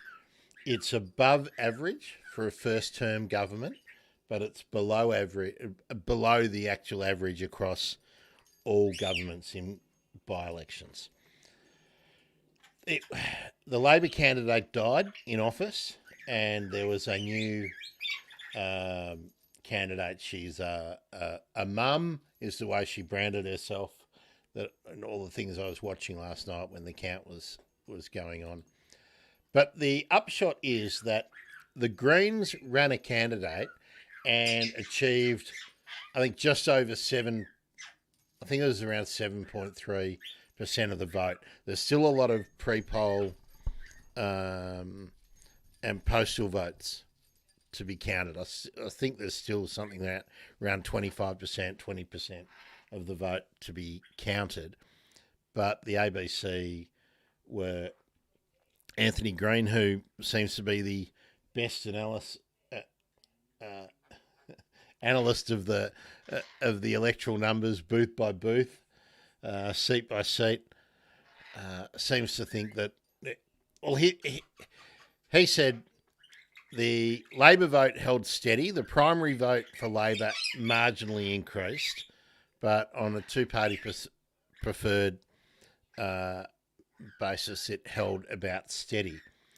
The Liberal vote increased, but there was no One Nation candidate, so nearly all of the increase in the Liberal primary vote was from One Nation people. There was a Libertarian, there was Australian Democrats, there was Animal Justice Party, and the Victorian Socialists were running, and I think that was about it. But the Greens didn't do any campaigning in the election, and their vote reduced from the last election. So there wasn't any enthusiasm in that sector of the electorate. And my concern is that it actually, all the political pundits are saying it was a good result for Labor. It was a steady result for Labor, and they're on the right track. Now, I don't think it was a good result for Labor or the Liberals, and I think if Labor take the message that they're on the right track, that means we can expect to see no bravery. I think that's the word. No courage. No real innovation in the policies they will pursue for climate change, for biodiversity, for really dealing with plastic pollution, for a whole lot of things like, bird strike and there's so many things that they'll do a whole lot of consulting, but they won't do any governing. That's going to be my tip for the next nearly 18 months, run up to the next election. I think they will shift into consultation mode, even worse than they're doing now. Now they're doing reviews. Next they'll do consultation, and I think there'll be some giveaways. I think there'll be giveaways for the next election. And if any come my way, I'll gladly take them. But it's one thing to just stay in government. There's another thing is to govern. And to do the stuff that you put yourself out there as being important. And I can't see that...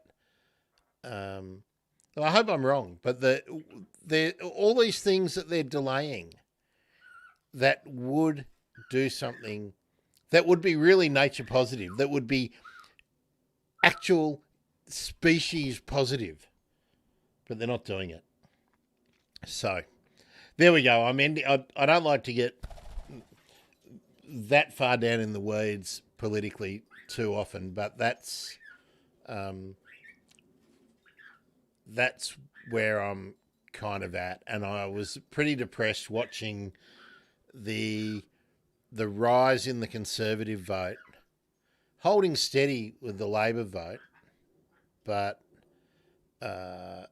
no growth in the Greens vote. Now, and there was no Teal candidate running, so they didn't think it was obviously worthwhile to put the resources into it. But what I'd like to see, I would have liked to see a further left candidate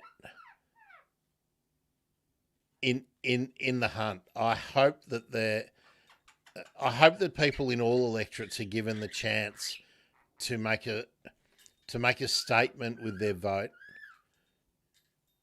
rather than having to vote for, as the honest government ads will always say, the other shit party. Let's vote for the least shit party.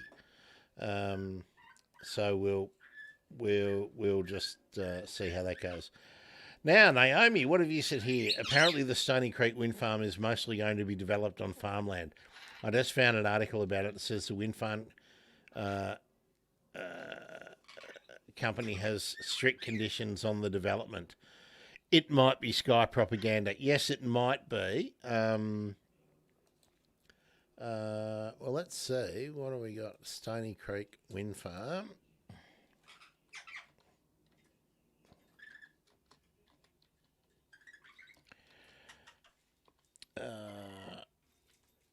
I know Martin had been talking about it.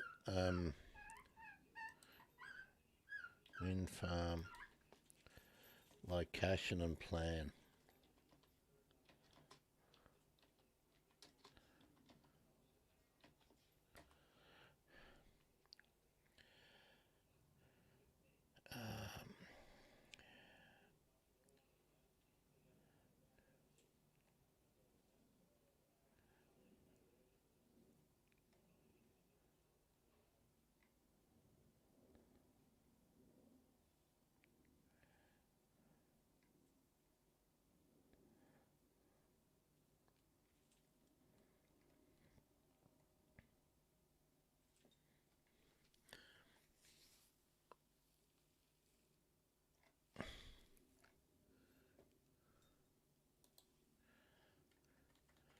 Okay, I'm just going to see.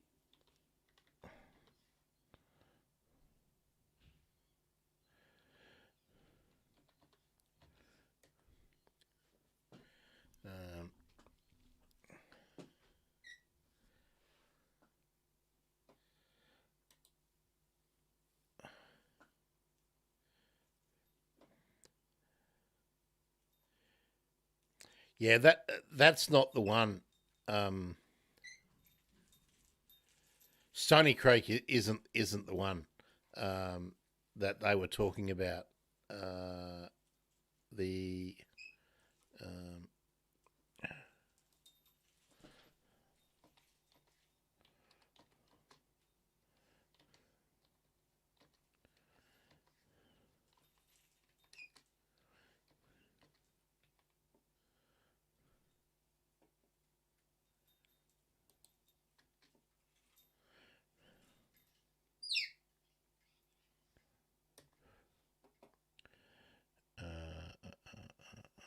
this is it.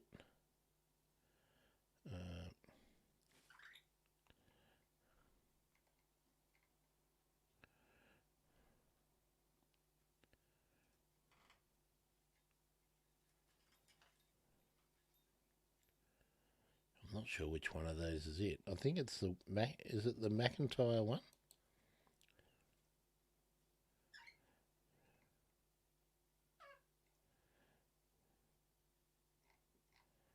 No, that's not the one. I think it's this one.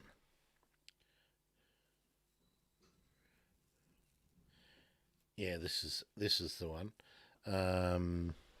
One by Arc Avenue. It was known as Chalumban. It's now called Wurrura, and it's just out of Ravenshoe. And yeah, this is the one. This is the one. This is the one. Let me share this.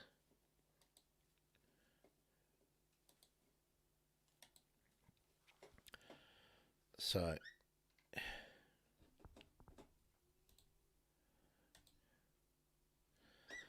this is it, and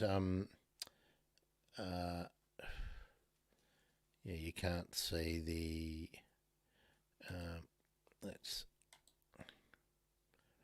so there's the wind farm, there's the national park, Tully Gorge National Park, Ravenshoe State Forest, but then this is all timbered land that where the wind farm is due to go here, but it's not national park. And of course, it's going to achieve nature positive outcomes. Let's just increase.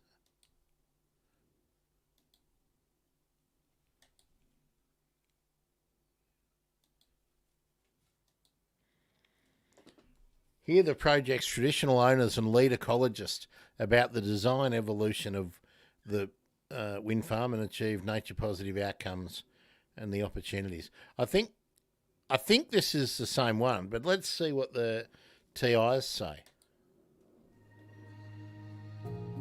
It's probably fair to say with a wind farm, there's certainly a misconception or levels of misinformation circulating amongst the community about its impacts. If people are thinking the project is located in the Chalumban Wilderness area, I would also be concerned because that area is within the wet tropics of Queensland World Heritage Area. And the reason we're developing projects like this, it is to protect the World Heritage Area from climate change. So that would sort of go against the reason we're here. And the reason the project is there is because we have a high voltage transmission line that runs from the Chalumban substation to the Ross substation near Townsville. And that transmission line has 750 megawatt capacity to be able to export low-cost clean energy into the grid. This project is located on a pastoral grazing station called Wurrura Station. The nearest turbine to the World Heritage Area is about 1 kilometre from the Wet Tropics World Heritage Area. There will be no rainforest cleared for this project. We are spiritually connected to this land, to this area especially. we call it the motherland. This is Banagai. This is it. This is home. When this wind farm was put on a table in front of us, we arranged 4 community meetings, all through the steps coming to the wind farm, and majority vote all wanted the wind farm. We'll never go into Chilumban rainforest. That is where we have all our sacred sites in there. We have significant carvings on them big trees in there. We will never touch or destroy that, and we won't let anybody destroy that. Rainforest is back over there, open forest. And we know we protect our rainforest because in there, that's where my people hunted, they gathered, they lived, and they were always there in the rainforest because that's where their food was. People that go on TV and say that we're knocking down rainforest. Why would we destroy our rainforest when we know we have all this land that is out here? There is quite extensive woodland. It is not endangered woodland. The woodland, 90% of the woodland is classified as least concern vegetation under the Queensland Vegetation Management Act. Wilderness generally is accepted as an area where there's no human influence. There's no farming, there's no power lines, there's no roads, there's no settlement. It's a cattle station. There are existing easements for power lines, and there are currently weeds all across the site. Some of these are weeds of national significance. They represent a real biosecurity concern. The Lantana camara is just one example, but there are other weeds out there as well. Siam weed, a thing called candyleaf. We've got feral pigs as evidence of them, and we've got them on camera traps, and I've actually seen them within the World Heritage Area, so we know they're around. There's also a whole lot of wild dogs. There are cats, which are just awful for Australian mammals. They decimate Australian mammal populations. And again, they're all... So there are bad things there. Yeah. There are bad things there. Therefore, there should be a wind farm.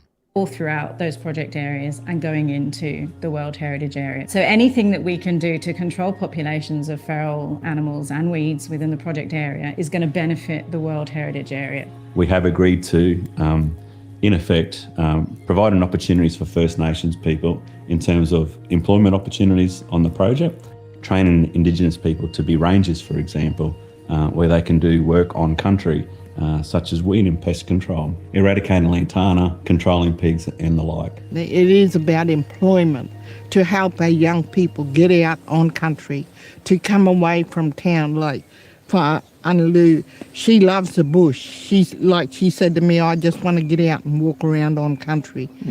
Same with Uncle Dan. He wants to get these young people up to where they can be proud and be proud of being a Jurabal person, First Nation. We just want to teach them. We want them out here. Yeah. We want them out here so they can learn. Yeah, because we're not going to be here. Once they finished working on here, the world's an oyster.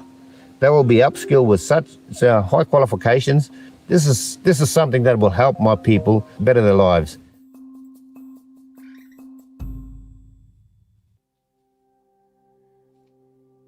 We've probably done approximately 4,000 hours of ecological survey work in the field. Yeah, we've sort of really honed in on a handful of species where the project has the potential to have a significant residual impact, and that's the magnificent brood frog, the northern greater glider, the masked owl. As we found more information about the different plants and animal species on site and their particular habitats, we put them all into a composite constraints map, if you like. And we then go through that information with the developer to say, okay, an area over here is an opportunity because it's currently not constrained by anything ecological. And then on the other end of the scale, you've got areas that are very highly constrained, basically no-go areas. It's really difficult to avoid all known sensitive habitat. You avoid, you minimise, you mitigate, and then once you've done all that, you've got to offset. So we've got proposed offset management areas for the magnificent brood frog. We're creating a magnificent brood frog reserve, if you like. So there'll be no project infrastructure in there. There'll be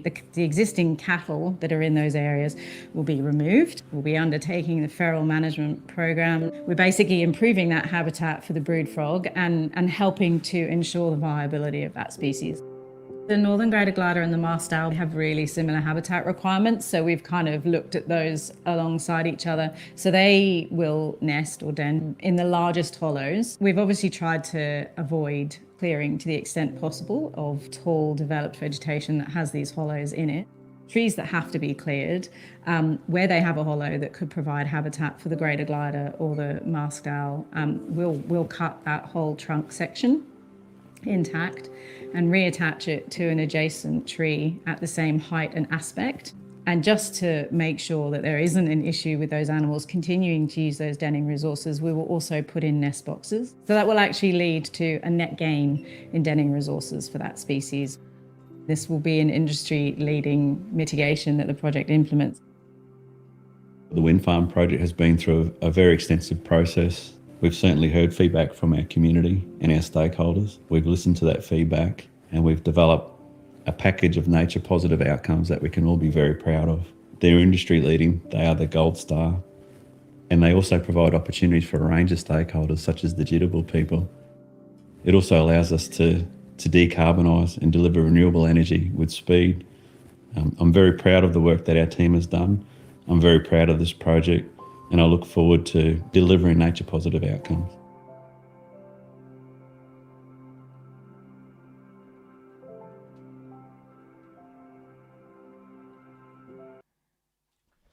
Okay, well that's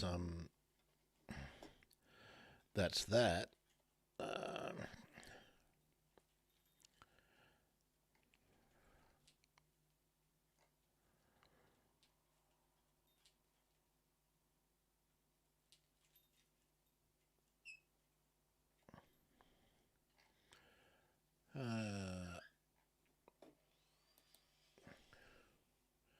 What is it? Warura.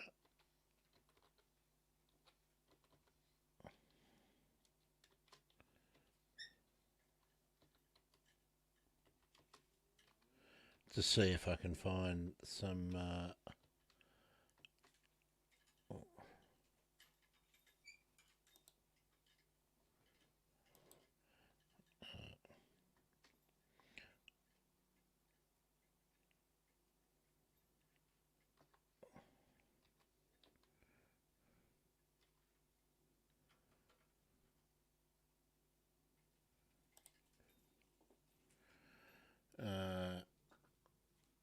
okay, so this is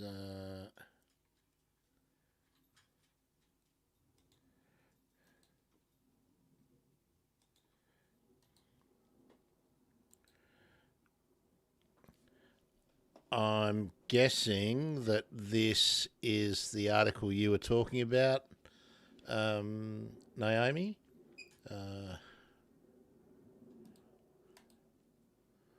Yes, nature positive. So this is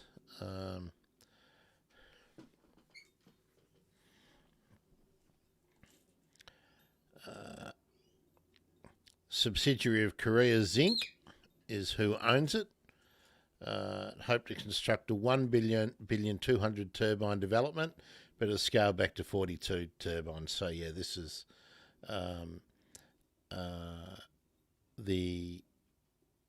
obviously the one you're talking about. Now, so this is where the conflict arises and why so much of the drama can be sheeted back to the Liberals. And people go, you always say that. But for 10 years, nothing had been... all this stuff had just been put on the back burner for 10 years. And the reason that this basin needs so much power is because it services Townsville. Townsville is a major city and has major requirements. So, and it's now a race to get enough renewable energy in to get, what are we talking, 2035, 2050. Our targets are set for sort of 10 years away and then, 16 years away. 26 years away. So it's a race. And the infrastructure to support the increase in generated power exists up there. So I have to find places to put these things. Otherwise, they need to be in other areas, which means more transmission lines need to be built, which will mean more opposition from people saying you're resuming our homes or you are taking farming land. But it's going to happen. So, and I always think the agricultural lobby will defeat the conservation lobby most of the time. There are so many of these projects on the drawing board, so they'll trade off some for others. I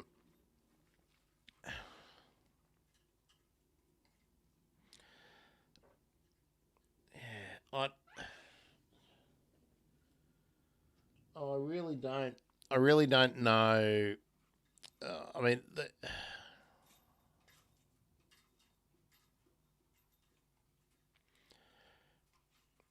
yeah. I'd like to speak to Claire Silcock, who's the energy strategist for Queensland Conservation Council, about this. I'm writing that down now. Getting my pencil and writing that down.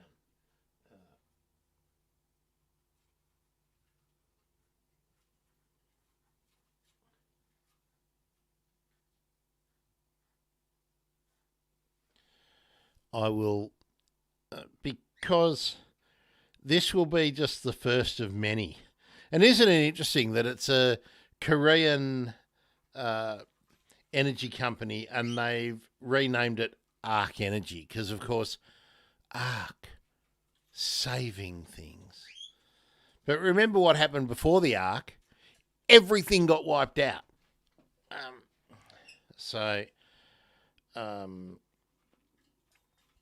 I do agree that the site is significantly degraded where they're looking at doing it. The TOs, the traditional owners, want this project to go ahead, and this is part of the problem with having done nothing for 10 years. You're not going to find a government that got smashed by supporting The Voice turning around and saying, no, we're not going to do something that the TOs want. Of course it's religious. You can't... ARC sounds religious. It's very definitely, that's one of the reasons that they choose these names. It's why so many things are called ARC when they're a little bit dodgy. It's a bit greenwashy. Because of course the Ark saved all the animals and it saved humanity.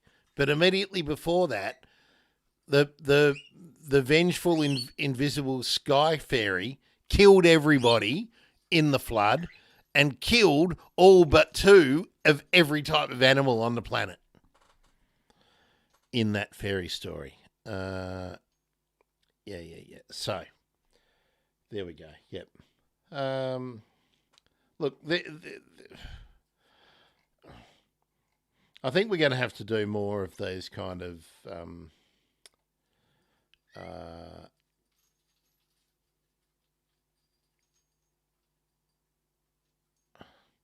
oh, here we go. When did the TOs go to Canberra?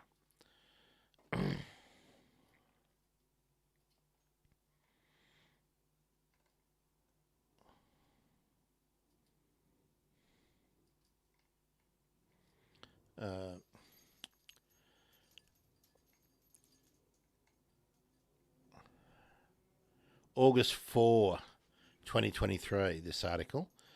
A group of traditional owners is taking its fight to Canberra in a last-ditch effort to stop a controversial $1 billion wind farm.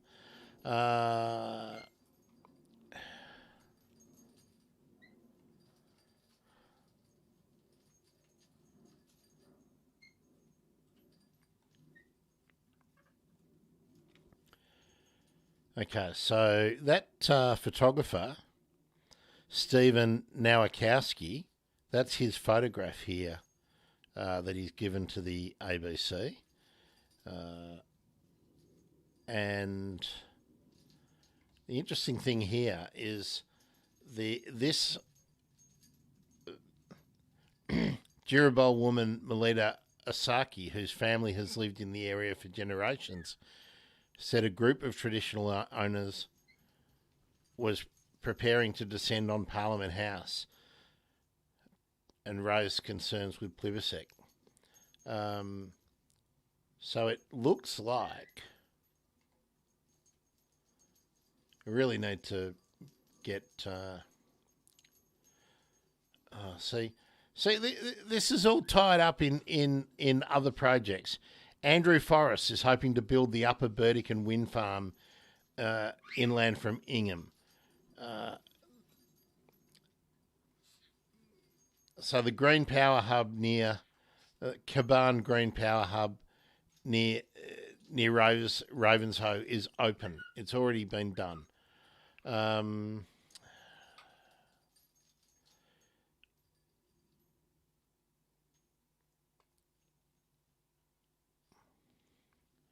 It looks like there's a split amongst the Jiribol people for... It's like so many projects where some people support it and some people don't. We probably shouldn't expect that where there's a division in our community that there wouldn't be in the Indigenous communities as well. And how do we resolve it? We generally say majority wins, or the best lobbying effort wins. So, yeah, look, I'm going to chase up some people to talk about this. I'm not sure we'll get too much discussion specifically about this project, but I think the issues that are present in this project will be present in hundreds more, be they wind farms, be they large batteries, be they solar farms, be they transmission lines. There's going to be resumption of land. There's going to be a number of issues. They need to be talked about. They need to be thrashed out, and we need to... Well, we need this legislation. And I'm sure the delay is so that as many projects as possible can be given the green light before the legislation is enacted. That's going to be my bet.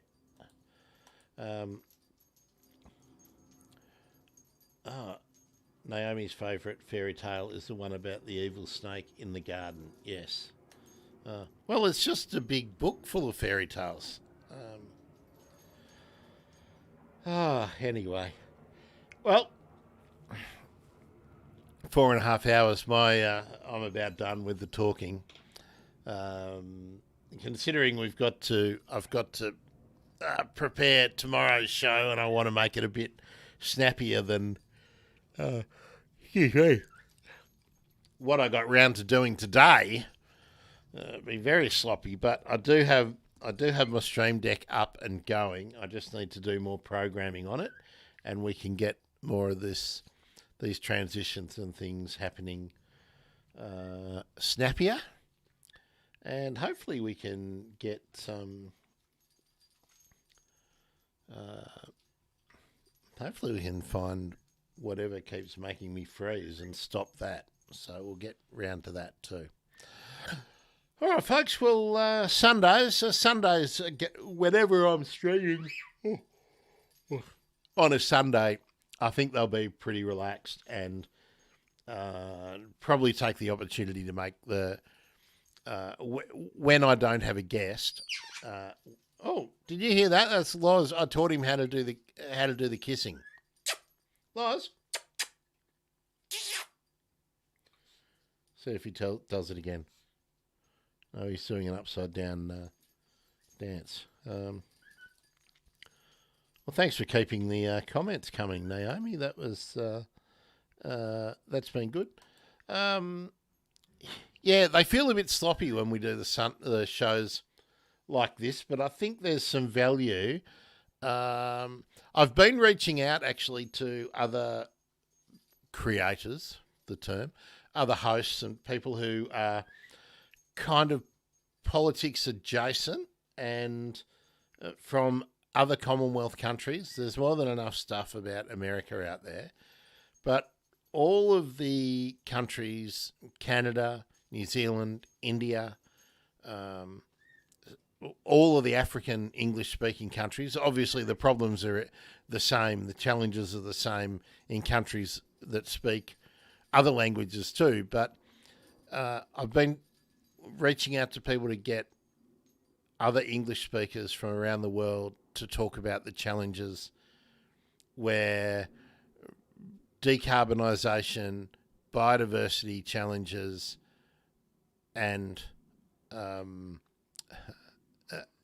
development, political will, all these things are colliding, and just to get a bit of a summary and just talk a bit.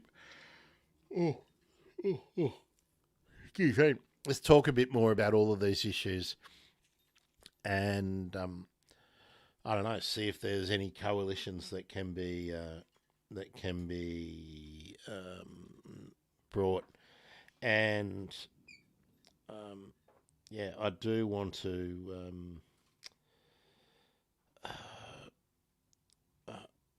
I don't see these things being pushed anywhere else. And look, to give you an idea of how little interest there is, because it's just not being surfaced. Tanya Plibersek's YouTube channel has about 100 more subscribers than mine. There's so little interest in this stuff in Australia. So I think I'm going to have to do some clickbaity stuff and some politicky stuff every now and then to try and draw eyes to some of the other issues. And I've started to put playlists together that are sort of interest or issues focused on the website, not on the website, on YouTube. And with YouTube, I mean, I've got the podcast episodes are up there now. There's all the sort of bonus stuff. I think there's 400 or 500 pieces of content that I was so slack with not doing detailed descriptions and tagging them and doing all the SEO on them, but I'm working through doing it now to try and get them found, because I do get found on Google, but I need to have some shorter videos for people to get, just to find their way in to the deeper dives. So if you've got time, if any of you out there have got some time and you have found any of the videos that we've done, be they the live streams or any of the videos that have been put up, and I've got a lot more that still need to get put up. If you find a minute or two that's interesting, or even 10 or 15 seconds that is maybe funny or controversial, or just do a little clip like I showed you before,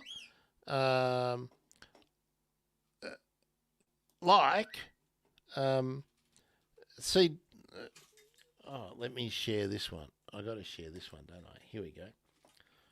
So if you zoom in here, oh no, we zoom out now. Do you see down here? There's a thing called clip, showing clip, and you can do that, and you can give it a name, and Shown you can on me through the trees. No clip brothers a little left. bit like that. On his tape. There might still be a photo on his tape. You Last just have to OO give it a flies name, away. and Jim then you rewinds the can tape to hear the recording to see share what he it. got. And the OO returns to... And you could, you share it, you could email it. You could email it to clips@thebirdemergency.com. That would be cool. And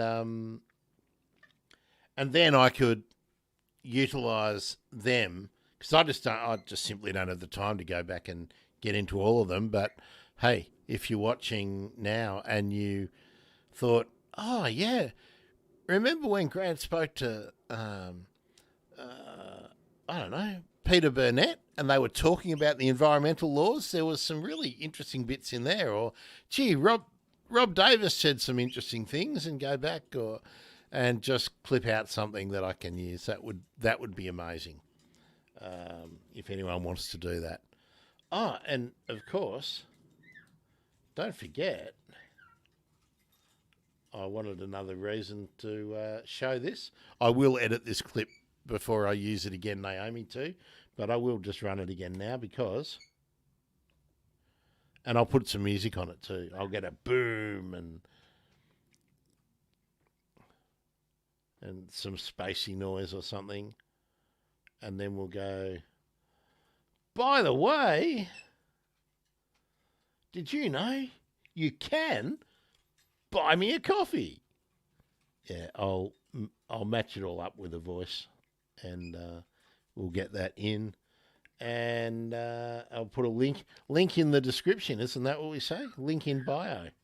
So yeah, that's interesting. I ran that, and somebody jumped straight out of the stream. So there we go. Thanks. Oh, I hope you heard that. That was Loz giving me a kiss. Did you hear it, Naomi, by any chance? That was me.